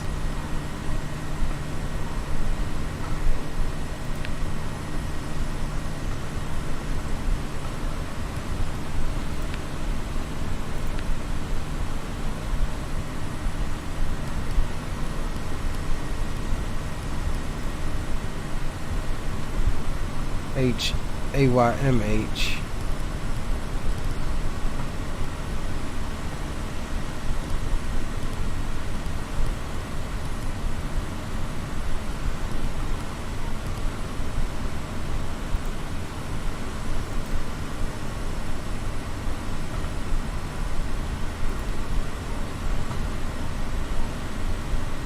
AYXM.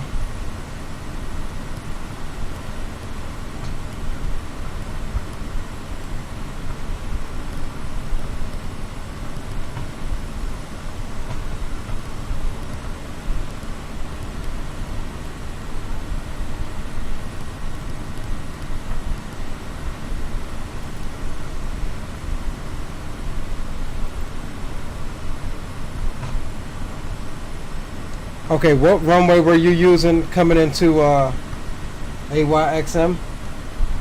The only one they have approaches for is 16. Wilco. Alright. Select approach. I've got a 1-3, a visual 1-3 and 3-1. I don't have any maybe something about mine didn't update it.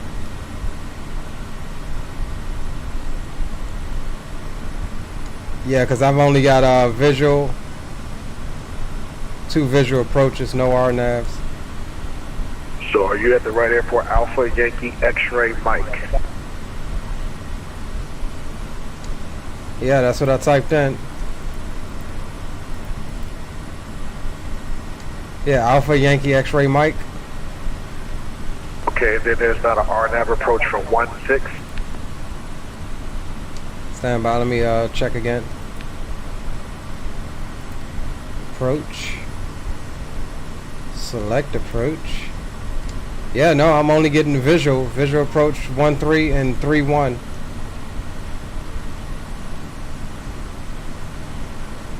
Well, maybe that's the only one that they have programmed. Yeah, it could be that that the data on this G1000 isn't updated. It could be that. I would definitely check your Avitab just to see if you have the Avitab just to check to verify the runways. You mean fourth flight, or are you talking about what tab are you talking about?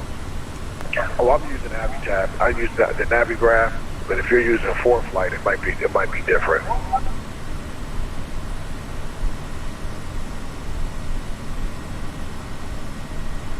Roger that.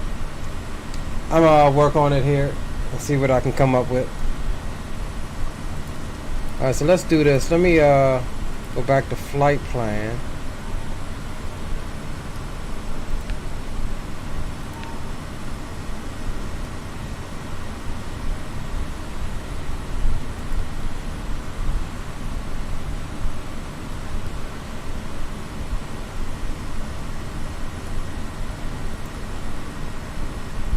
See, it had 1-6 right there. Why isn't...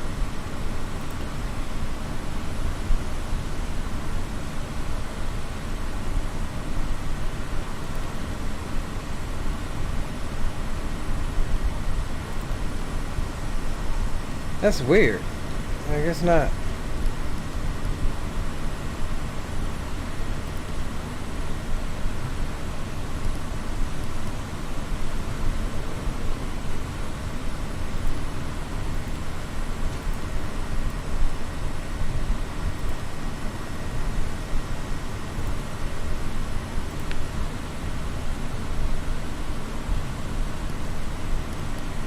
Let me just try to put it like I had it right quick. I mean, I do have some vertical guidance here.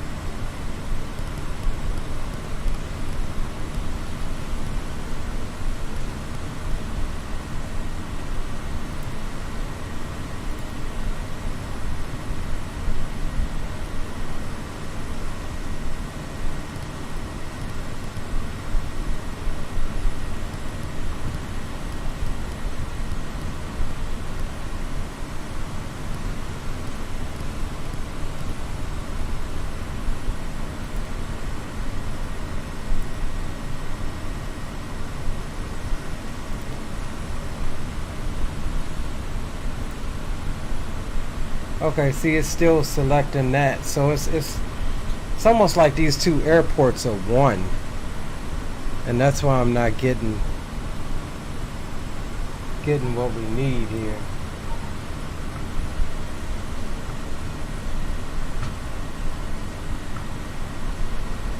172 at 10.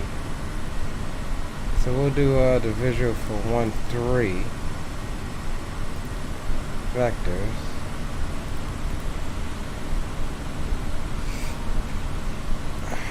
Straight.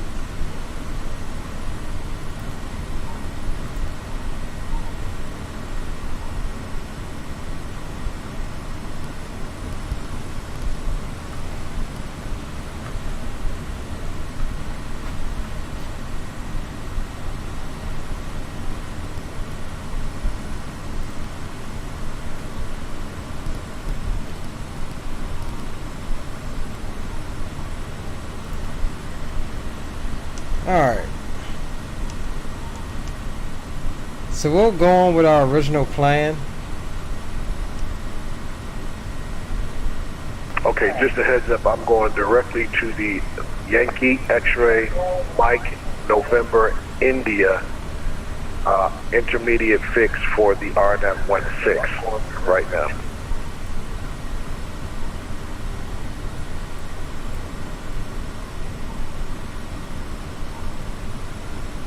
Okay, I do see that. Yeah, I see that. I'm gonna try to. For some reason, it's almost like these two airports are one when it comes to this G1000. Like when I went back and typed in the other airport, it was selecting the other airport with the same runways. That's what my confusion is. Well, what I would probably do is input each one of these waypoints on the RNAV individually and program them for the altitudes. This way, it'll be more specific. And just do each one. Just input each one by one. So this way, at least as you're stepping down and you get lower and lower because of the mountains, then when you get to maybe 6,000-7,000, you can sidestep over to the other airport. Roger.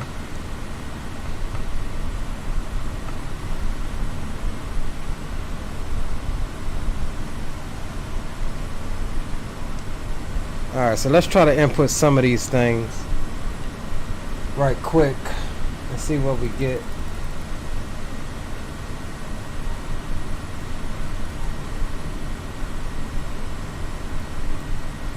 Yankee X-ray.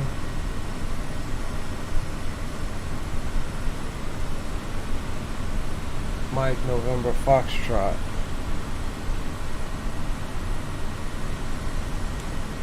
What altitude do you have for Yankee X-ray Mike November Foxtrot? Okay, repeat that again. Yankee X-ray Mike November Foxtrot. It looks like it's on the final approach path. What altitude do you have for that? Well, remember, I'm not shooting full approach. I'm just using the approach to get down because we're going to the other airport, so I didn't even program that in. I just programmed it down just enough to get down and then the sidestep over. Okay, roger that. Oh, we getting some buffet in here, boys.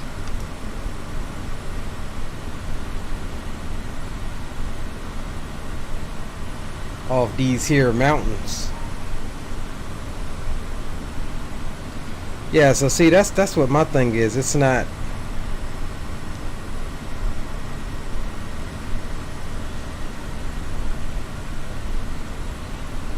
I'll tell you what I'm gonna do. I'm gonna use my profile here on the terrain map here that I got, because we're getting kind of close to be for me to do all of that over.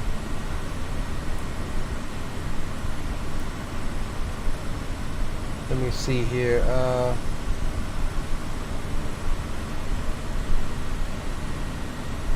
XM. Yeah, see, even freaking full flight is saying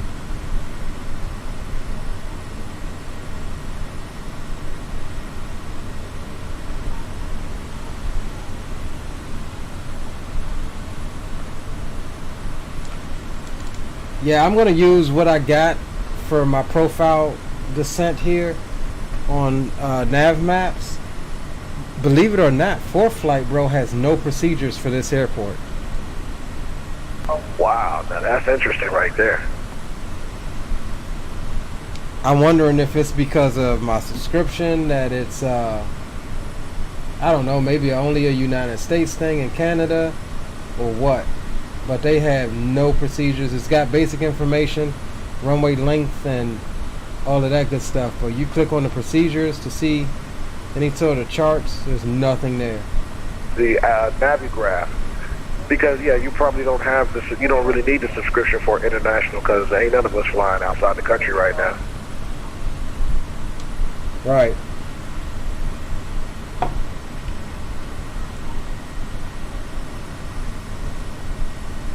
So I get what he's saying now, pull up Navigraph, but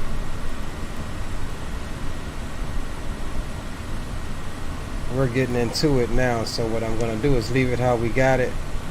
We're going to pretty much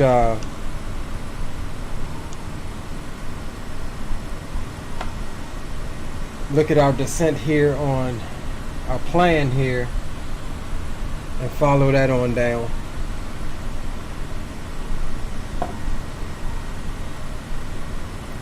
Let's see here, let's check another thing.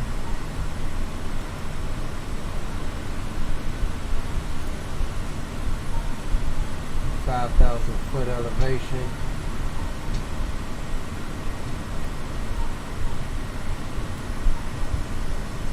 Oh, this has got a hard runway.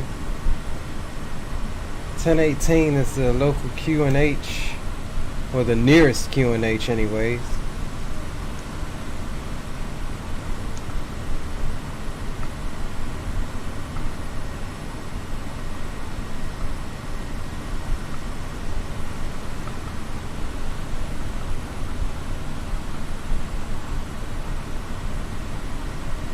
So it looks like it's actually in this valley up here, either beyond this ridge line or the next ridge line, according to what we are seeing here.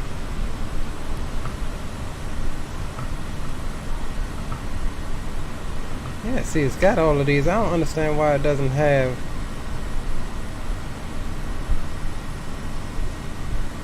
maybe it's just the limitations of this G1000. That's what I'm thinking.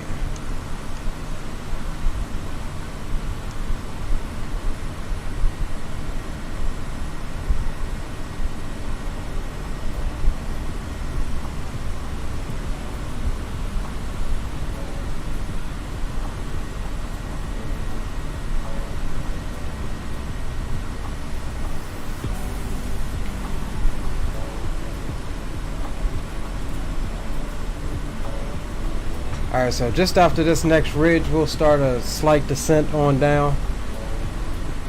This is the ridge line that's saying that's blocking our path here. So we'll be slightly late on the descent. However,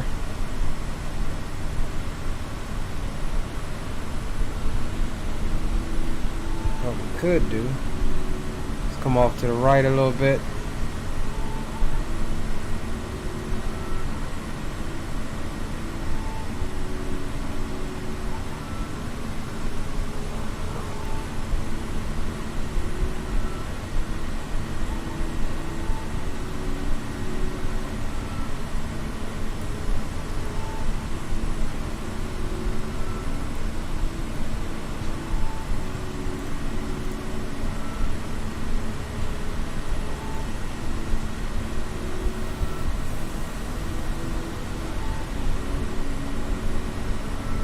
We got a little opening here.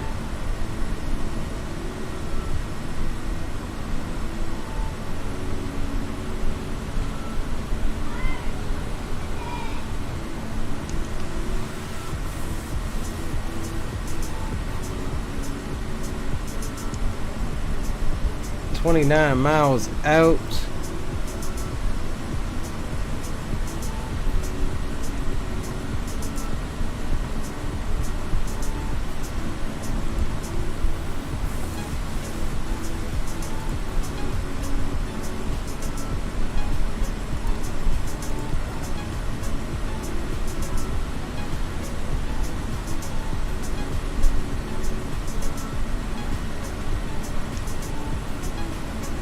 Okay, so it's going to be after this next ridge line.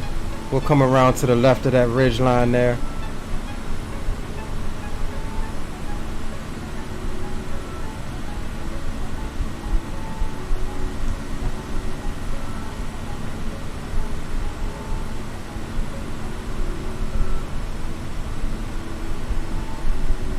Navigated visually.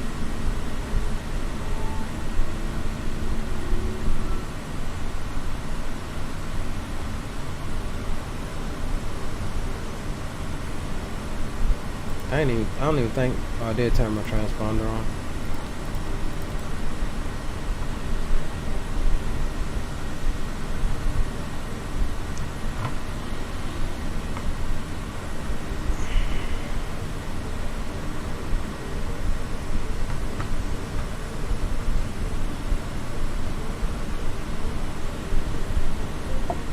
We'll try to remember to start the replay on this one. We've been getting some nice approaches and stuff.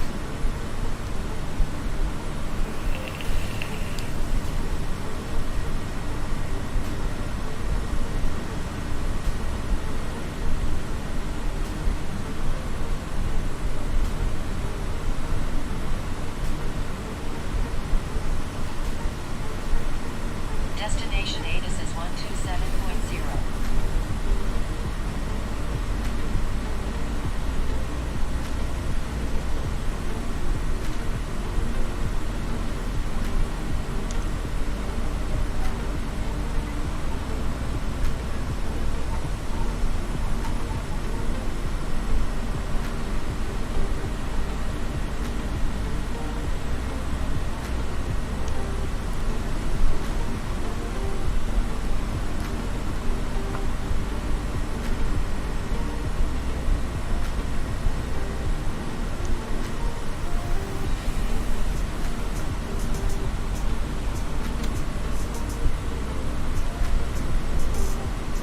Okay, bro, I'm going to be starting my descent in about 5 minutes down to the intermediate fix and 8800. Roger that. We're clearing this last ridge. We're going to be starting ours here in a couple seconds as well.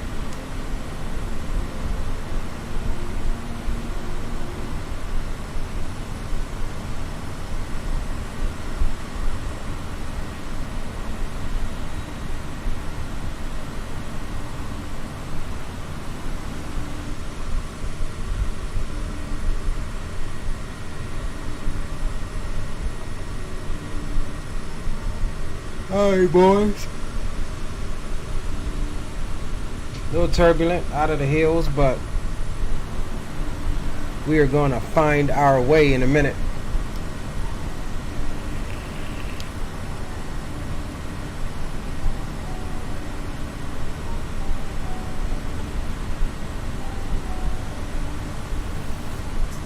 Oh, there you go. You're to the left of me.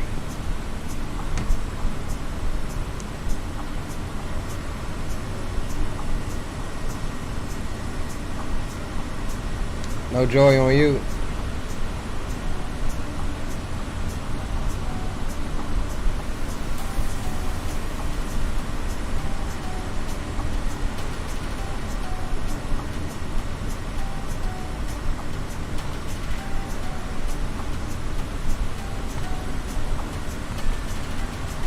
I don't see Green. He out here somewhere.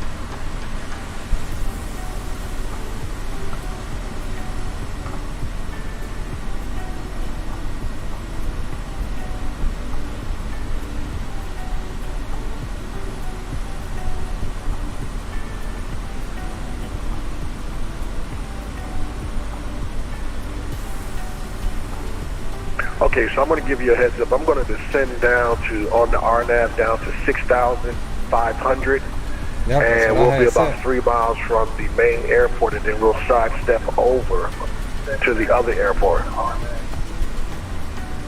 Roger that. That's what I had set. Set 6,500. And we're just doing a slight descent now.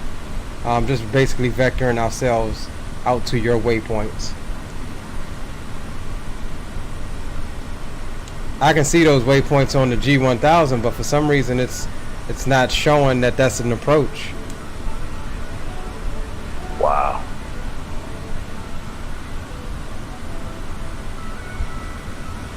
That's why they say not to be used for real navigation.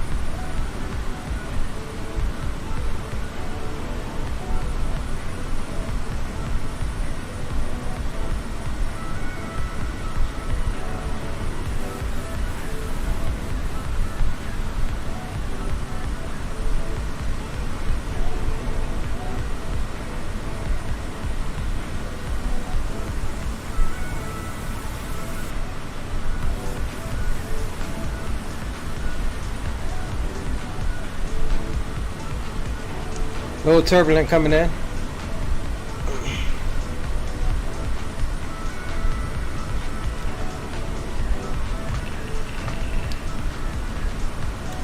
Yeah, we're gonna actually end it here at this airstrip.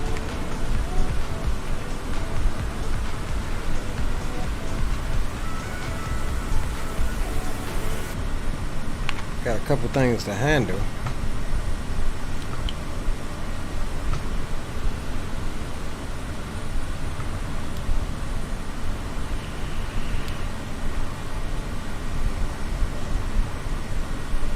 Alright, starting my descent down to 8,800.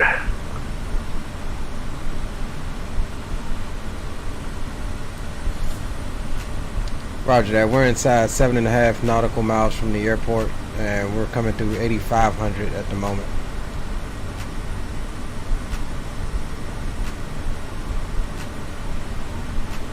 We'll actually stop at about 8,000 to make sure we're clear of this terrain here. Still trying to technically locate the airport.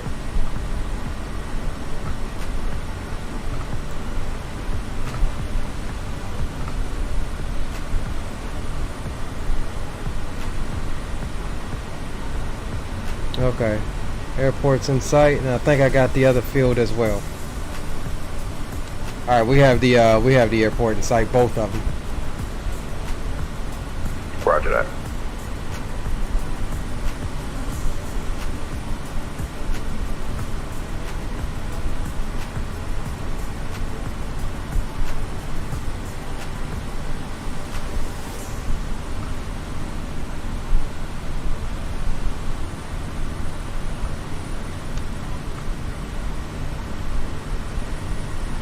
Alright, there's the main airport that Green was talking about lining up on, and it looks Yeah, like what kind of airspeed were you getting in the Kodiak? I didn't check this leg, but last leg I'm making 180 knots across the ground right now on descent. That's usually about what I'm getting. Okay. So yeah, that's the one airstrip, the bigger one. I think this is the one we're going to, the small one here.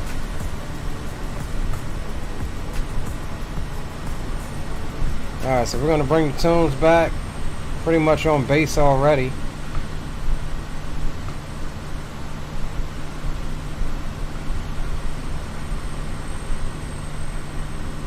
Alright, so we've already started our side step. We're pretty much on base for either runway or either airport right now. Roger. I'm actually about to start making my base to flight over there in a minute. Okay, roger that.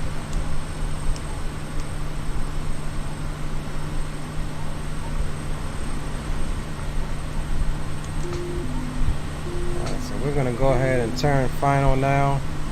Start bringing that power back.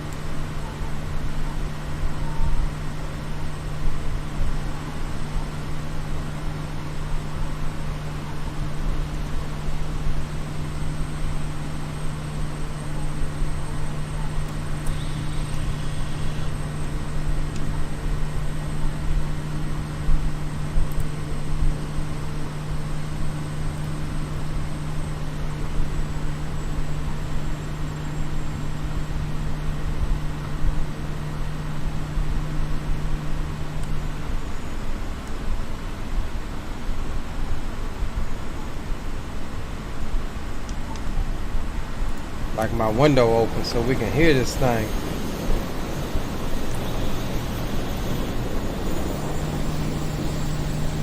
Now that's funny, man. I got clouds all around me and you clear as day. We always know your weather is always messed up though. Shit, it ain't always gotta be mine. It could be Microsoft. They mess up too.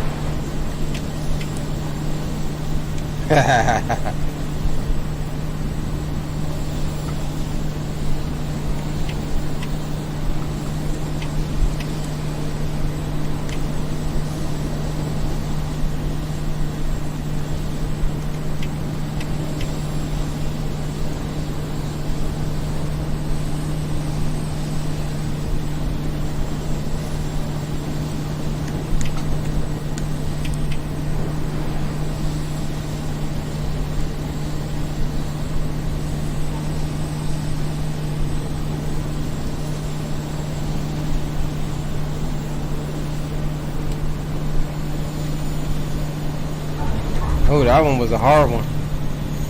You know why, don't you? Switched to a tailwind at the end of that. That's what it was.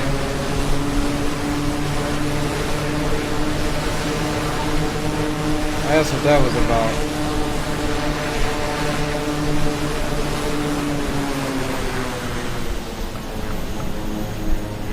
Either way, we're here. That was the hardest one of the day, I think.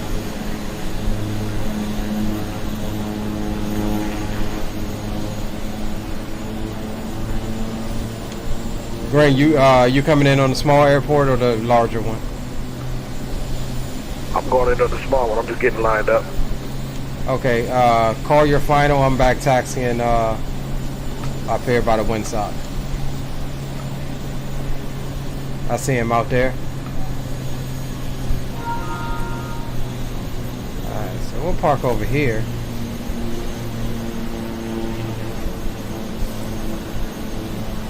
In between on the other side of the road.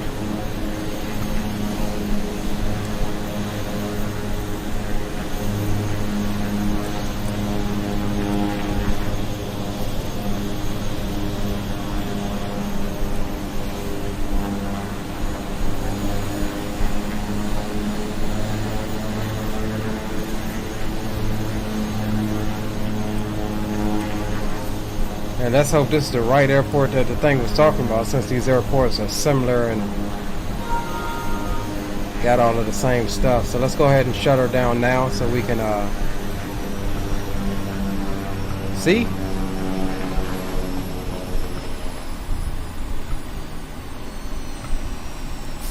And worst case scenario, if it is the wrong airport, we can just start back up, hop over to the next door neighbor's house.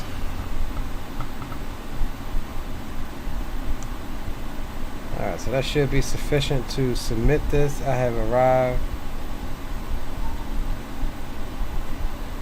Submit.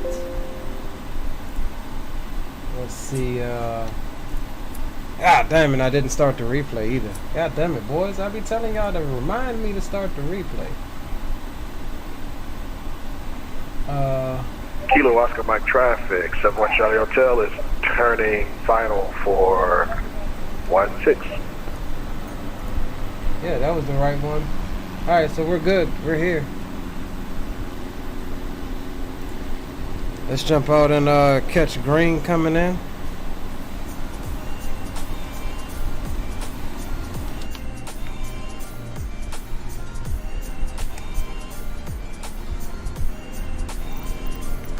What is your field elevation at that airport?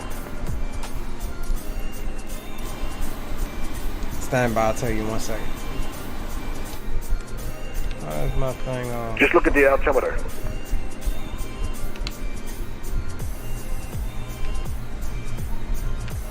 Try to get this set up so we get green light coming in here.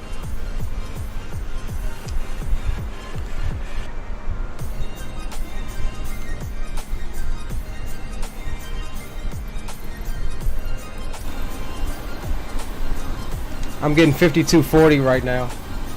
Okay, cool. 5240. That's what I need. Thank you.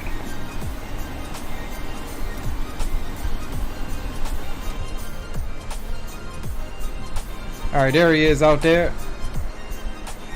Know if y'all can make it out. I can just barely make his lights out when we're zoomed out.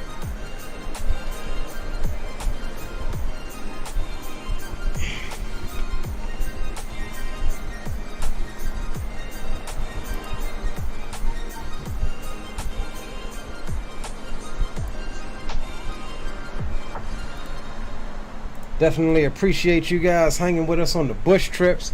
Man, if y'all like this, man, let me know. Let me know. Let me know, because we're going to be doing some more bush trips. I really enjoy it.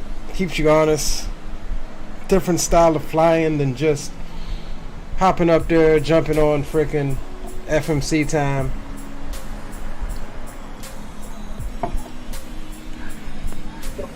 Kilo Oscar Mike traffic, 71 Charlie Hotel, short final for Kilo Oscar Mike.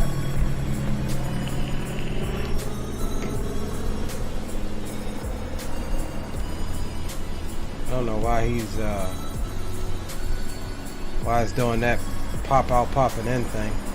Man, Here they it got comes. this thing painted as a road. It looked like there's a road to the next, right to the next of the airport or the runway. Look at him coming in. Look at him. Okay, okay. Oh, he did land on the road. We're going around, boys. Okay, so the road is his. Okay, so the road is your runway, or mine's it's a road. The runway is to the left of it.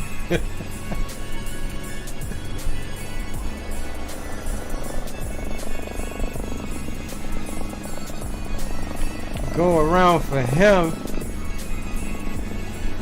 Not bad though. Hey, we had our go around.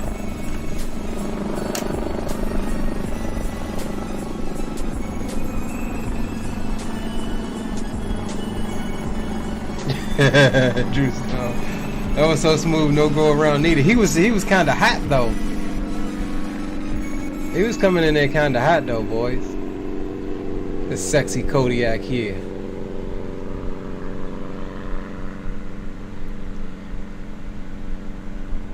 I lost him.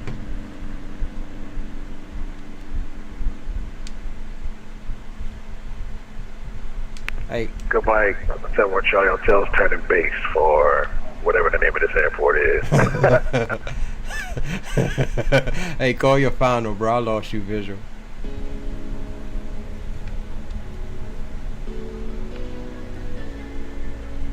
I lost my man visual.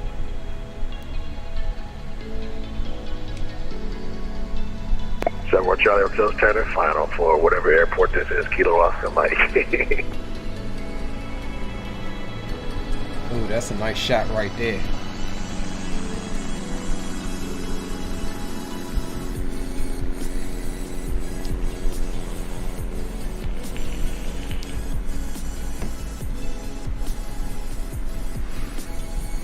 Man, Aviation Geek, what are you talking about? I don't see him. I really don't, bro.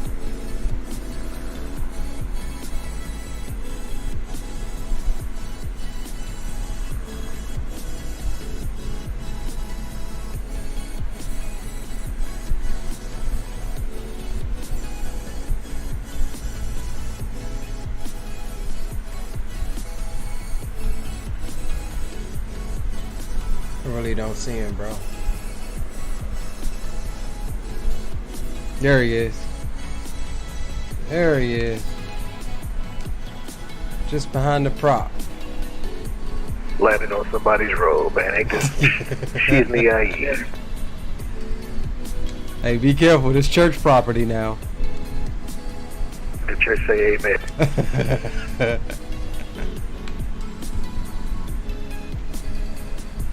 Nice.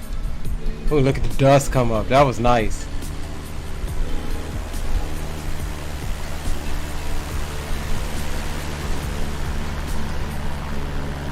That was nice.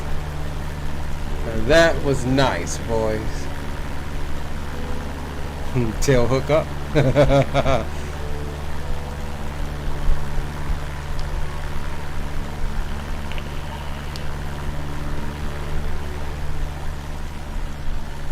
That was nice. Man, this looks like a straight emergency landing situation right here. It definitely does, bro. It's a church, though. It's a church. So, like, if you look on the map, it's something missionary, something, bro. I actually looked it up online. This is actually this was built by Exxon to help with the natural. You know, this was an airport that was built to bring in supplies and equipment for natural gas that Exxon built.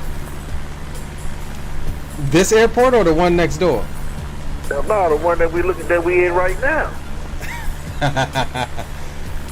Nice, nice. All right, boys. Type in Kilo Oscar Mike into Kilo Oscar Mike Airport in Google. You'll see it pop up and it'll show you it was built by Exxon. Right on. I just got smashed by 2 diesels. I ain't got no more wings. Get off the runway, bro. Oh man, guys, this is definitely a fun one. I hope you guys enjoyed the bush flying. We're going to definitely be doing some more of it. If you're new to the channel and you enjoy the content, make sure you smash that subscription button and ring the bell notification so you get notified when we're live and when we upload. Until the next one, which will probably be Monday, unless I can sneak something in tomorrow, I'm going to catch you guys on the next one. It was definitely fun. And yeah, we're gonna do this again, boys. Appreciate Green Light for flying along with us. Appreciate each and every one of you in chat. Drew Stone, Aviation Geek, everybody who joined earlier. I can't remember. I'm trying to scroll through some of it so I can get to some of you guys.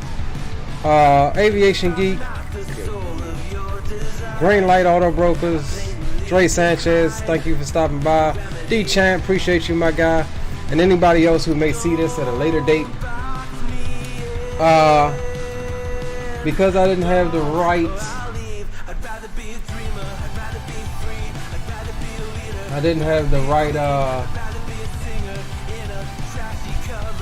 VA up. Here's the website if you want to check them out, if you want to join yourselves. It is bushdivers.com, and you'll click on the get started and all of that, and they'll take you where you need to go. Join the Discord server, all the about us. They offer a whole lot of sceneries and stuff for Papua New Guinea improvement. And yeah, they just are a virtual airline that just does things a bit differently. Very helpful over on the Discord. And they don't have that file a flight every 30 days crap that most of the VAs have. And so you can just fly at your leisure, as much or as little as you want. It's www.bushdivers.com if you're interested. That is where you join, where you sign up. And until the next one, your boy Leo is signing off. I'll catch y'all later. Happy holidays, Merry Christmas, Happy Hanukkah, Happy Thanksgiving, whatever you may be celebrating. We'll catch you on the next one. Your boy Leo is signing off.